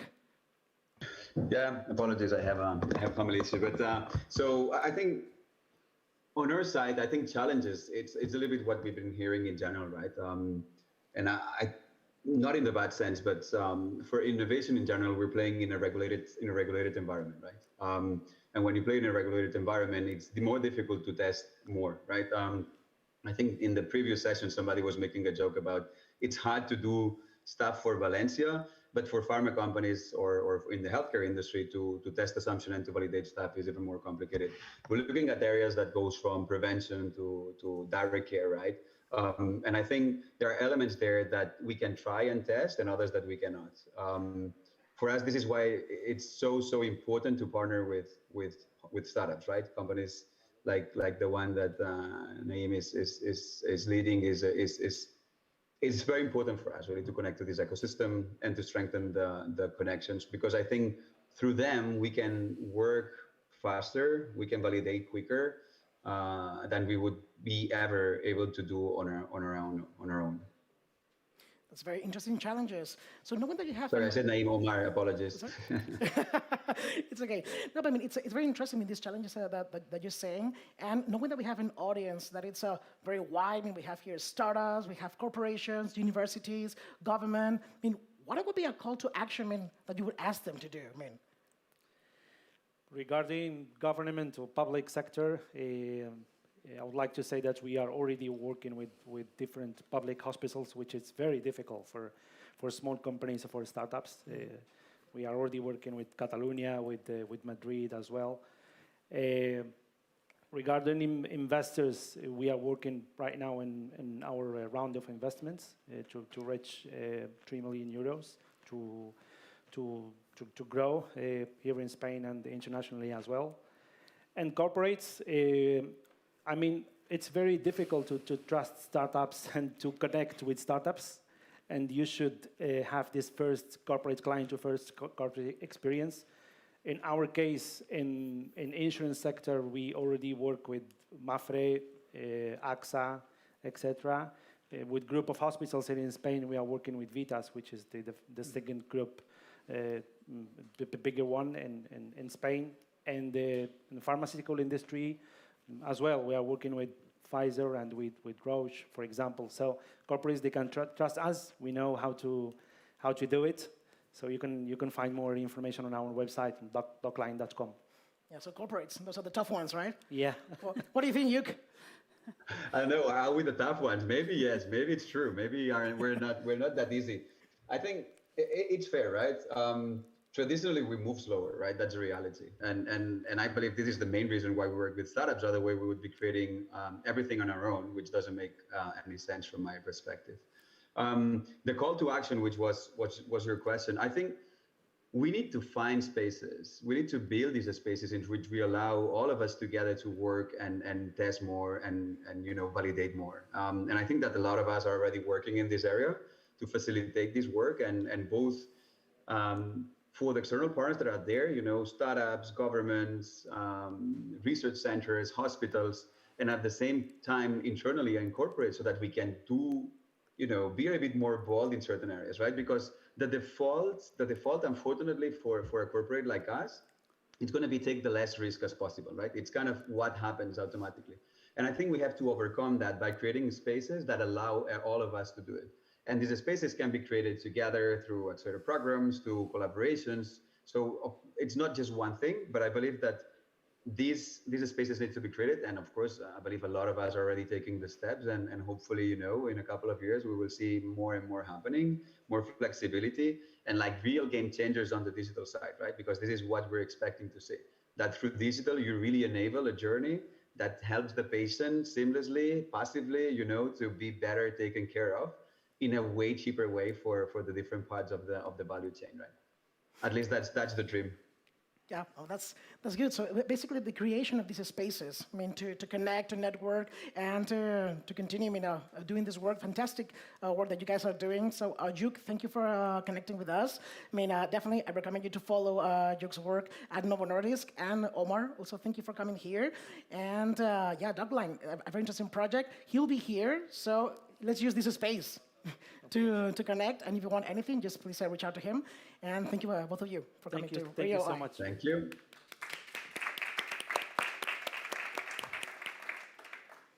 Well, that was interesting. Yeah? That was interesting. Spaces. We need more spaces, I guess. Huh? Big and small.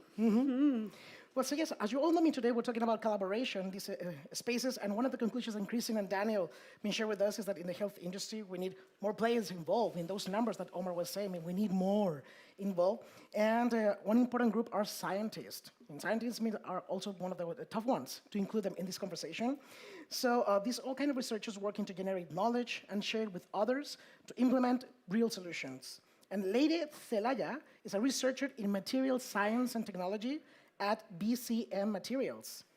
And we have a video of her, so let's see Lady. Well, my name is Lady Celaya, and I'm currently working on my PhD in the field of material science. And more precisely, I study a class of porous materials called metal-organic frameworks, or MOFs, which can be used in a wide variety of applications, such as environmental remediation or biomedicine. In my case, I study them for the absorption and desorption of different pharmaceutical compounds in the body.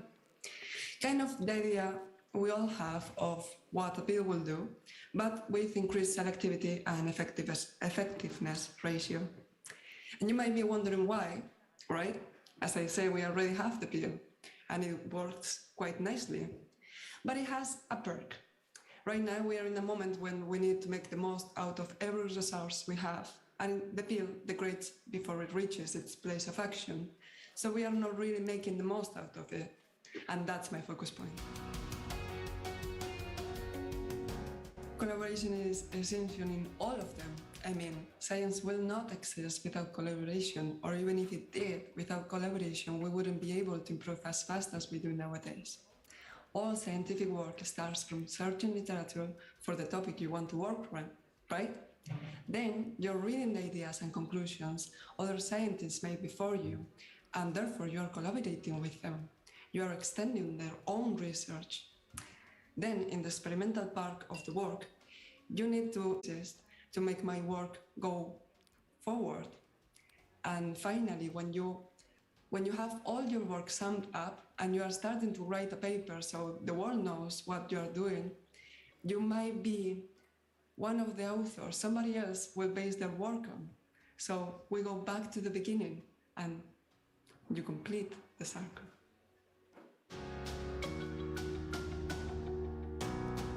So basically, research is, in my opinion, the starting point of all industry, of all work. So if you're thinking about building your own startup, I invite you to look for already existing research that fit your needs so we can all improve and move forward together. Wow. That was very nice. That's really, really nice. Connecting science and health, no? Yeah, definitely. I mean, we really wanted to bring a lady here today, but unfortunately she couldn't. But still, we had a piece of her essence. I mean, part of the Women in Tech also in Spain. And yeah, so I guess we should keep going and talking about more innovation, do you think? Please go ahead. So as you know, I mean, Valencia is a very strong city in terms of health and well-being, and it has a fantastic hub of innovation. And we have today 3 fantastic players, Marisol, and they're going to shine more light about the details of the ecosystem. So now, I mean, with no further ado, please meet Tania Menendez, Kiko Avellaneda, and Juan Carlos Sanchez. Woo. There you go. So Tania, please come here. Okay. Yep. And Kiko, there you go. Cojo esta, ¿no? And oh, sorry, yeah. We need another chair. Bring your own chair party here. Wow, this is a nice family, yeah? Yeah, see? Nice panel, huh? Okay, so let's start with Tania. Tania, I mean, can you tell us a little bit about yourself? I mean, you're Digital Transformation Officer at Rivera Salud, right? Yeah, that's right. Thank you. I'm happy to be here.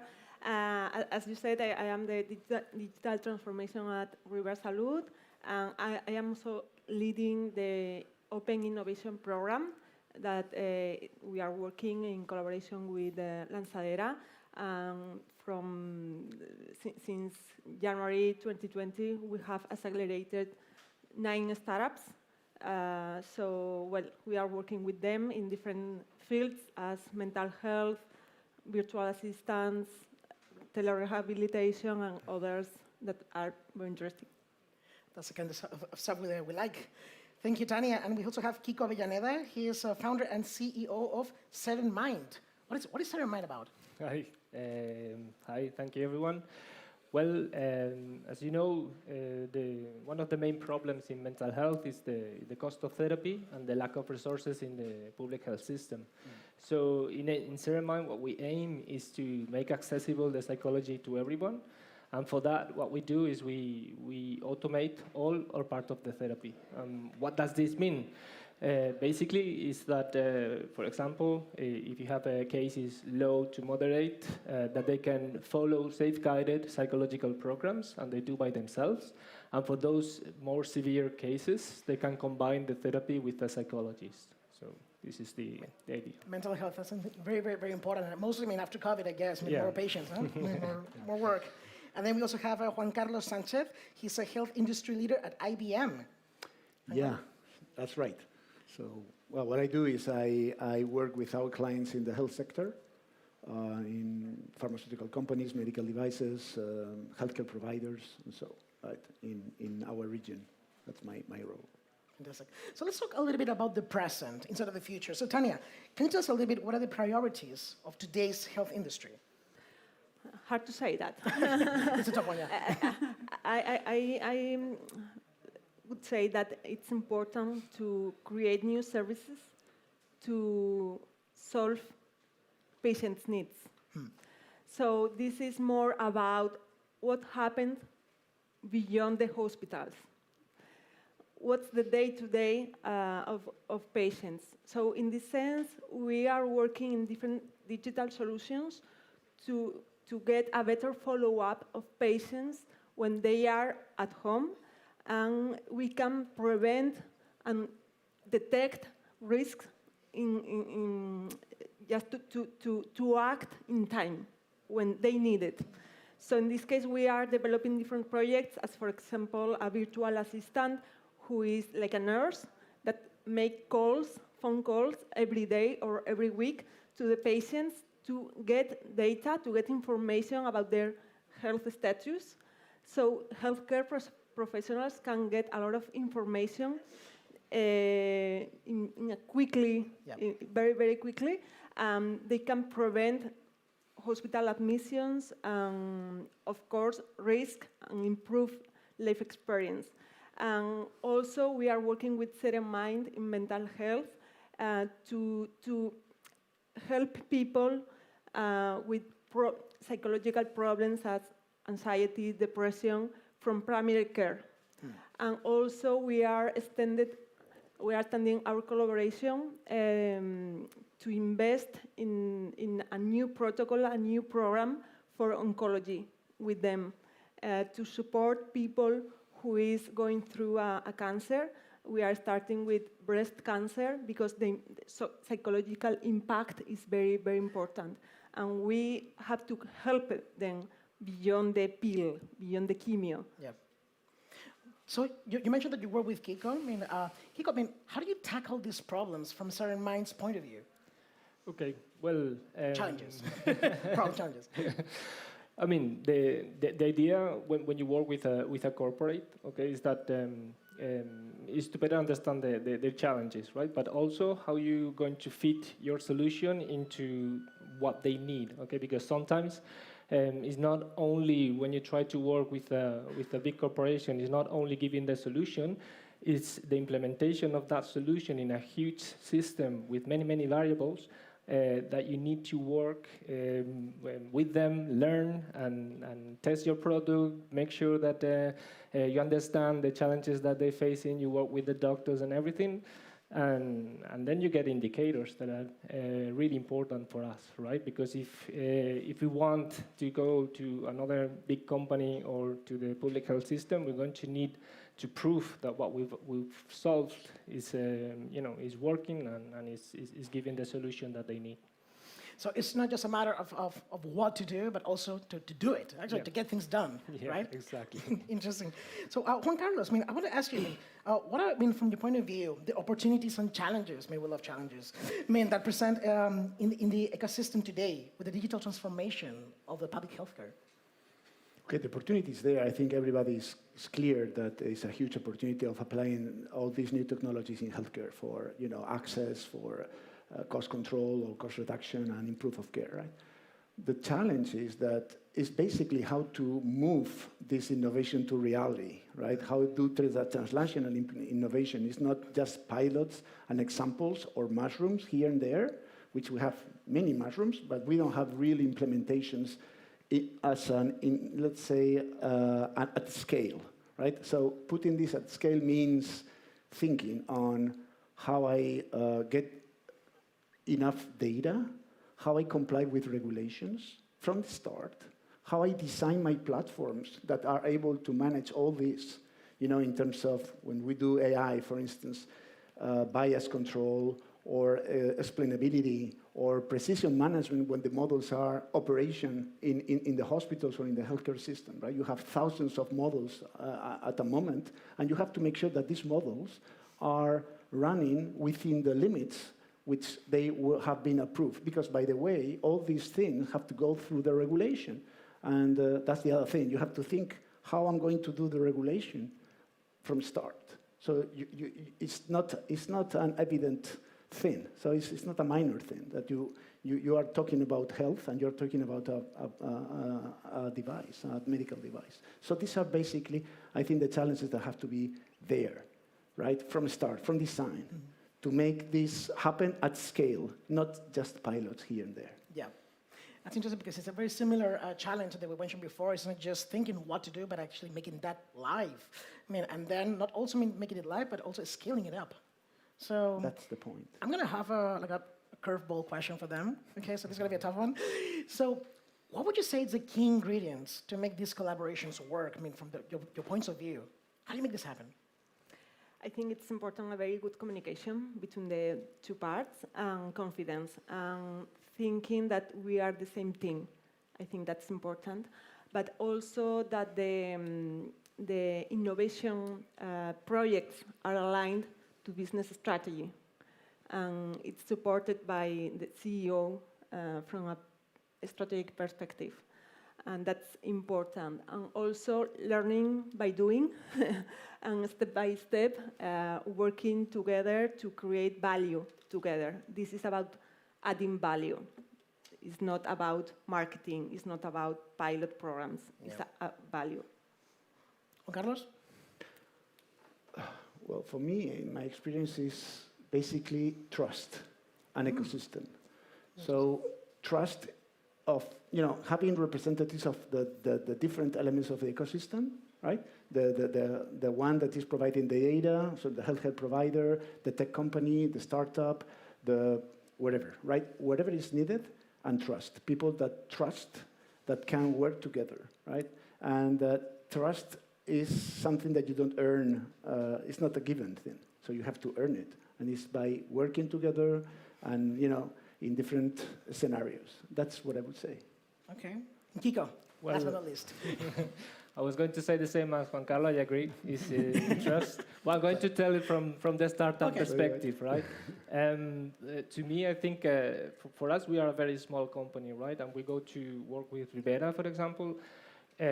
What we've been doing is, okay, you provide the solution and whatever, but you need them to trust you. But not only that your solution is doing what they expect from you, is that you, as a very small company, are going to be able to deliver the quality of job that they expect from you.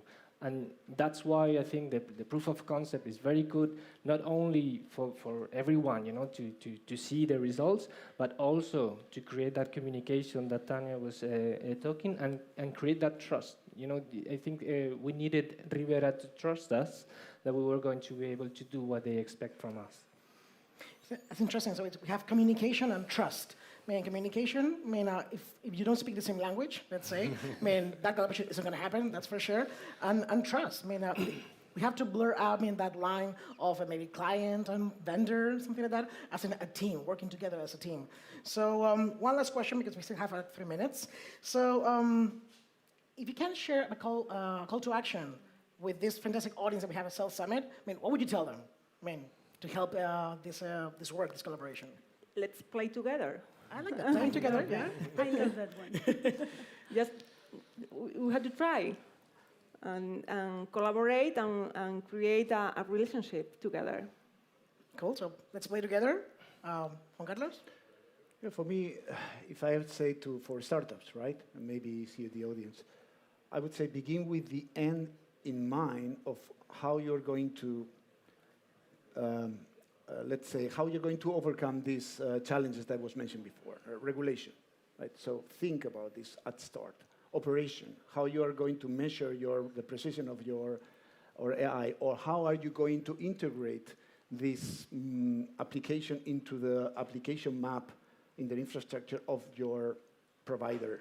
Because they are not going to like to have a kind of mushroom again here, without being able to integrate with the desktop of the physician, for instance, right? So all these things, when you do your business plan and you design how you're going to do, you have to think it up front, right? So that's very important. The big picture, no? To see the whole picture. Yeah, well, begin with the end in mind of the challenge you're going to have to cope with. Okay, and Kiko? I would say facilitate it to us. Make it simple for startups to, like the opportunity I had in Lanzadera through the corporate with Rivera. It was, give us the chances to get in contact with the corporates and present our projects. Fantastic. Well, so thank you very much, the three of you. We're going to leave now, but we'll still be here today at Sales Summit, so we can continue this conversation about playing together, seeing the big picture and communication. And thank you, Tania, Juan Carlos and Kiko, and Marisol also for inviting us to Radio OI. And what do you have next? Well, we are moving forward in the story of open innovation. Thank you very much for being here today. No problem. I think it's clear that we are talking about trust as a general, I think, for what we are doing, but also the continuous generation of value. I think the second line of thought that we were needing today is that we are not alone, that we don't need to do everything alone, and that in this network of collaboration, we need to consider all kinds of players, not only startups, of course, and corporations, but patients, medical teams, and scientists, and all the people who are around this.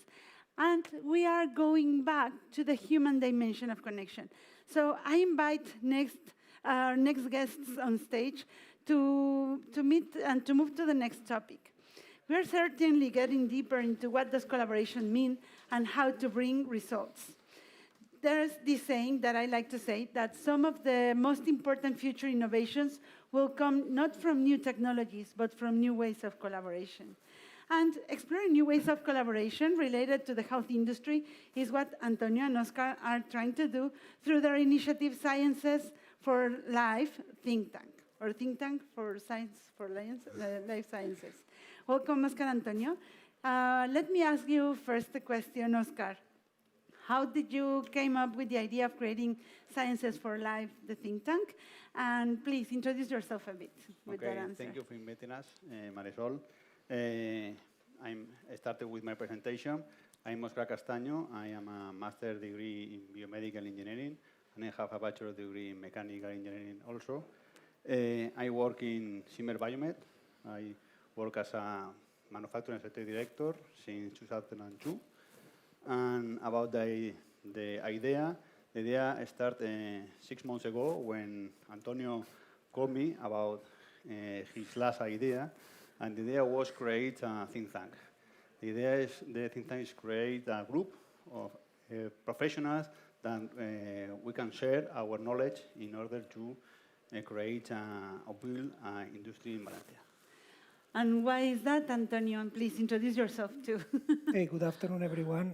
This is Antonio Macias, and well, even my background is from engineering. I'm nowadays leading the HR function within EMEA, Canada, and Latin America at Edor Life Science.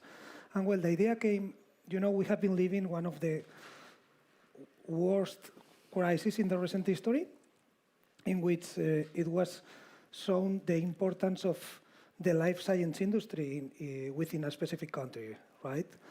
So taking that into consideration, the GDP weight of our industry is very low compared to other industries, right? So I want to see this as an opportunity, like crisis opportunity. So nowadays we have an opportunity to build up our life science industry together with the European funding we will have access. That's amazing. Here in South Summit, we really believe in the value of creating meeting points where the different players meet and where we can have a really good thinking process. And we know there's a process of building this trust, creating these connections. How are you doing that? How are you building your network? Yeah, well, there are multiple stakeholders, right? And we believe in the power of collaboration, in the power of networking, in the power of building an ecosystem. So we want to include all the key players from institutions, private companies, public organizations, startups, to join our working groups. Are you dedicating only to Valencia? What's your focus on your scope? Our scope is all the community of Valencia, not just Valencia, and the scope is all the companies that they dedicated in life science industry. And I know that you're organized in groups. What kind of groups do you have? I think that you have something related to capturing money funds, no? Yeah, well, the idea of the working groups is, as I said before, we firmly believe in the power of collaboration, right? So the working groups are set according to the challenges we identify that the industry is living. So, for example, we have built a working group for foreign funding or investment. So we want to help foreign companies and organizations to be established here in the region. And for example, as well, we have another working group for public aids, because nowadays there are a lot of information and a lot of support from public agencies, but not all the companies, due to the size, is not the same as a startup or a big corporation, right? Not all of them have the same access to this information. So we want to make public and accessible for all of them. And there are two more groups, one related to entrepreneurship and the other to talent acquisition. Yes, the international position is, the idea is to create a Valencia as a hub to life science company. Because Valencia is not just the best place to do summer, we think that Valencia is the best place to work and to live. And the other group is the train.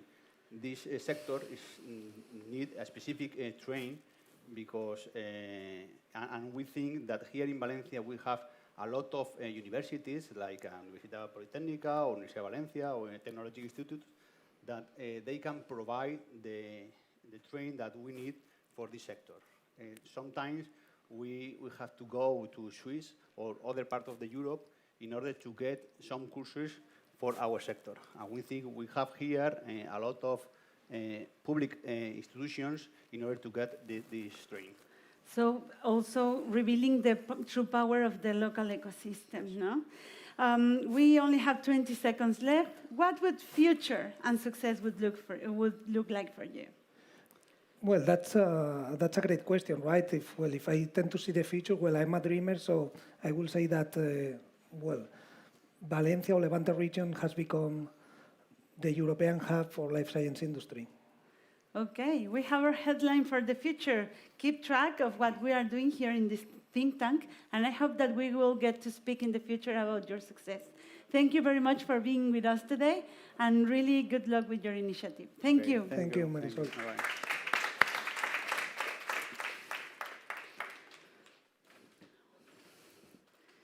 Well, we've been talking a lot about innovation, collaboration, startups, corporation, and the future of health. While having these conversations, I always wonder, how are those exceptional teams leading the change? And that's why, for me today, it's an honor to introduce the next guest. Get ready, because Dr. Gloria Balaguer is Professor Emeritus at the Department of Psychology of the University of Illinois in Chicago, and her background is in sports psychology, including being Program Director of Sports Psychology for the U.S. track field team and the National Rhythmic Gymnastics grass hockey teams, being the U.S. teams to the 92 and 96 Olympic Games. She was the sports psychologist there. And she has also worked for 10 years with the baseball team at the University of Illinois at Chicago and for the Chicago Bears at the NFL teams. Thank you, Gloria, for joining today with us. I wish I could hug you. I will do a virtual hug right now. Thank you. Hello. Sorry, we can't hear you. Maybe you have your mute button on? Now we can hear you. Hello. Yes. Hello, and a virtual hug back to you. Hey, Gloria. Today we are talking about health industry and with innovators and game changers. These are high-performance teams. You specialize in high-performance teams, as I introduced. What do you see as a common factor among them, between them? I think that high-performing teams need to be able to solve problems quickly. And for that, one thing they need is be able to deal with stress well. Stress is something that narrows our focus of vision. And high-performing teams need to perceive everything. And you cannot do that when you feel very stressed out. So, seeing pressure as a challenge, not as a threat, is a key element for those high-performing teams, that they see a stressful, difficult situation, and their first thought is, wow, how can we fix this? Instead of, oh my gosh, what's going to happen if I don't? So what makes the difference between being crushed by these stressful situations and succeed with them? What would be a difference there? I think I would say one of the main differences is how they deal with the expectations. To me, expectations are like a huge block of concrete, and a block of concrete that you can use in two ways. One, you can step on top of it. It makes you taller. You have a better vision of things. Or you can try carrying it on your back, and it flattens you.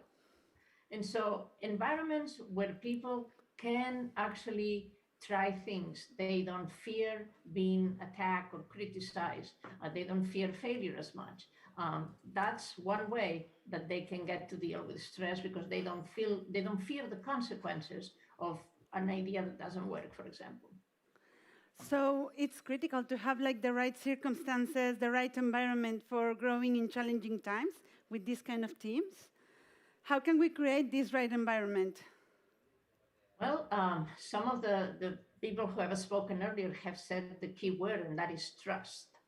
And so people have to be able to trust that they're not going to be attacked. So these high-performing teams, you can criticize the behavior, but you cannot attack the person. So you can say, this was wrong. No, you're an idiot. Okay. So that is the way that you start building trust, respecting the person, respecting the people, and understanding that the most important thing is to really come up with new ideas. Failure is not when idea doesn't work. At this level, failure is when you don't do or throw out a new idea. And so to be able to do that, you need an environment that allows for that, where you feel trusted and you feel like what you are going to do is going to be accepted, even discussed, but it's going to make it better. So I think that's one of the main things. I mean, fear makes us avoid things and situations. And at this point, you got to go for it. There was a big quote by Michael Jordan, since I've lived in Chicago so many years, who said, you miss 100% of all the shots you don't take. And that's the same thing with the ideas. Any idea you don't throw out there is already failed. So the failure is not to throw out the ideas. That's true. Fear, no, and failure. I remember that Leticia Gasca, who created the Failure Institute, she says, "Don't fail fast, fail mindfully," and that's interesting, no? It is actually a very astute description of what needs to happen. If you define failure as not throwing out ideas, then throwing out an idea, even if it doesn't work well, is not exactly a failure. It's an attempt. And I think it's important to learn. I mean, if I go, and I'll use the examples of sports, if I go to a practice and everything is working well, I think, okay, they are doing things they already know how to do. They're not learning anything. Failure teaches us what we need to do better, what we need to change, what is it that it's the area that we are in need of attention. And so learning from failure is really the only way to reach the top. And that means you cannot be doing the same mistake over and over. Make different mistakes, which is kind of like fail mindfully. I think that's a great way of putting it. This is interesting because, well, we've discussed that before, but in innovation, failure is a given because we are exploring boundaries, and this management of the stress and the tension from being stressed out to bringing in results from these innovations. I also think that it creates anxiety, and it's an interesting topic to manage within the success teams. Gloria, thank you very much for sharing your wisdom today. Is there any final advice that you can give us? I think that in the field of high performance, everybody gets so concerned with recruiting the best talent. And what I would say will probably serve us better is how about we take care, nurture, and protect the talent we do have. I think we would be better off. So guys, you know already from the top performer teams in the world, create the right environment, work with the failure to create the future, the learnings, no? Take care of that learning. And I remember, Gloria, that you also said you can worry, but focus your worry in the right things, no? And in the right moment, not about everything. Is that right? That is correct. When you start worrying about everything that could go wrong, that is a spiral of worry that leads nowhere. So worry about one thing, look for a solution. And if it's an uncontrollable, stop worrying. There's nothing you can do. Worry about something else that you can do something about. Well, thank you very much, Gloria, for being here today with us, as if you were in person, and hope that we meet in person soon. Thank you. Me too. Thank you very much. Thank you.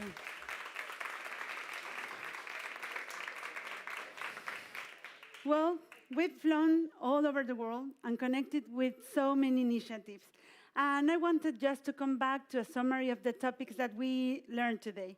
First of all, we can't travel alone in this journey of innovation. The second is that this collaboration should not only be between startups and corporations, but also in the health industry in particular, with patients, with medical professionals, with public institutions, and in fact, with everyone, because health is a global matter. And the third one is that cultural transformation, being prepared within organizations to embed and assume this innovation is key. And that's all for today. I hope that your mind, your heart, and your future is booming with ideas and alternatives. All our guests today, thank you very much for being open to this adventure of Radio Open Innovation, for connecting and for creating the future that we want to create. Thanks to everyone for coming and for being open for this adventure. Stay tuned for future editions of Radio I. And you know, the most important future innovations will come not from new technology, but from new ways of collaboration. Thank you very much. Thank you. And I know this might be a bit weird for those who are watching us in streaming, but can we take a quick family picture with all the speakers in Radio I? Running, please, so we don't steal too much time. Thank you.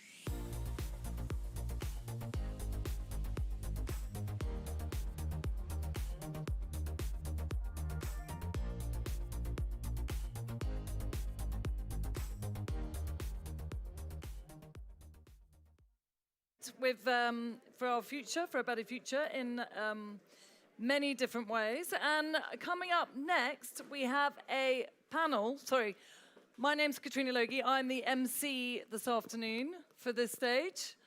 And I'm going to introduce the next panel, which is on emerging opportunities in healthcare.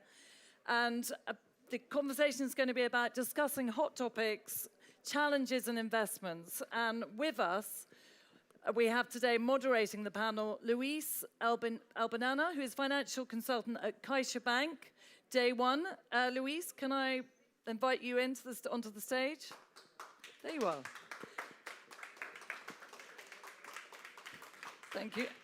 Jorge Fernandez Casada, who is associate at Bullnet at Bullnet Capital.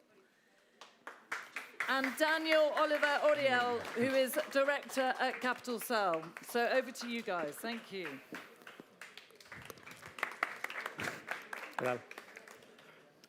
Well, good afternoon. Thank you all for sharing this panel with us, Emerging Opportunities in Healthcare. It's great to see so many people. There were a lot of people yesterday, but also there were free drinks, so it doesn't count. My name is Luis Albiñana, and I'll be moderating this panel. I've been in finance for more than 15 years, the last 3 years as a financial consultant at Day One. They specialize CaixaBank banking service focus on the economics of innovation, which means I am in touch with startups and scale-ups, but also with the rest of the players of the ecosystem, such as investors, accelerators, or institutions. Particularly in Comunitat Valenciana, Day One is glad that we have been helping more than 500 projects over the last 3 years in different verticals, including health and well-being. I would also like to take the opportunity to say that in Day One, we are glad we are now launching this year's edition of Emprendedor 21, an award it's been going for 15 years, and that can be the boost some of the new companies need. It has the collaboration of ENISA in Spain and BPI in Portugal.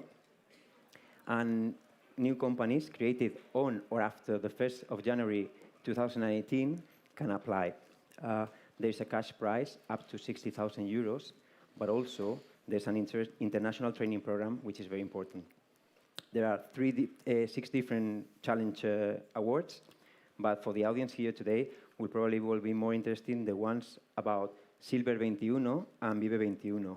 Silver 21 is related to the active aging and a long, healthy life through technology, and Vive 21 it's related to new business models and reactivation of the tourism and leisure, which is so important nowadays. But enough about my book. Let's talk about the panel. Let me introduce the speakers today. On my right here, please welcome Jorge Fernandez. He's a biomedical engineer. He's developed an international career at Philips, both in the Netherlands and Northern Ireland, where he worked in the development of medical devices to treat dermatological conditions and a state-of-the-art AI solution for tumor quantification in molecular pathology. Sorry. He's only 29, so try to imagine, right? Since 2019, he's an investment analyst in Bullnet, collaborating in the identification of new investment opportunities. That's so, right. It's all right. Feel free if you want to say anything else about yourself or your company. That's even too much. Okay. And please move into Daniel. He's a biologist by the Universitat de Barcelona. He has a solid career as an entrepreneur. He was founder in Creo Tu Proyecto, an equity crowdfunding and tech development platform that raised 3.6 million euros back in 2013, which is quite a lot of money so far. For one customer. Oh, wow. And he also has been president of the Spanish Crowdfunding Association. And since 2015, he's a director in Capital Cell, right? Yeah. So, well, taking into account the title of the panel, first question is a must. What do you think are the emerging opportunities when investing in healthcare right now? Do you want to go first? Okay. Sure. No, you go. Should I?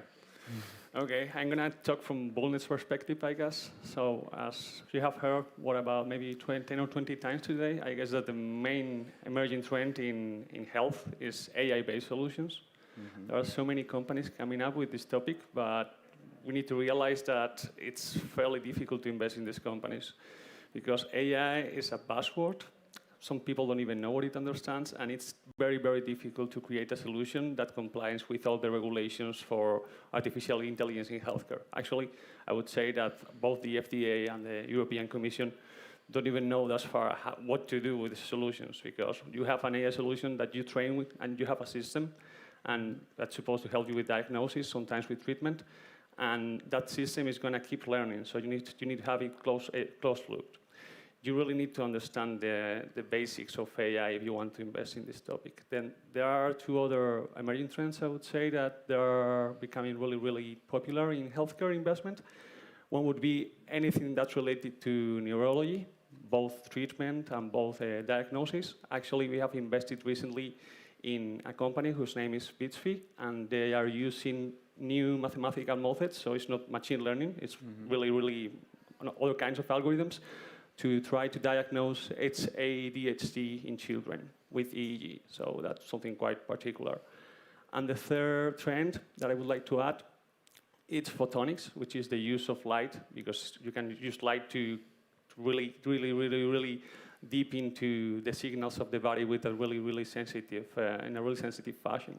And in this sense, we invested last July in a company from Malaga, whose name is Biohurient, and they are using this kind of technology. They are using a biophotonic sensor with interferometry to measure allergy to drugs, basically. Right now, if you want to measure allergy to drugs, you need to have all these pinpricks in your body, and that really doesn't work very well for drug reactions. So I think that if we gather this kind of technology, you can get something much better than what you get right now in the clinical pathway. What do you think, Daniel? I was interested to see what you would say, because, well, you're an analyst, and we are a bit more of a platform. And I agree with definitely with the artificial intelligence. It's a no-brainer. Artificial intelligence is going to be doing a lot of things in the future, such as interpret X-rays and things like that. And I also agree with the fact that anything is called AI these days, so it's very difficult to nail who actually has the technology. When I was thinking, not even the FDA or the European agency have a standard for that. There's not even anything even remotely like an ISO 9000 for what is artificial intelligence. But despite all the difficulties which are natural when you invest in a pioneering sector, things are starting and they are somehow shapeless sometimes. AI is definitely one of them. I think that maybe it's outside the scope of what we're seeing at the South Summit today, but if you go into what the pharma companies are doing, biology in laboratories, I expect that, and that's good news, in 10, 15, 20 years, cancer will stop being a deadly disease. It will be probably something like diabetes, something you live with your whole life. So currently, there's a huge trend of investment in oncology. And if you think about it, you would have liked to have invested in insulin before it became the solution for diabetes. Well, you can probably invest in cures for cancer these days. So there's just like oncology, I think there are a few sectors in genomics that are also at the birth of the medicine of the future. So if you look at certain things in genomics are probably going to be more hit and miss, such as consumer tests. But you can definitely invest in the technologies that are going to completely replace certain diagnostics or therapies in the future. So a lot of very exciting. I would bore you to death if I tried to tell you exactly which technologies, but oncology, genomics, there's a lot there. I would like to add a small point. It's not only what people are going to invest in, it's also at what stage people are going to invest in. Not only these particular topics are becoming trendy, But I think that investors and business angels are realizing that they have to invest as soon as possible because there is also a lot of competition from the VC part. So if you get into the topic, if you get into the company as soon as possible, and you can help them go through all the difficulties that they have along the process, I think that will be better both for the fund and for the companies, for the entrepreneurs as well. I see. You were mentioning things that's so impressive, such as investing in the cure of cancer. What challenges do you face when you invest in health? Like, I would say probably curing cancer isn't exactly easy. It's not like setting up a GPS on a few blocks with a bicycle and delivering pizzas.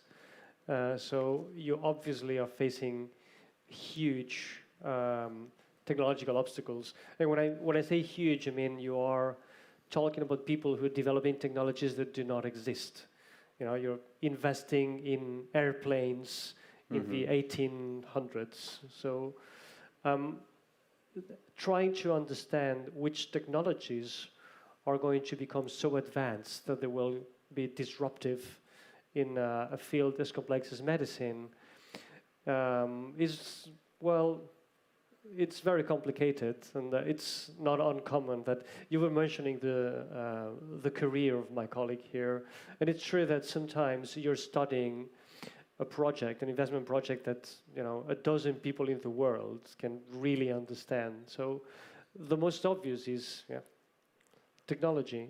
Understanding the technology is difficult, and I think that the other major challenge when you invest in healthcare is that it's a bit of a weird market. I think that any one of us has an instinctive reaction to a business proposal telling you if it's going to work or not. For example, I'm going to throw a business idea here. This one's for free. Speed dating app for Christians.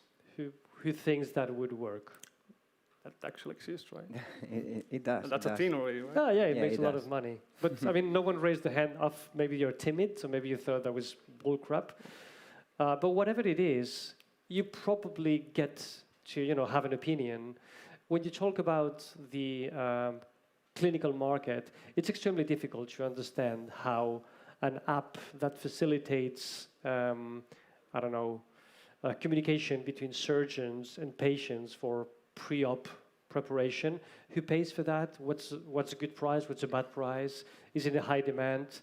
It's not intuitive at all. So investing in healthcare requires a very deep knowledge of, uncommon channels of sales, distribution, pricing, etc. I could think of this too. There's probably another million. It is. It's difficult. So I think that, to be honest, what you said, I mean, I'm not going to repeat what you said because it's basically the main challenge to invest in healthcare, I guess. But the other thing I would say about the challenge is that, at least for us, we invest in really, really deep tech projects, and these projects are typically made by either engineers or physicists. So what happens? You have an engineer who's making a product, and the engineer is going to think that his product is the best product ever. But if you don't add doctors into the equation, it's going to be very difficult. So I think that making the path simple for engineers to communicate with doctors is a key challenge here. If you don't have doctors in your equation, even if your technology is the best technology ever for cancer diagnosis, who knows, you will never get it into the market because you really need to understand who's going to pay for the technology, where that technology will implement it, and obviously there's a regulatory maze that you have to go through, and it's very difficult if you don't have external help. So I guess that making the entrepreneur realize that his product has to go into the clinical market and giving him all the help that you can give him so that he can go through the process, or she obviously, is one of the main challenges here. Yeah, and I think that one thing that is a constant danger is that too often you're studying an investment proposal and it's a technician developing technology. Scientists love science, so they want to develop science.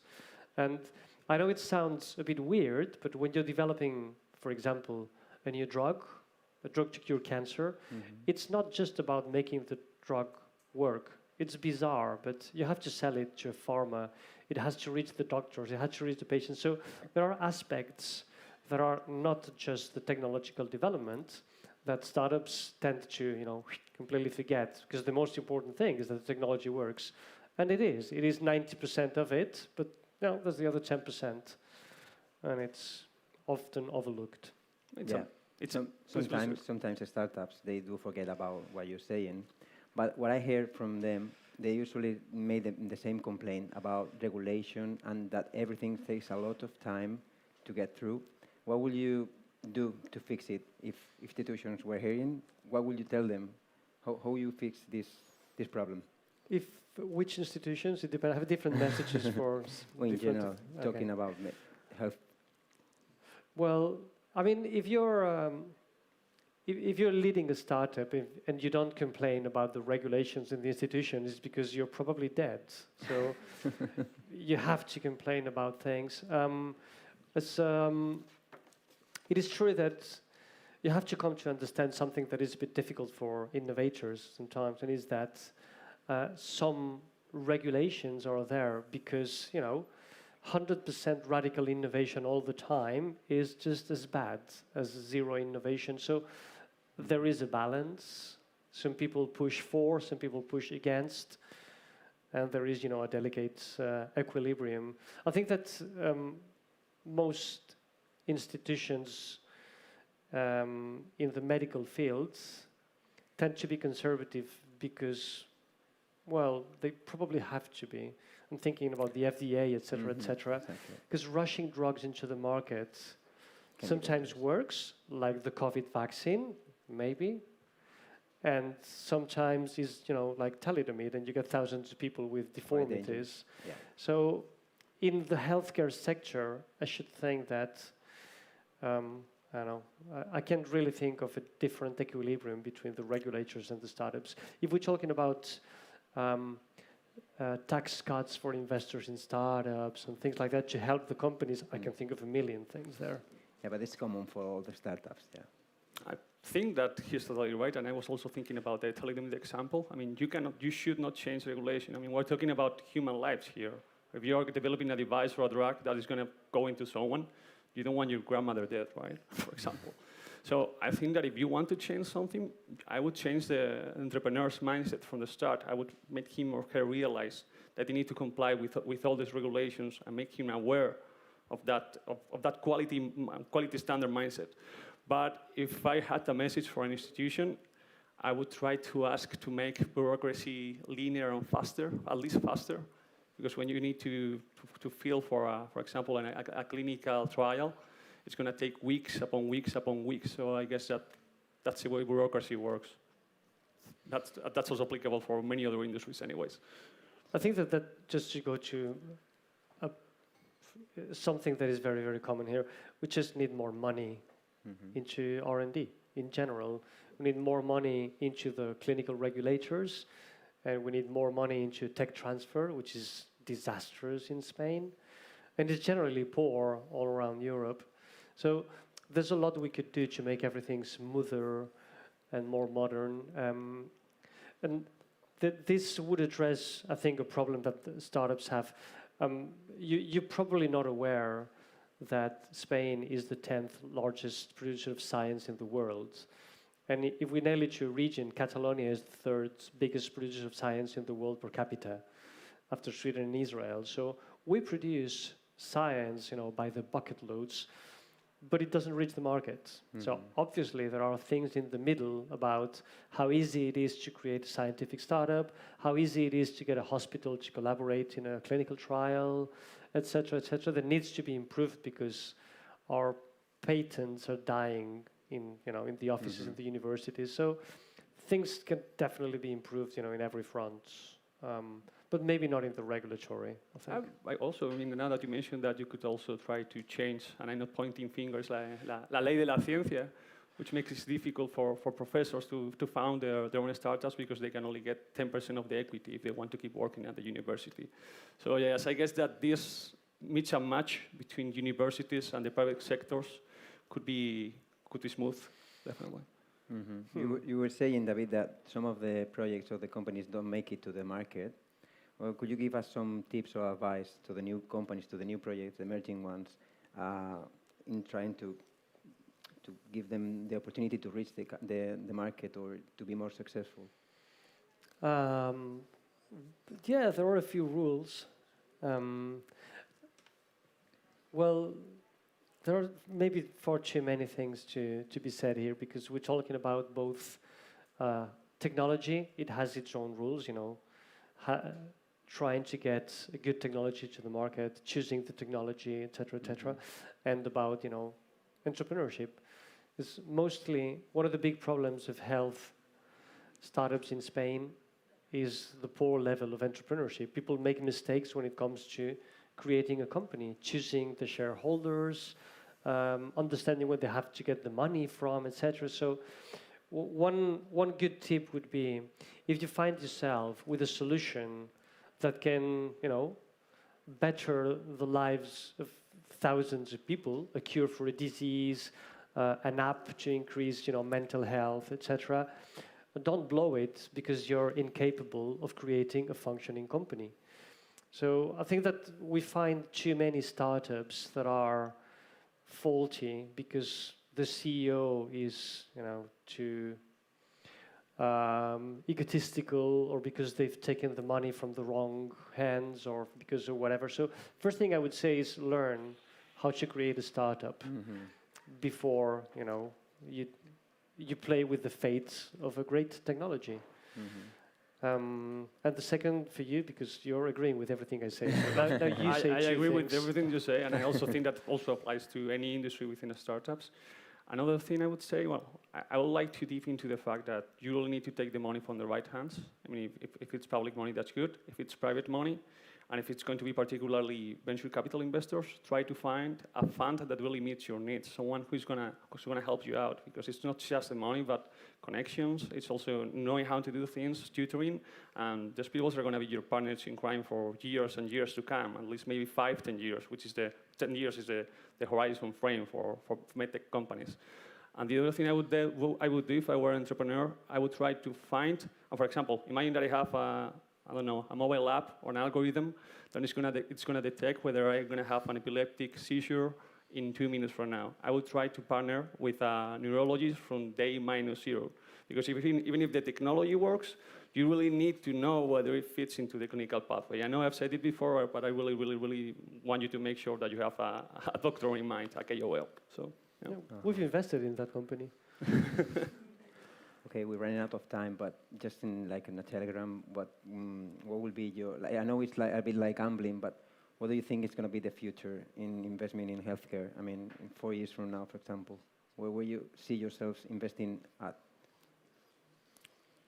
In 4 years from now, I hope that there will be a regulation for AI in healthcare, and it will be easier to know what you need to do to get your AI system, your machine learning algorithm, approved by the FDA and the European Commission. That way, maybe we will invest in that kind of company. Okay. I think that in 4 years or 5 or 8 or whatever, the market of investing in biotech is probably going to stabilize a bit like, I think we're living a boom in investing in biotech and medtech. It's gone, in the past few years, it has quadrupled the performance of normal indicators in the stock exchange, etc., etc. So at some point, it's going to stabilize. And if I had to, it's a bit of a weird thing to say, but how we had a boom in the dot-com investment back in the 90s, something like that has been happening and is happening. And I'm guessing that at some point, it's going to stop, and it's going to become a lot easier. You're going to be able to invest in top technologies, in listed companies, and et cetera, and you're not going to have to fish in startups. So I'm guessing maybe not 4 years, but it's definitely going to happen in the next few years. Okay. I didn't say definitely. It's going to happen in the next few years, maybe. So it will be easier to invest in a few years, you mentioned. Okay. So thank you very much for your company. And, we ran out of time, so thank you very much for your audience. Thank you all, guys. Thank you, Yus. Thank you, Danny. On the emerging opportunities and investment and the challenges that we face.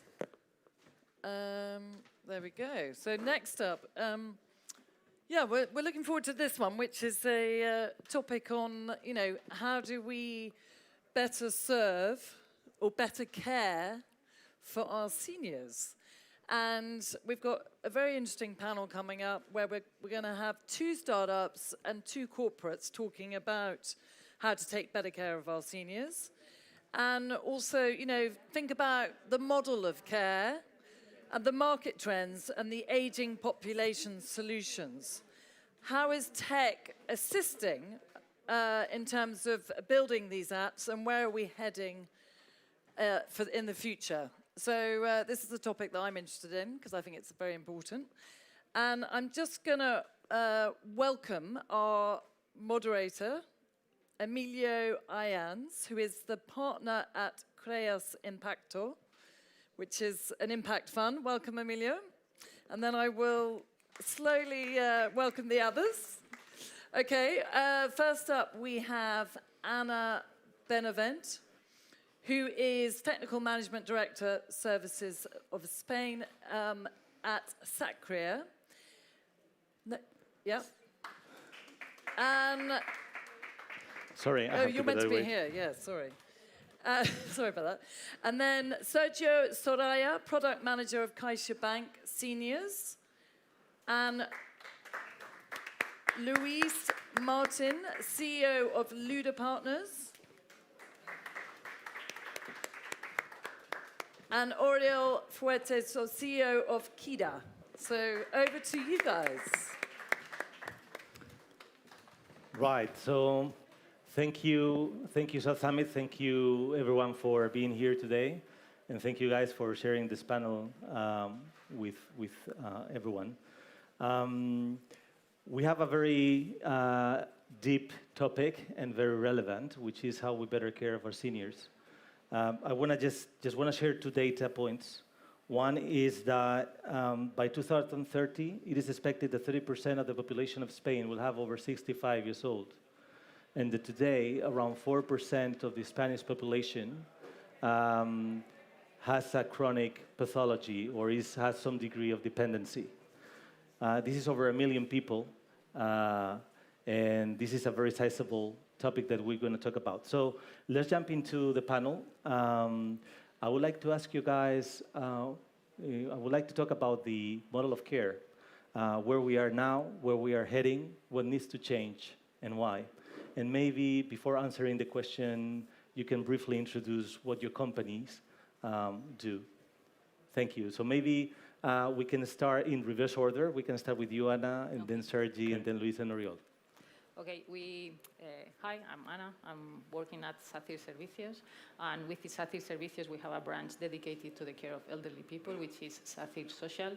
So our main business is we work for public clients, and we do all the care in retirement homes, attention in their own homes, and also teleassistance. So for us, what we see currently is that, as you said, in 30 years, more than 30% of the population will be over 65.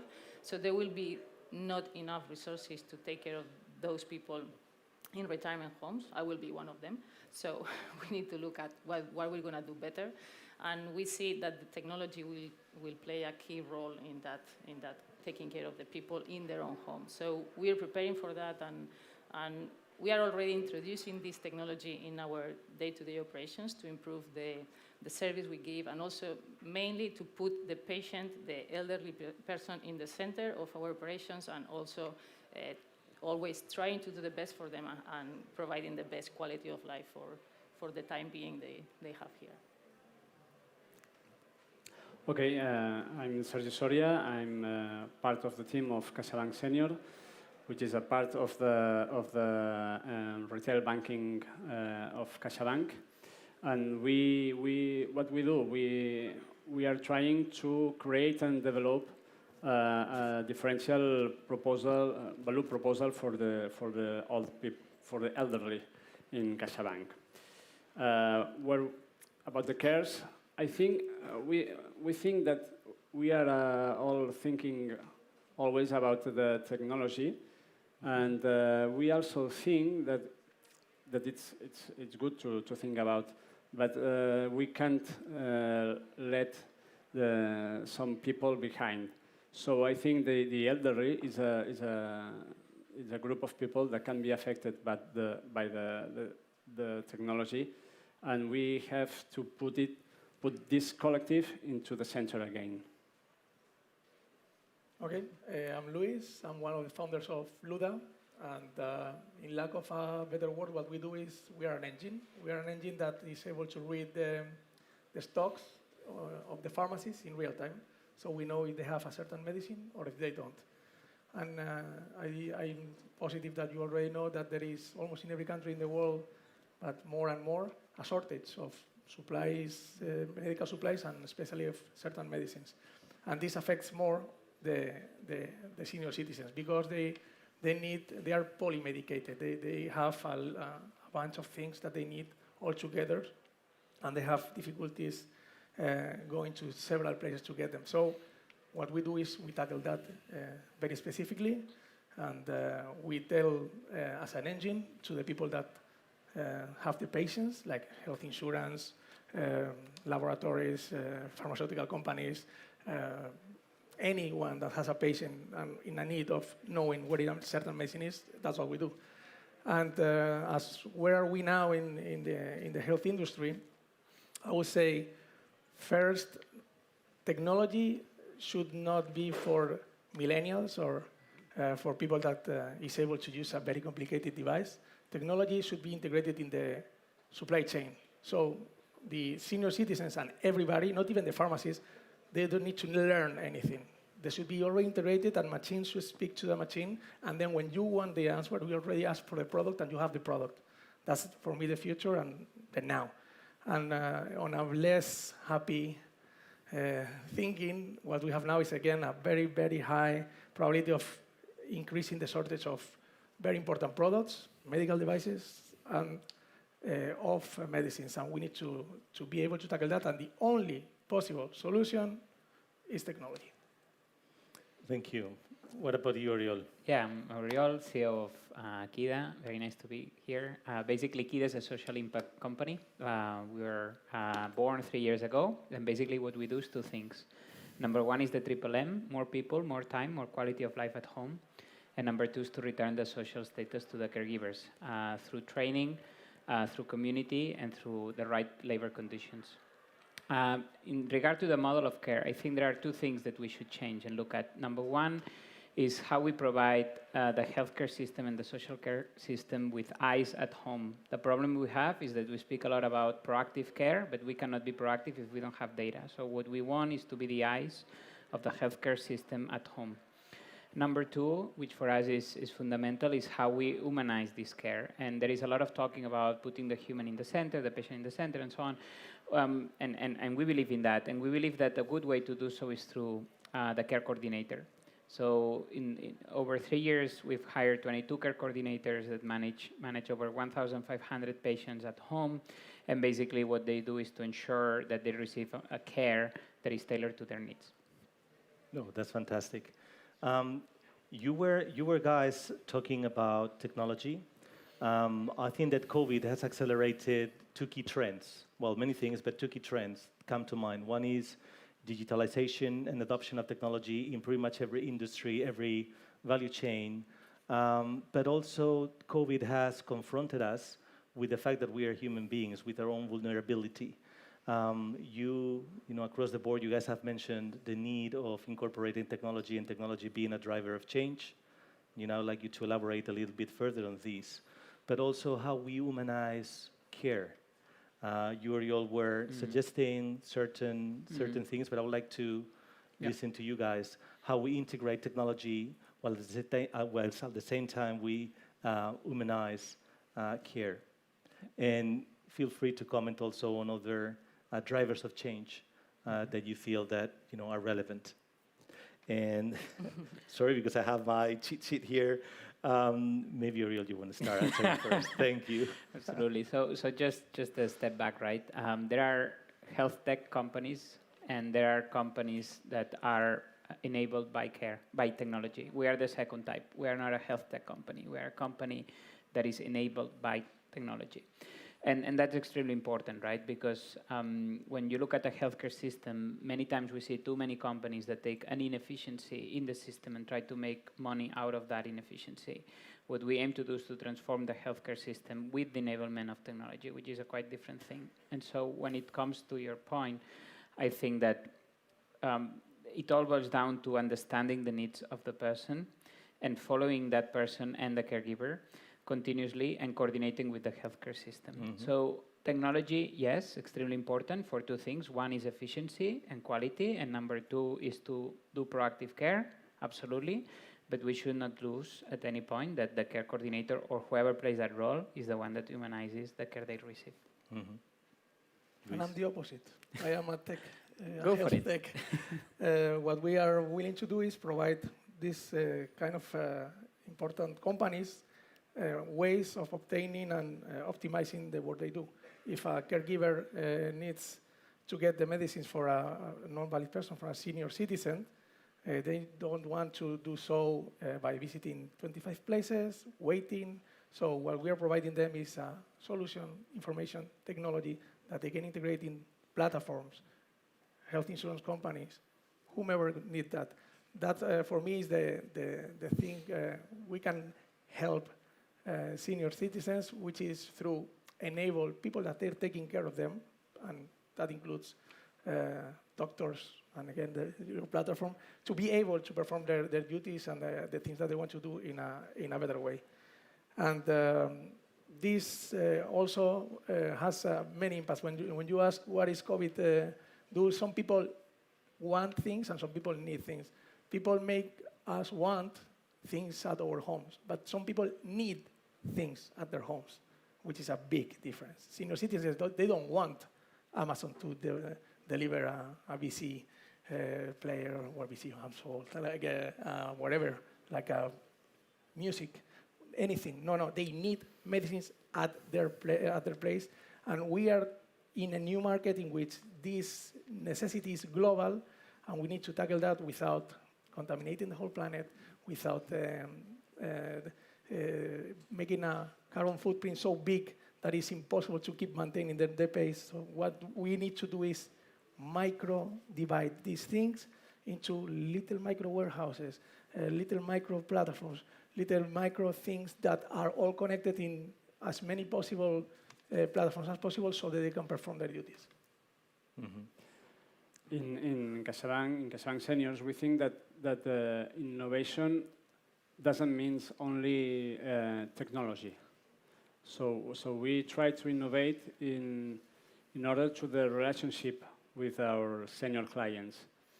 And that's why in CaixaBank Seniors we create the figure of the senior advisor, consejero senior, which is a manager in almost every branch of the bank, which is dedicated to serve and deal with the senior people, with the senior citizens.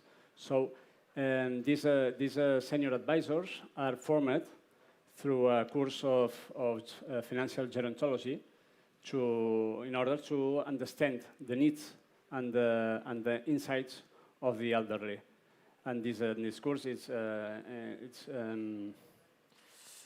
endorsed by the Longevity Cátedra of the Universidad de Barcelona. At the same time, we are not giving our back to the technologies, and that's why we have, for example, a strategic alliance with Securitas Direct, and we offer the Protección Senior, which is a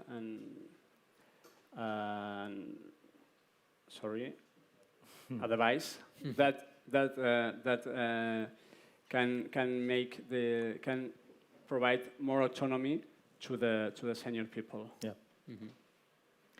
So in terms of, I know that I've been very pushing forward for technology, but in terms of technology, that's the cherry on top. In the base of that, we're trying to reinforce the human resources that are taking care of the elderly people.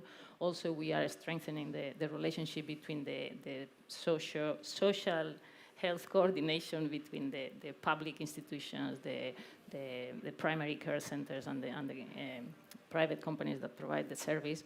And And also we're trying in Sathir Social to innovate from the social point of view. So we're trying to, in fact, we are about to put into place a pilot between senior people and young people living under the same roof. We know that there are similar experiences in Spain, but we don't know exactly what the outcome has been, because maybe we have not researched enough, but the information, I mean, the outcomes of that experience hasn't come out to us, like, don't repeat it because it's not going to work. So we're going to try it, and we're going to use also technology to collect all that data and also see how we can improve, and their life is improving by having that, because by that we're trying to reduce the feeling of loneliness and increase their social interaction, and also helping them with the financial burden they have to, because when you're retired, the money is limited and you still need to live, and probably you don't have the same resources you had previously. So we're going to try to help all of them with all that, all those aspects, and see how it goes. So we're trying to innovate in many ways. You guys have mentioned something which is very interesting, which is, you mentioned, Oriol, we are the eyes, so we aim to be the eyes of the health system at home. Joanna mentioned that you are collaborating with the public health system.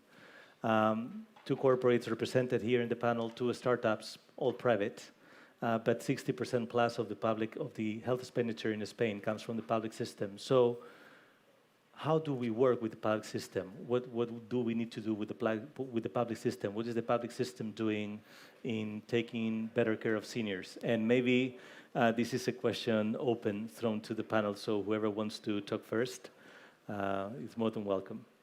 I think they are encouraging us to apply new innovation ways of doing things, and we are kind of the test bank for those ideas that, and if they are successful, they will be implemented in many other services they provide. And I think it's probably, Oriol, you're seeing the same. I maybe to share that it's true that 70% of the healthcare spend is public and 30% is private, but at the same time, if you look at the segment of seniors, is even more public, right? So I think it boils down to the question of what sort of impact do you want to have? If you want to really go big and transform care in Spain or in the UK, for example, you either go with the public sector or don't start. That's my very honest view, because if it's going to be 85% of the spend, that's where the money is. So now, how to do that?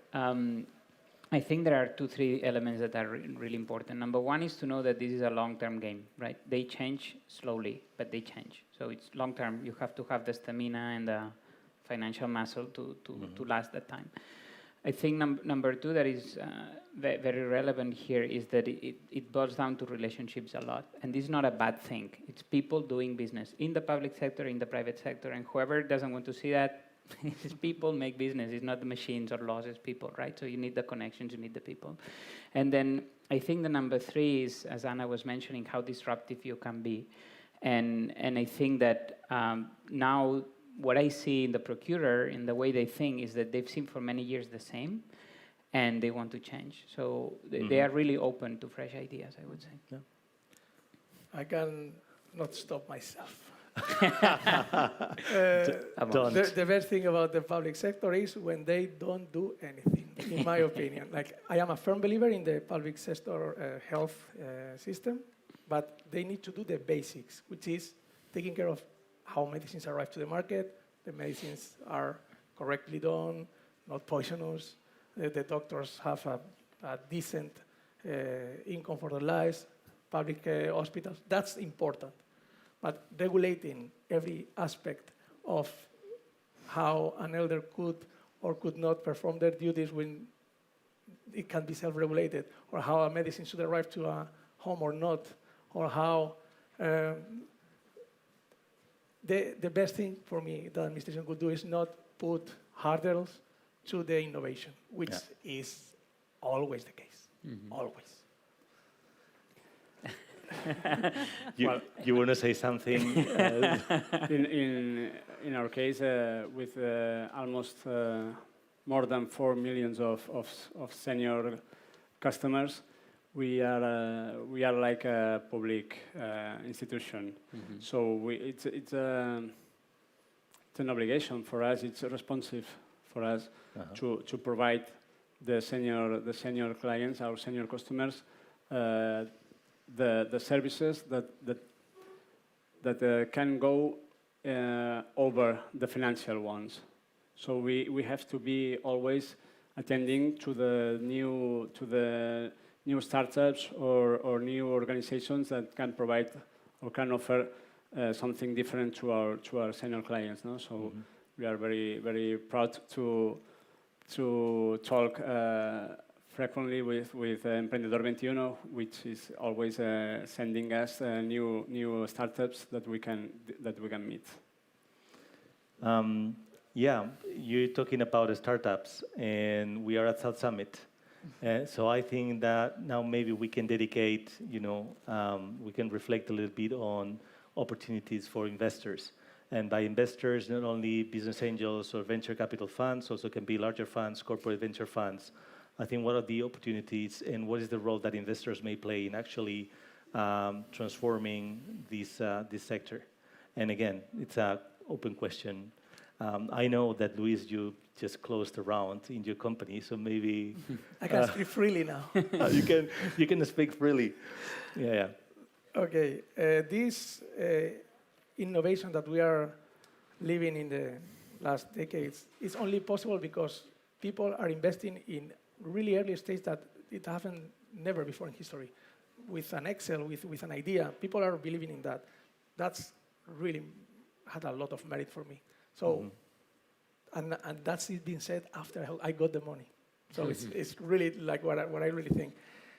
In our side, what we should do is we have to be realistic and provide ideas that actually make money. It is not sustainable unless you're an administration to make things just because they look good or they sound good for the seniors.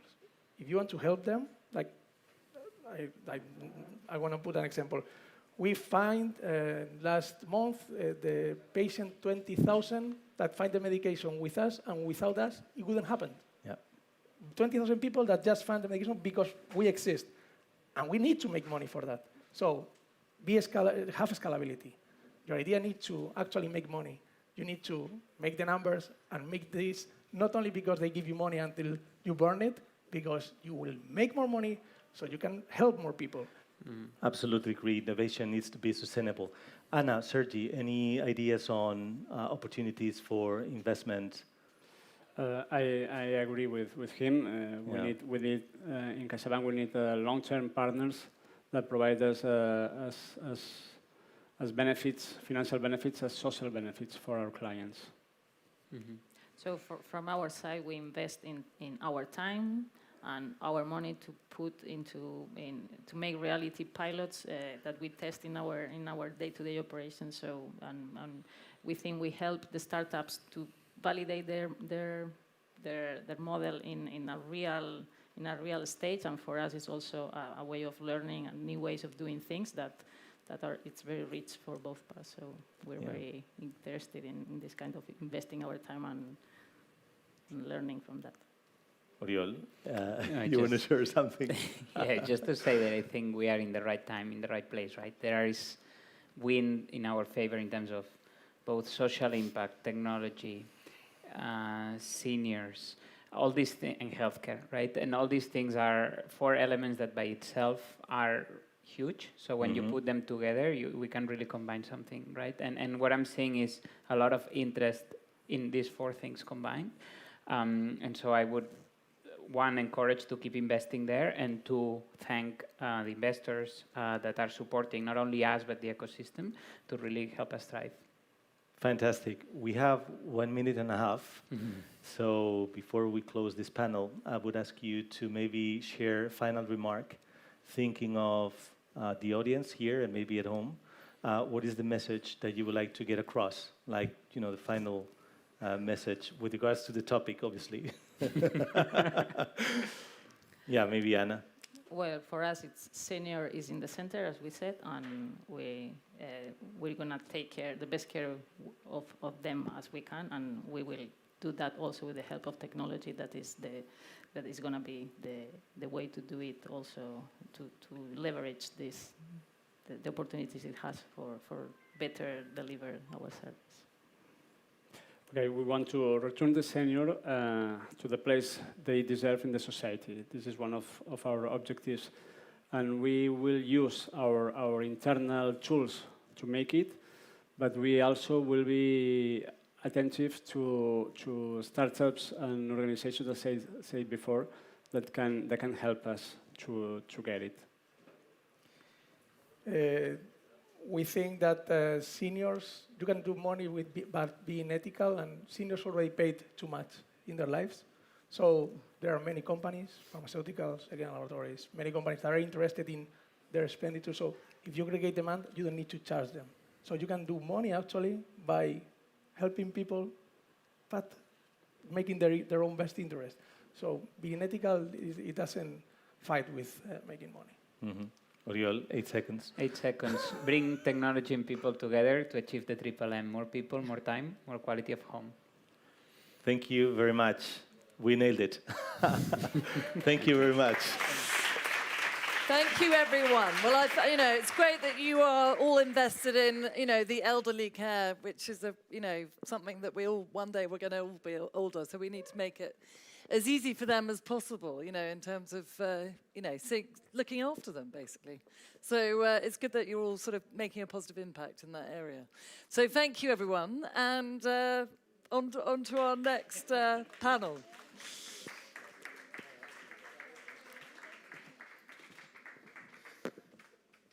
Okay, so our penultimate panel is all about empowering human performance. And it's talking about disability and how we can empower disability rather than take the power away.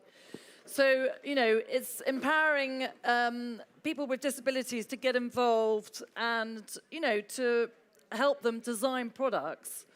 And by sort of making them sort of feel part of it. And on the stage, I'm going to invite Marta del Castillo, who is the moderator of this panel and CEO of South Summit.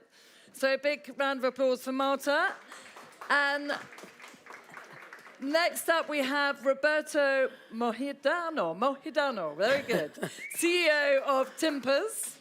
And joining us, welcome to the stage. Thank you. Joining us on remote, we have Eric Dicrus, co-founder and director of PO. So welcome, everybody, and over to you, Marta.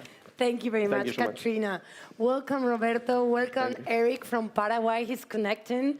So I'm really, really, really honored to be here moderating this panel, because for those that don't know about Roberto and about Eric, I want to tell them that they are these entrepreneurs that really inspire us, because are those entrepreneurs that are doing the change, that are using business to do a change in the world.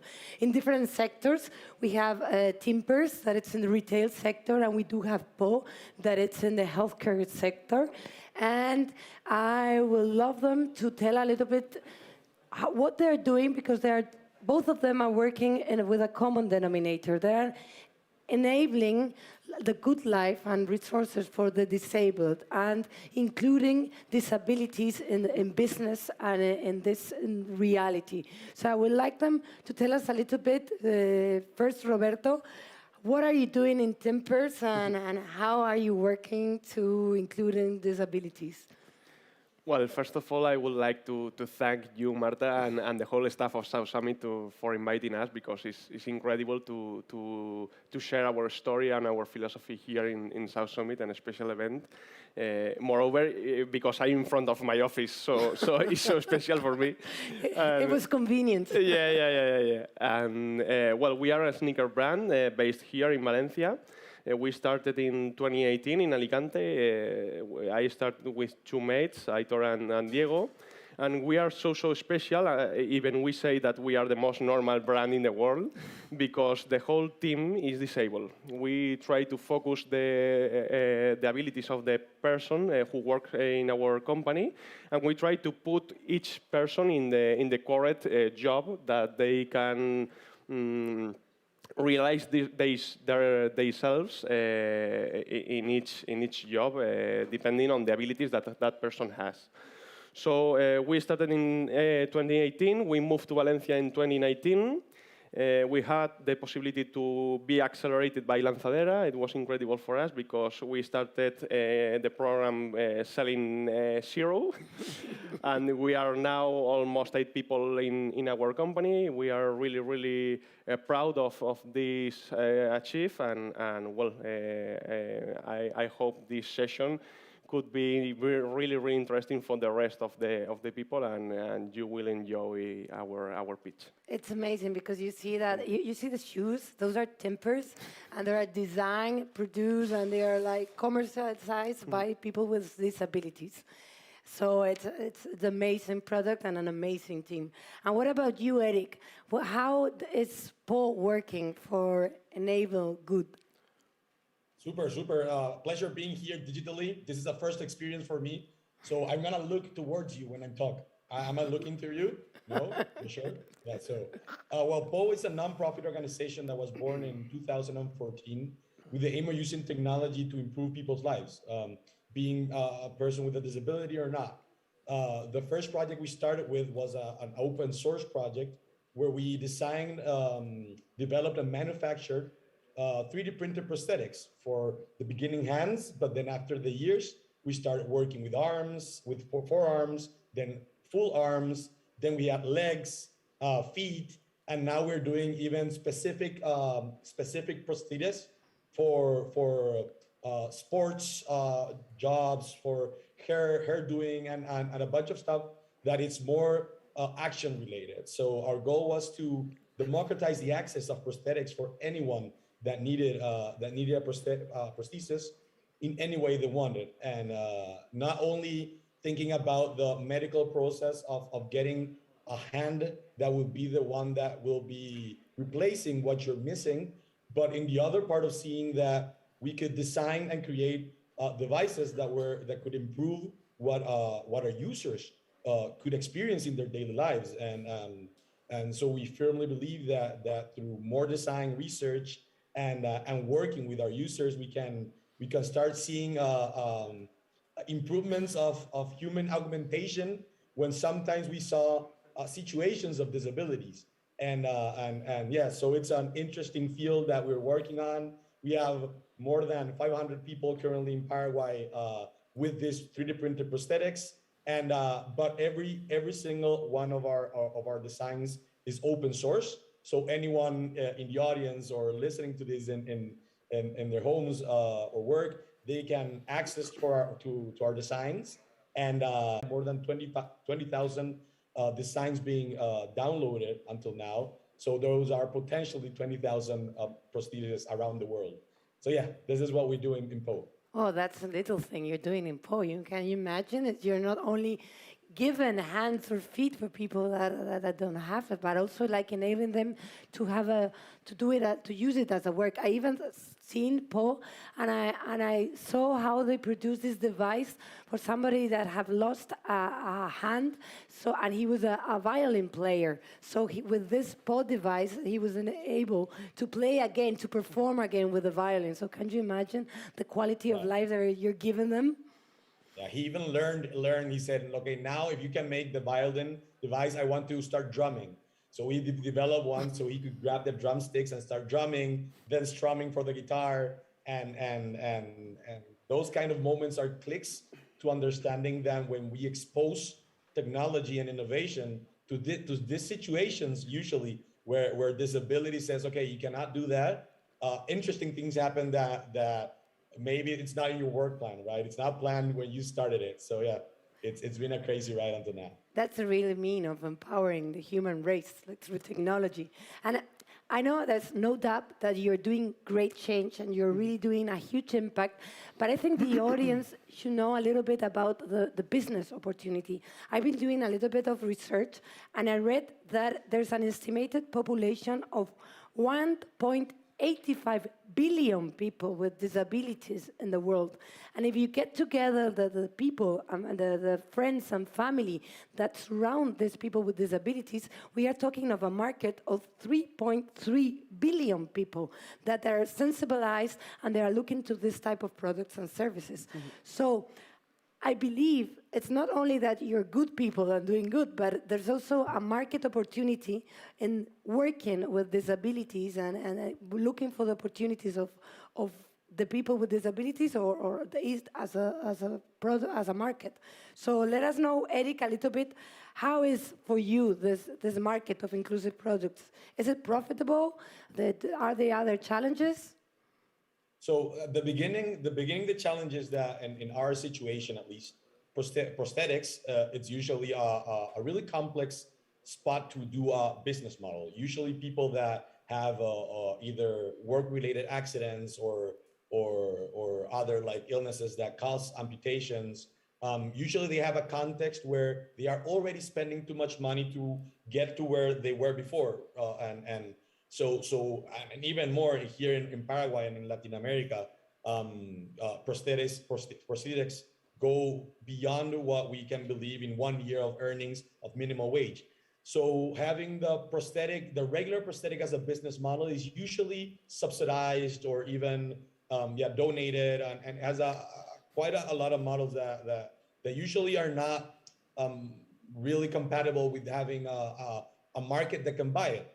But when you drop the price below the like tenfold of what usually we have with prosthetics, and have a product that actually can impact in their work, can have an impact in them going back to earning money or going to school or doing a bunch of stuff, then the users themselves don't see themselves as a patient trying to find a medical device, but it's more like, okay, I'm gonna buy a laptop, I'm gonna buy a pair of glasses, I'm gonna buy a hand to do this, or a leg to do that, or a special, we have a case now of a woman that works in a hair salon. So she was limited because she was born without one forearm, and she could just do several things that needed one hand to do, like some kind of makeup and stuff like that.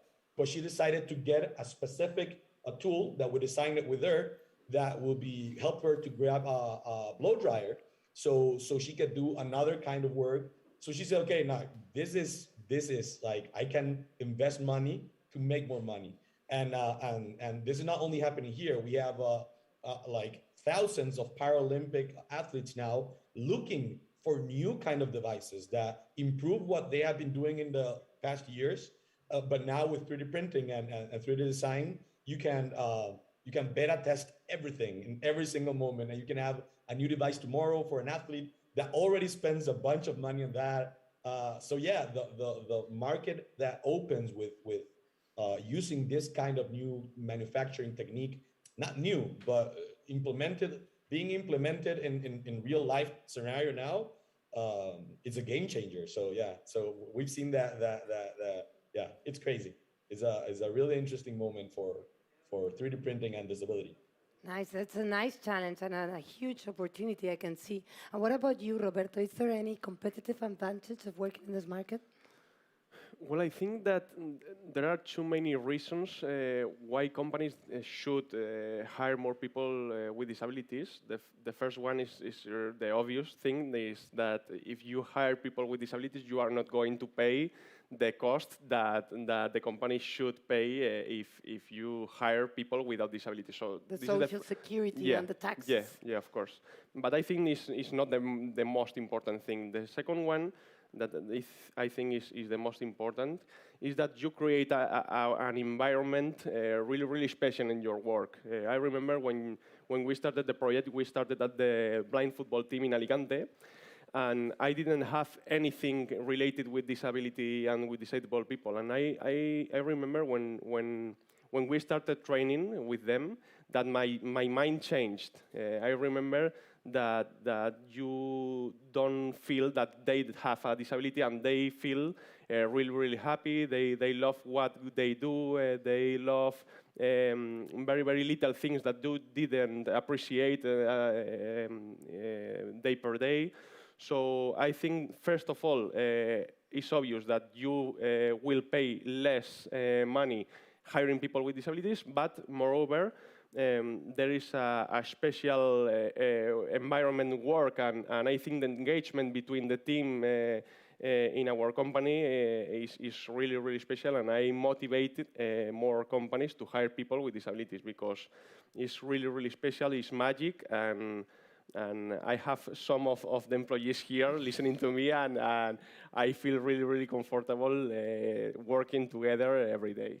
So. I think you should be really, really proud of what you're doing. And also, like, I think that it really proves there's a market and there's like a business case of employing people with disabilities because they put forward new capabilities and new ways of doing things, but at the same time, what you say, that you reduce rotation and that people are more engaged, and we can see with the output of the product and the quality and the environment that you create. And I was thinking, like, for both of you, how, like, do you use innovation and technology as a driver for inclusion or for making, like, new, better products for the disabled, or like working for it? Like, how do you produce? Well, in our case, it's really, really important, technology and innovation, because, for example, one of the co-founders of Timbers is blind, and he can't read, for example, the screen of his computer, but there are a lot of technology that allow him to listen what is appearing in the screen. So it's really, really important technology in our days and our company, and we try to focus on the innovation to improve the abilities on the person of the persons who are working in our company. It's really, really important to be really. It's really important to put the technology on the people who work here, because there are disabilities that technology are really, really appropriated to prepare their work really, really good every day. And well, I think is technology. Every company should use technology, not even our company, because if we think about 20 years ago, the companies were very, very different than the companies today. Our company also 20 years ago didn't exist. Wouldn't exist because we only sell our sneakers online. So it's really, really important to have technology every day with us and to allow us to grow faster our company. I see that also technology is like a way of powering the capabilities of the disabled. And for you, Eric, because I know that you're developing technology and you're doing the innovation, so how do you use that in the daily basis, and what is the opportunity of those technologies you're developing? There was an interesting thing that you said about like a huge market that is sensibilized to disabilities and that understand the struggles and understand the shift of having a product that solves a specific issue that you have in your house or in your work. Currently with new technology, as Roberto was saying, his co-founder is blind, and he can work with the audio, right, with the audio of the screen and text to speech. That kind of tech creates a new market to text-to-speech companies, and not only to text-to-speech companies, but text-to-speech marketing, sound experiences in marketing, or how can we sell products to this kind of clients, which is a billion people industry in a way, with all the people around who have the same needs that were not untapped until now. And now with technology, we can enable this kind of market. If you're talking in a startup way of thinking, like every single company that today is building a product, is creating a product, should rethink and see how can it take advantage of what we have now that we didn't have 5 years ago, or 10, not even talking 10 or 20 years ago, and how can we shift the go-to-market strategy that we have and try to get all these people that are going to probably be more faithful clients, people that will be connected to your brand, people that will be collaborating with the process of designing your product. For us, having our like the way we work with Poe is that we don't have patience. patients, because usually patients is a hierarchical structure where the doctor is the one treating and solving the problem to the patient. But in the case of users, which is kind of the user of our technology and what we do, there's more of some symbiotic relationship where we need to do what the user needs, and we need to evolve with the users, right? And only by exposing yourself to those situations is that you can improve in that. Yeah. So for us, and I'm always talking about 3D printing and 3D design, but there's a whole bunch of new things, visual recognition, like machine learning, in order to make glasses that could help people navigate the streets, or devices for the ears that could help for people with audition disabilities. Those are things that are going from being $10,000 devices to things that are open source today that you can search, and they cost $300 to make or $500 to make. The work is actually doing the research on how do we take that open source project to an actual device that is registered medically and that could be used anywhere. Yeah, if we're looking for registering it, for me it's more open innovation, and let the people actually see what they can do.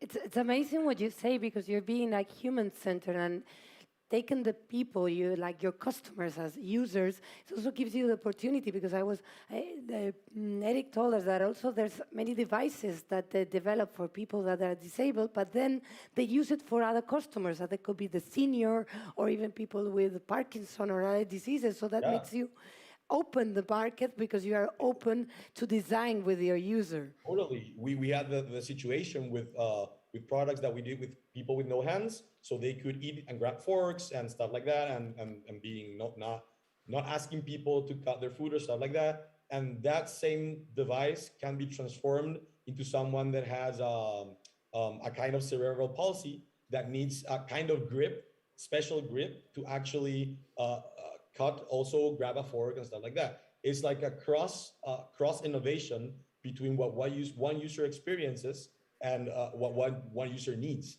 And I think that's the main philosophy today in what products should be aiming to, right? And responding to the need of the market, but at the same time opening new markets while doing that. I think it's amazing. And for last question, I will just make it like a really short question. It would be like, is it disability a superpower? Tough question. Depending on the company. I think in my company, for example, the 100% of the people is disabled, and I suppose that we have a very special competition advantage, but it depends on the company and how you put each person and each disability on the job that is really, really fit for them. So. And for you, Eric, is it? For me, I think it's a different vantage point. It's a different point of view. And more than ever have we seen the need of oh, there's something in my face. And there's been a need of actually. She's touching me in the chat. Okay, don't worry. And so now that's better. That's better. It was just an instant. For today, the need of having diversity in companies it's a must. It's not something that we're doing just like a social justice thing. It's not that we're saying it would be good to have someone with a disability in your team. It's more like it's an actual asset in your company, and because it can have the same preparation as you have. I don't have any disability, or at least any disability that's been diagnosed, but they can have the same kind of preparation, but at the same time a life experience and a vantage point that it's impossible to see if you're not in that situation. So for me is like having a PhD in a for the company that's unique to your life. And yeah, that's a definite thing. For sure. I believe that diversity drives innovation. So, guys, before we leave, I will ask to take a selfie. Let's embrace Eric. Come, Roberto. So, I think, Roberto, you have a longer arm. Let's see here. Say good. Thank you, guys.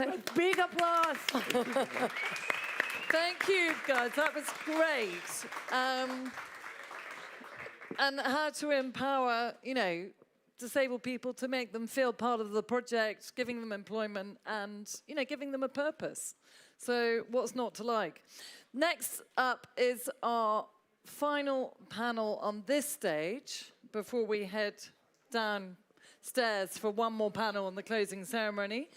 And we are going to be talking about learning and proposals for the revitalization of R&D spin-off companies in health. And we're joined today from the, academic side, from investors, startups, and universities to give their point of view about how to boost spin-off companies that come out of research from unis and public research. And I'm going to invite our moderator for today's panel, Fernando Javier Conesa Segara, Director of Knowledge Transfer Office at the University of Polytechnic de Valencia. So, Fernando, welcome to the stage. And then... Thank you. Pedro de Alava, who is fund manager at Tech Transfer of Agri-Food Tech Industry. Pedro. And next up, Beatrice Lamusi, CEO of Arfrex Biotech SL. Welcome. And then Salvador Cole, Vice Rector for Innovation and Transfer of University Polytechnic de Valencia. Again. So over to you guys. Over to you, Fernando. Thank you so much, Katrina. Well, hello, everyone, and thanks for coming to this session. My name, as Katrina said, is Fernando Conesa. I am responsible of the Technology Transfer Office at the Universidad Politécnica de Valencia, and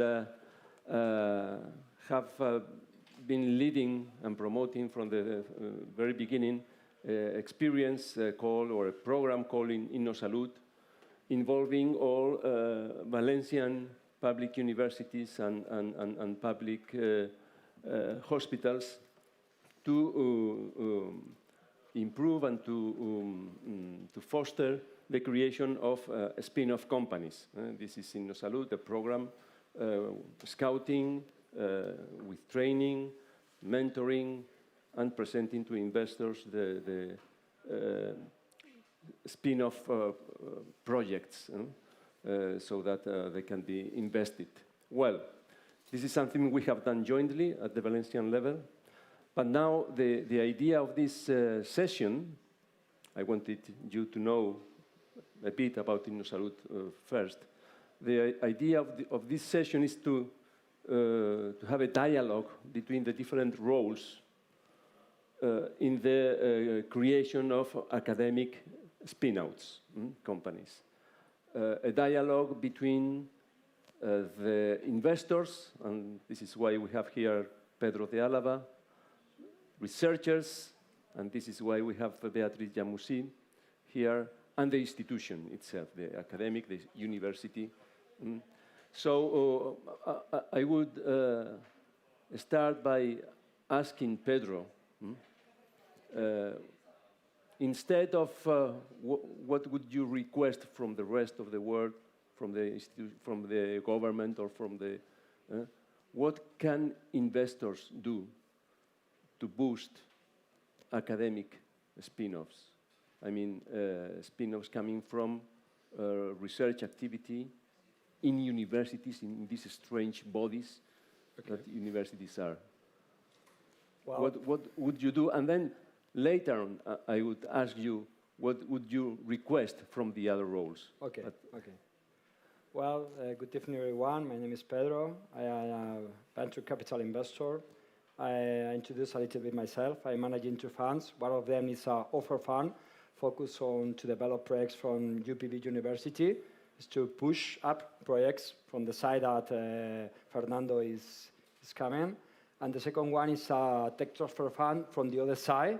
I develop a fund with industrial people. I try to look for good opportunities to invest in them from the side of investors. In these two points of view, in the case of offer funds, the question is that invest is a question of to choose persons or people, to choose technologies, and to choose opportunities.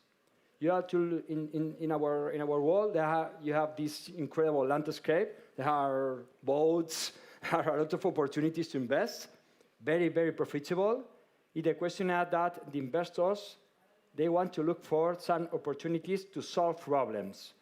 And if you hear the society, there are some problems that the university can solve, but the question is how far they are from the market.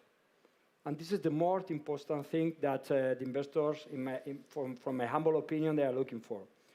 If you go to a university, if you are looking for a technology that is very well developed, it's very difficult to find who is the person to push or to boost this technology to arrive to the market.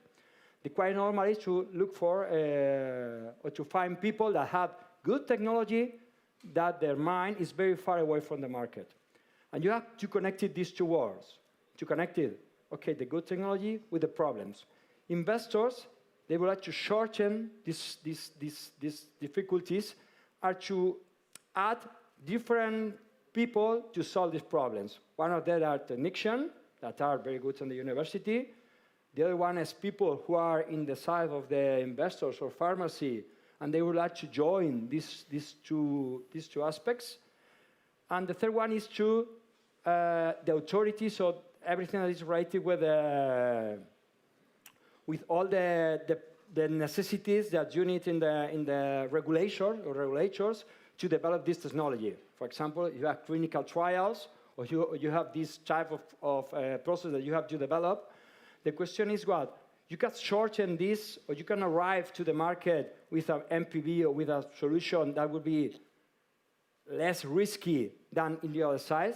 The university has very, very, very strongest, like a good technician or good technician, but the problem is how to arrive in the market in the shortened time. And as Vice Rector Salva knows, this is a question of a marathon, because it's a run of very, very, very 42 kilometers, and you have to invest in people. You have failed, and many investors are not prepared to fail. And this is a question. So what would you do from the investor side? To fail? No, to fail is very easy. You have to do to find the good ones. To find the good ones. Yeah. That would be the and what would you say to investors from your point of view? Yeah, when I was meeting investors from the very beginning, before even creating the company, the most common word from them was too early. Too early. Very nice project, too early. And that's not constructive. So what I needed, it's too early, why? What do you want from me? So this is really, then it becomes constructive, the conversation, because if they really tell me what they want, if they want me to test in a different model, if they want results of toxicology, if they want to reach the clinics, that's helpful, because then I can decide if I can reach these milestones or not, and in what period. Be constructive, that's a good point. Be constructive and also be very focused, because sometimes when you talk to investors, they keep you there waiting. You update them regularly every 3-6 months, and this never ends because maybe sometimes they are not really interested. So they just want to follow the project, but they are not really in the moment of investing. So then this is a waste of time. So just be focused and be constructive. Okay. And Salvador, the institution, what needs from investors? Well, I would say to the investors, I would request for them to be closer to the researchers, to establish a continuous dialogue with the researchers, And from this dialogue, they will learn from researchers the point of view of the science, and researchers themselves will learn the point of view of the market. So be closer to the research. Be closer to the research activities. And they will be able to fish earlier, and get the good fishes before the other investors. That's a key point in my opinion. Let's go now to the researchers.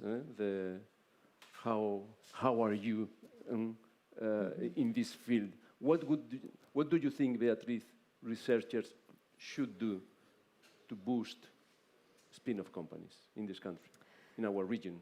Well, in your university? Yeah, I think the researchers needs a lot of support, because you cannot research, give classes, lead international projects, make your patents, and also transfer the project. What do you need? What can you do?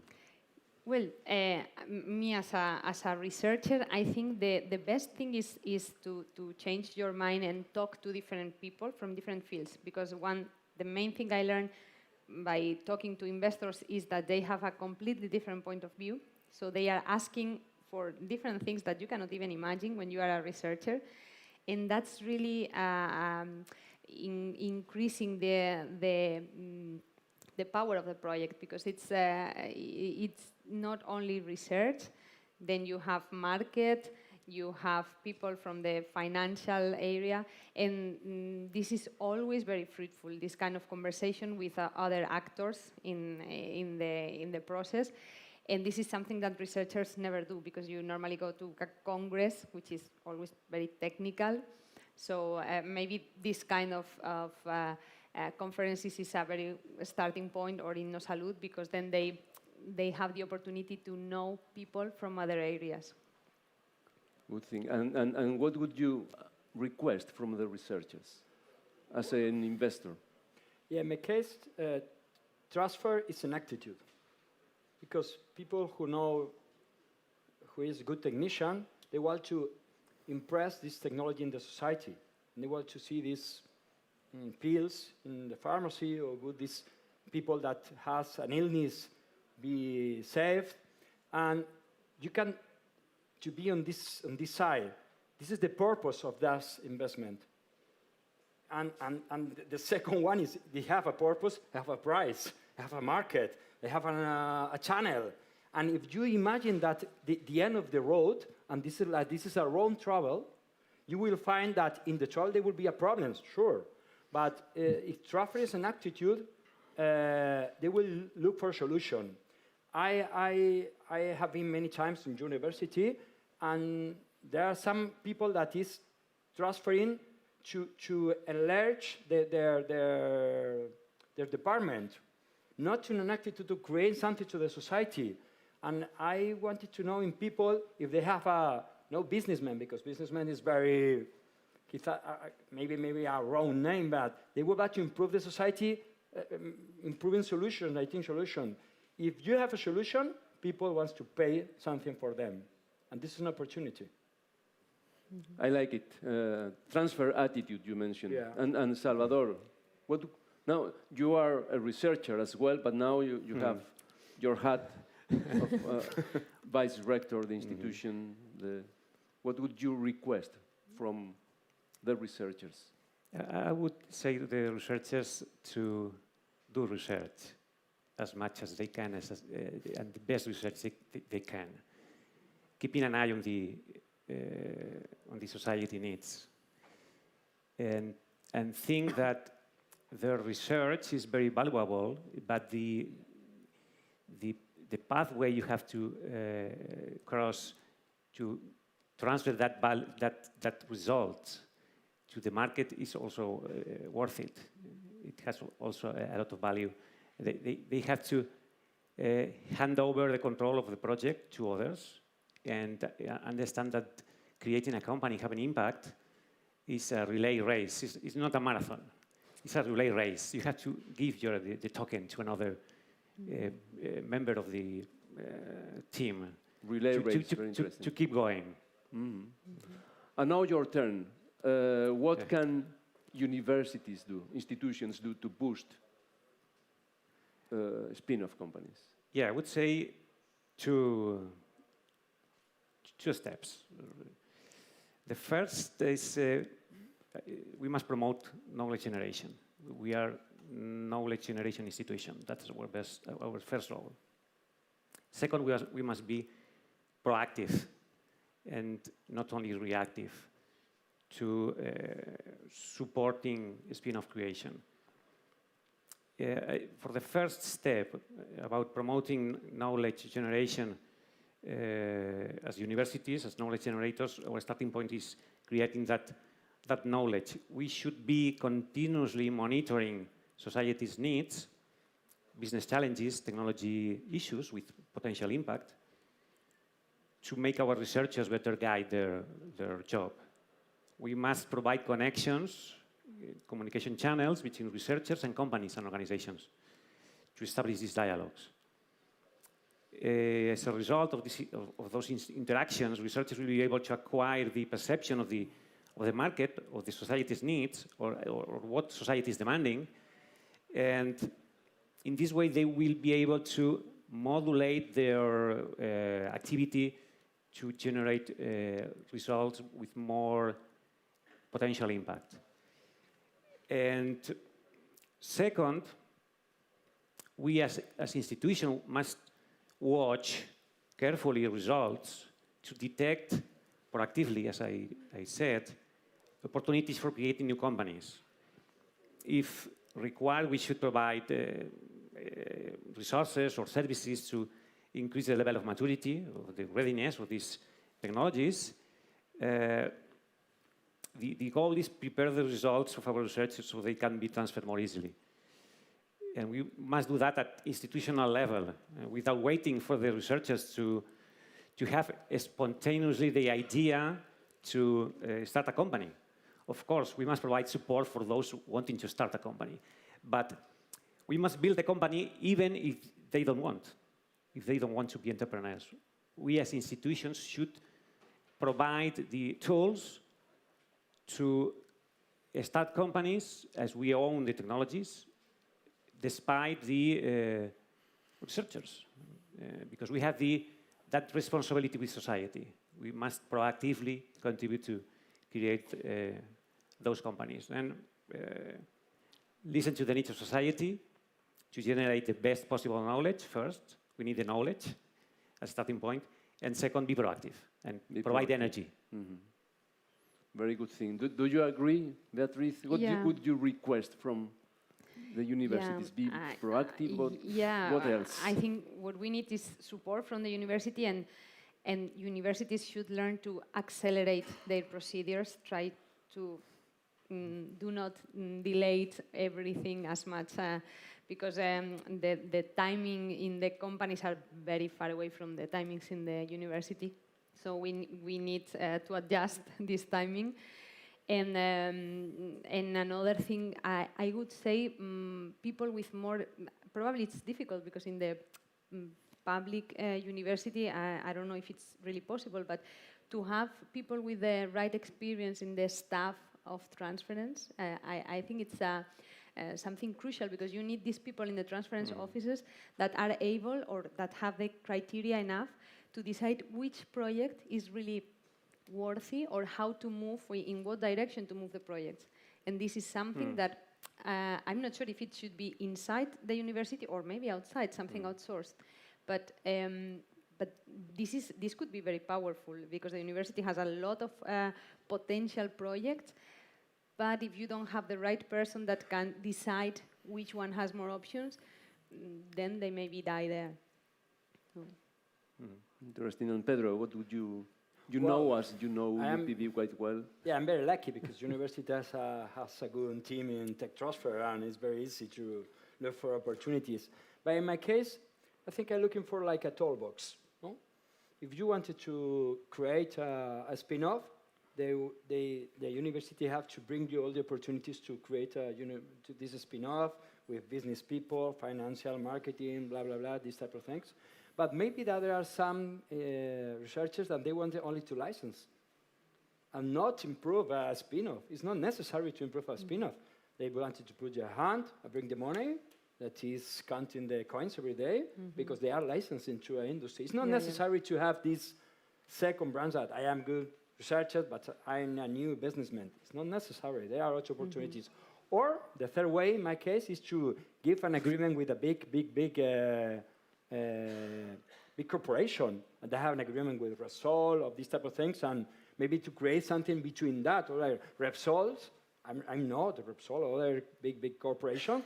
They want people as you, that they have different ideas, because open innovation is that, is join people from university, people from the startup, necessities from the society, is you bring together, this is open innovation, and this is that the all corporation needs.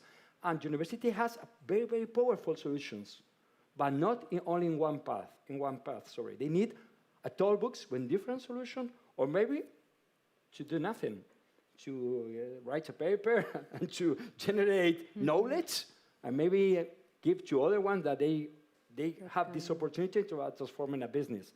In my humble opinion, there are a lot of opportunities at universities, but there is only one path, and you have to support different solutions in any case. Very interesting. So a toolbox. Yeah. You should, universities, you should have a toolbox. I think we do have a toolbox. We sometimes license, we sometimes work to create spin-out companies, we sometimes want to collaborate with big companies. So I think we have a toolbox, but perhaps we need to be more agile. The velocity is always a problem. No, because the price is different.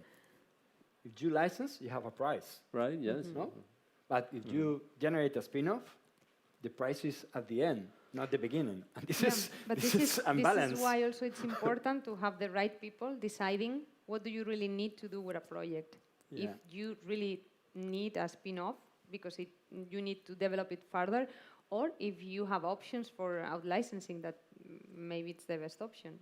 And this is something that the researcher cannot decide. Okay, so are we on time or? 4 minutes. So last question. I mentioned at the beginning InnoSalud, this project. I think for different reasons you know something about it.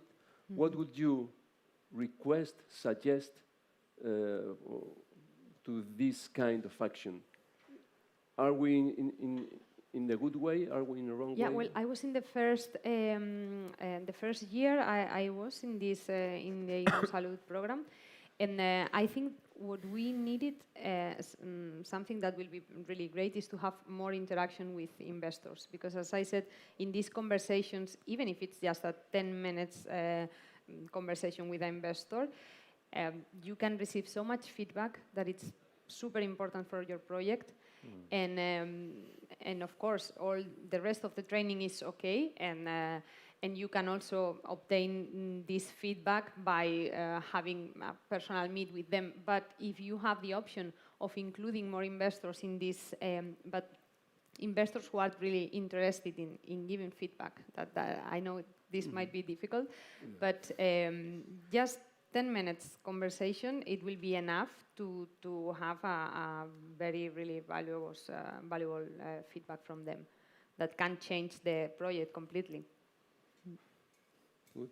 Pedro, what would you? Yeah, in my case, I think is the question of to develop a proof of concept. Or this type of MPVs, very little ones that allow to have an interaction with the investors. Because you have a little piece of something that you can show, like research or a little machine that gives you some opportunity. The investors see easily how are the opportunities.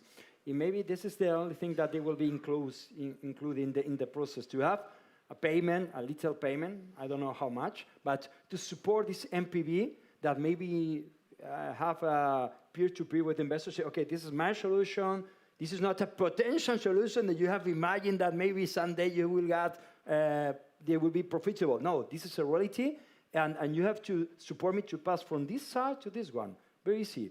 And if you have this, I don't know, Fernando, but a little bit money to support these initial solutions, they will be easily for the investors to listen, okay, this is okay, and I'm not interested in that, or I don't know nothing about that, because they are very difficult. I take note of what both of you are saying, and Salvador. That you need more money for yeah, money. We need money. Obviously. Yeah, I think that the program is a smart. It's a smart design. It has regional impact. All the universities are together. All the hospitals are together. Is trying to detect all the opportunities in the ecosystem. I would try to increase the number of projects, and I will try to. I said before, being proactive, trying to build up projects, detecting opportunities before the promoters themselves realize that this is perhaps a seed of a company. Trying to increase the volume of projects that can have access to InnoSalud. Because InnoSalud, it is reactive. It starts with an application to some call. We have to be proactive and push projects into the system and then ask for money to the administration and to the investors and try to strengthen the program. Okay. So thank to you all for your contribution, for your ideas, and for your dialogue as well. Okay. Thank you very much, and thank you to the audience as well. Okay. Thank you very much, Fernando. That was a great panel and very interesting. And it's all about sharing knowledge and, resources, basically, and being proactive. So thank you all. And that's our final panel here on this stage, the next big thing. Hope you've enjoyed yourselves and, gained some knowledge and insight into many topics that we've discussed today. Please join us downstairs at the arena stage for the closing ceremony, which will start, I think, in about 20 minutes? Yeah, more or less. 15 minutes, let's say. So join us downstairs where we will be doing the closing ceremony. And thank you for all of you for making it today at South Summit Valencia. And see you next year.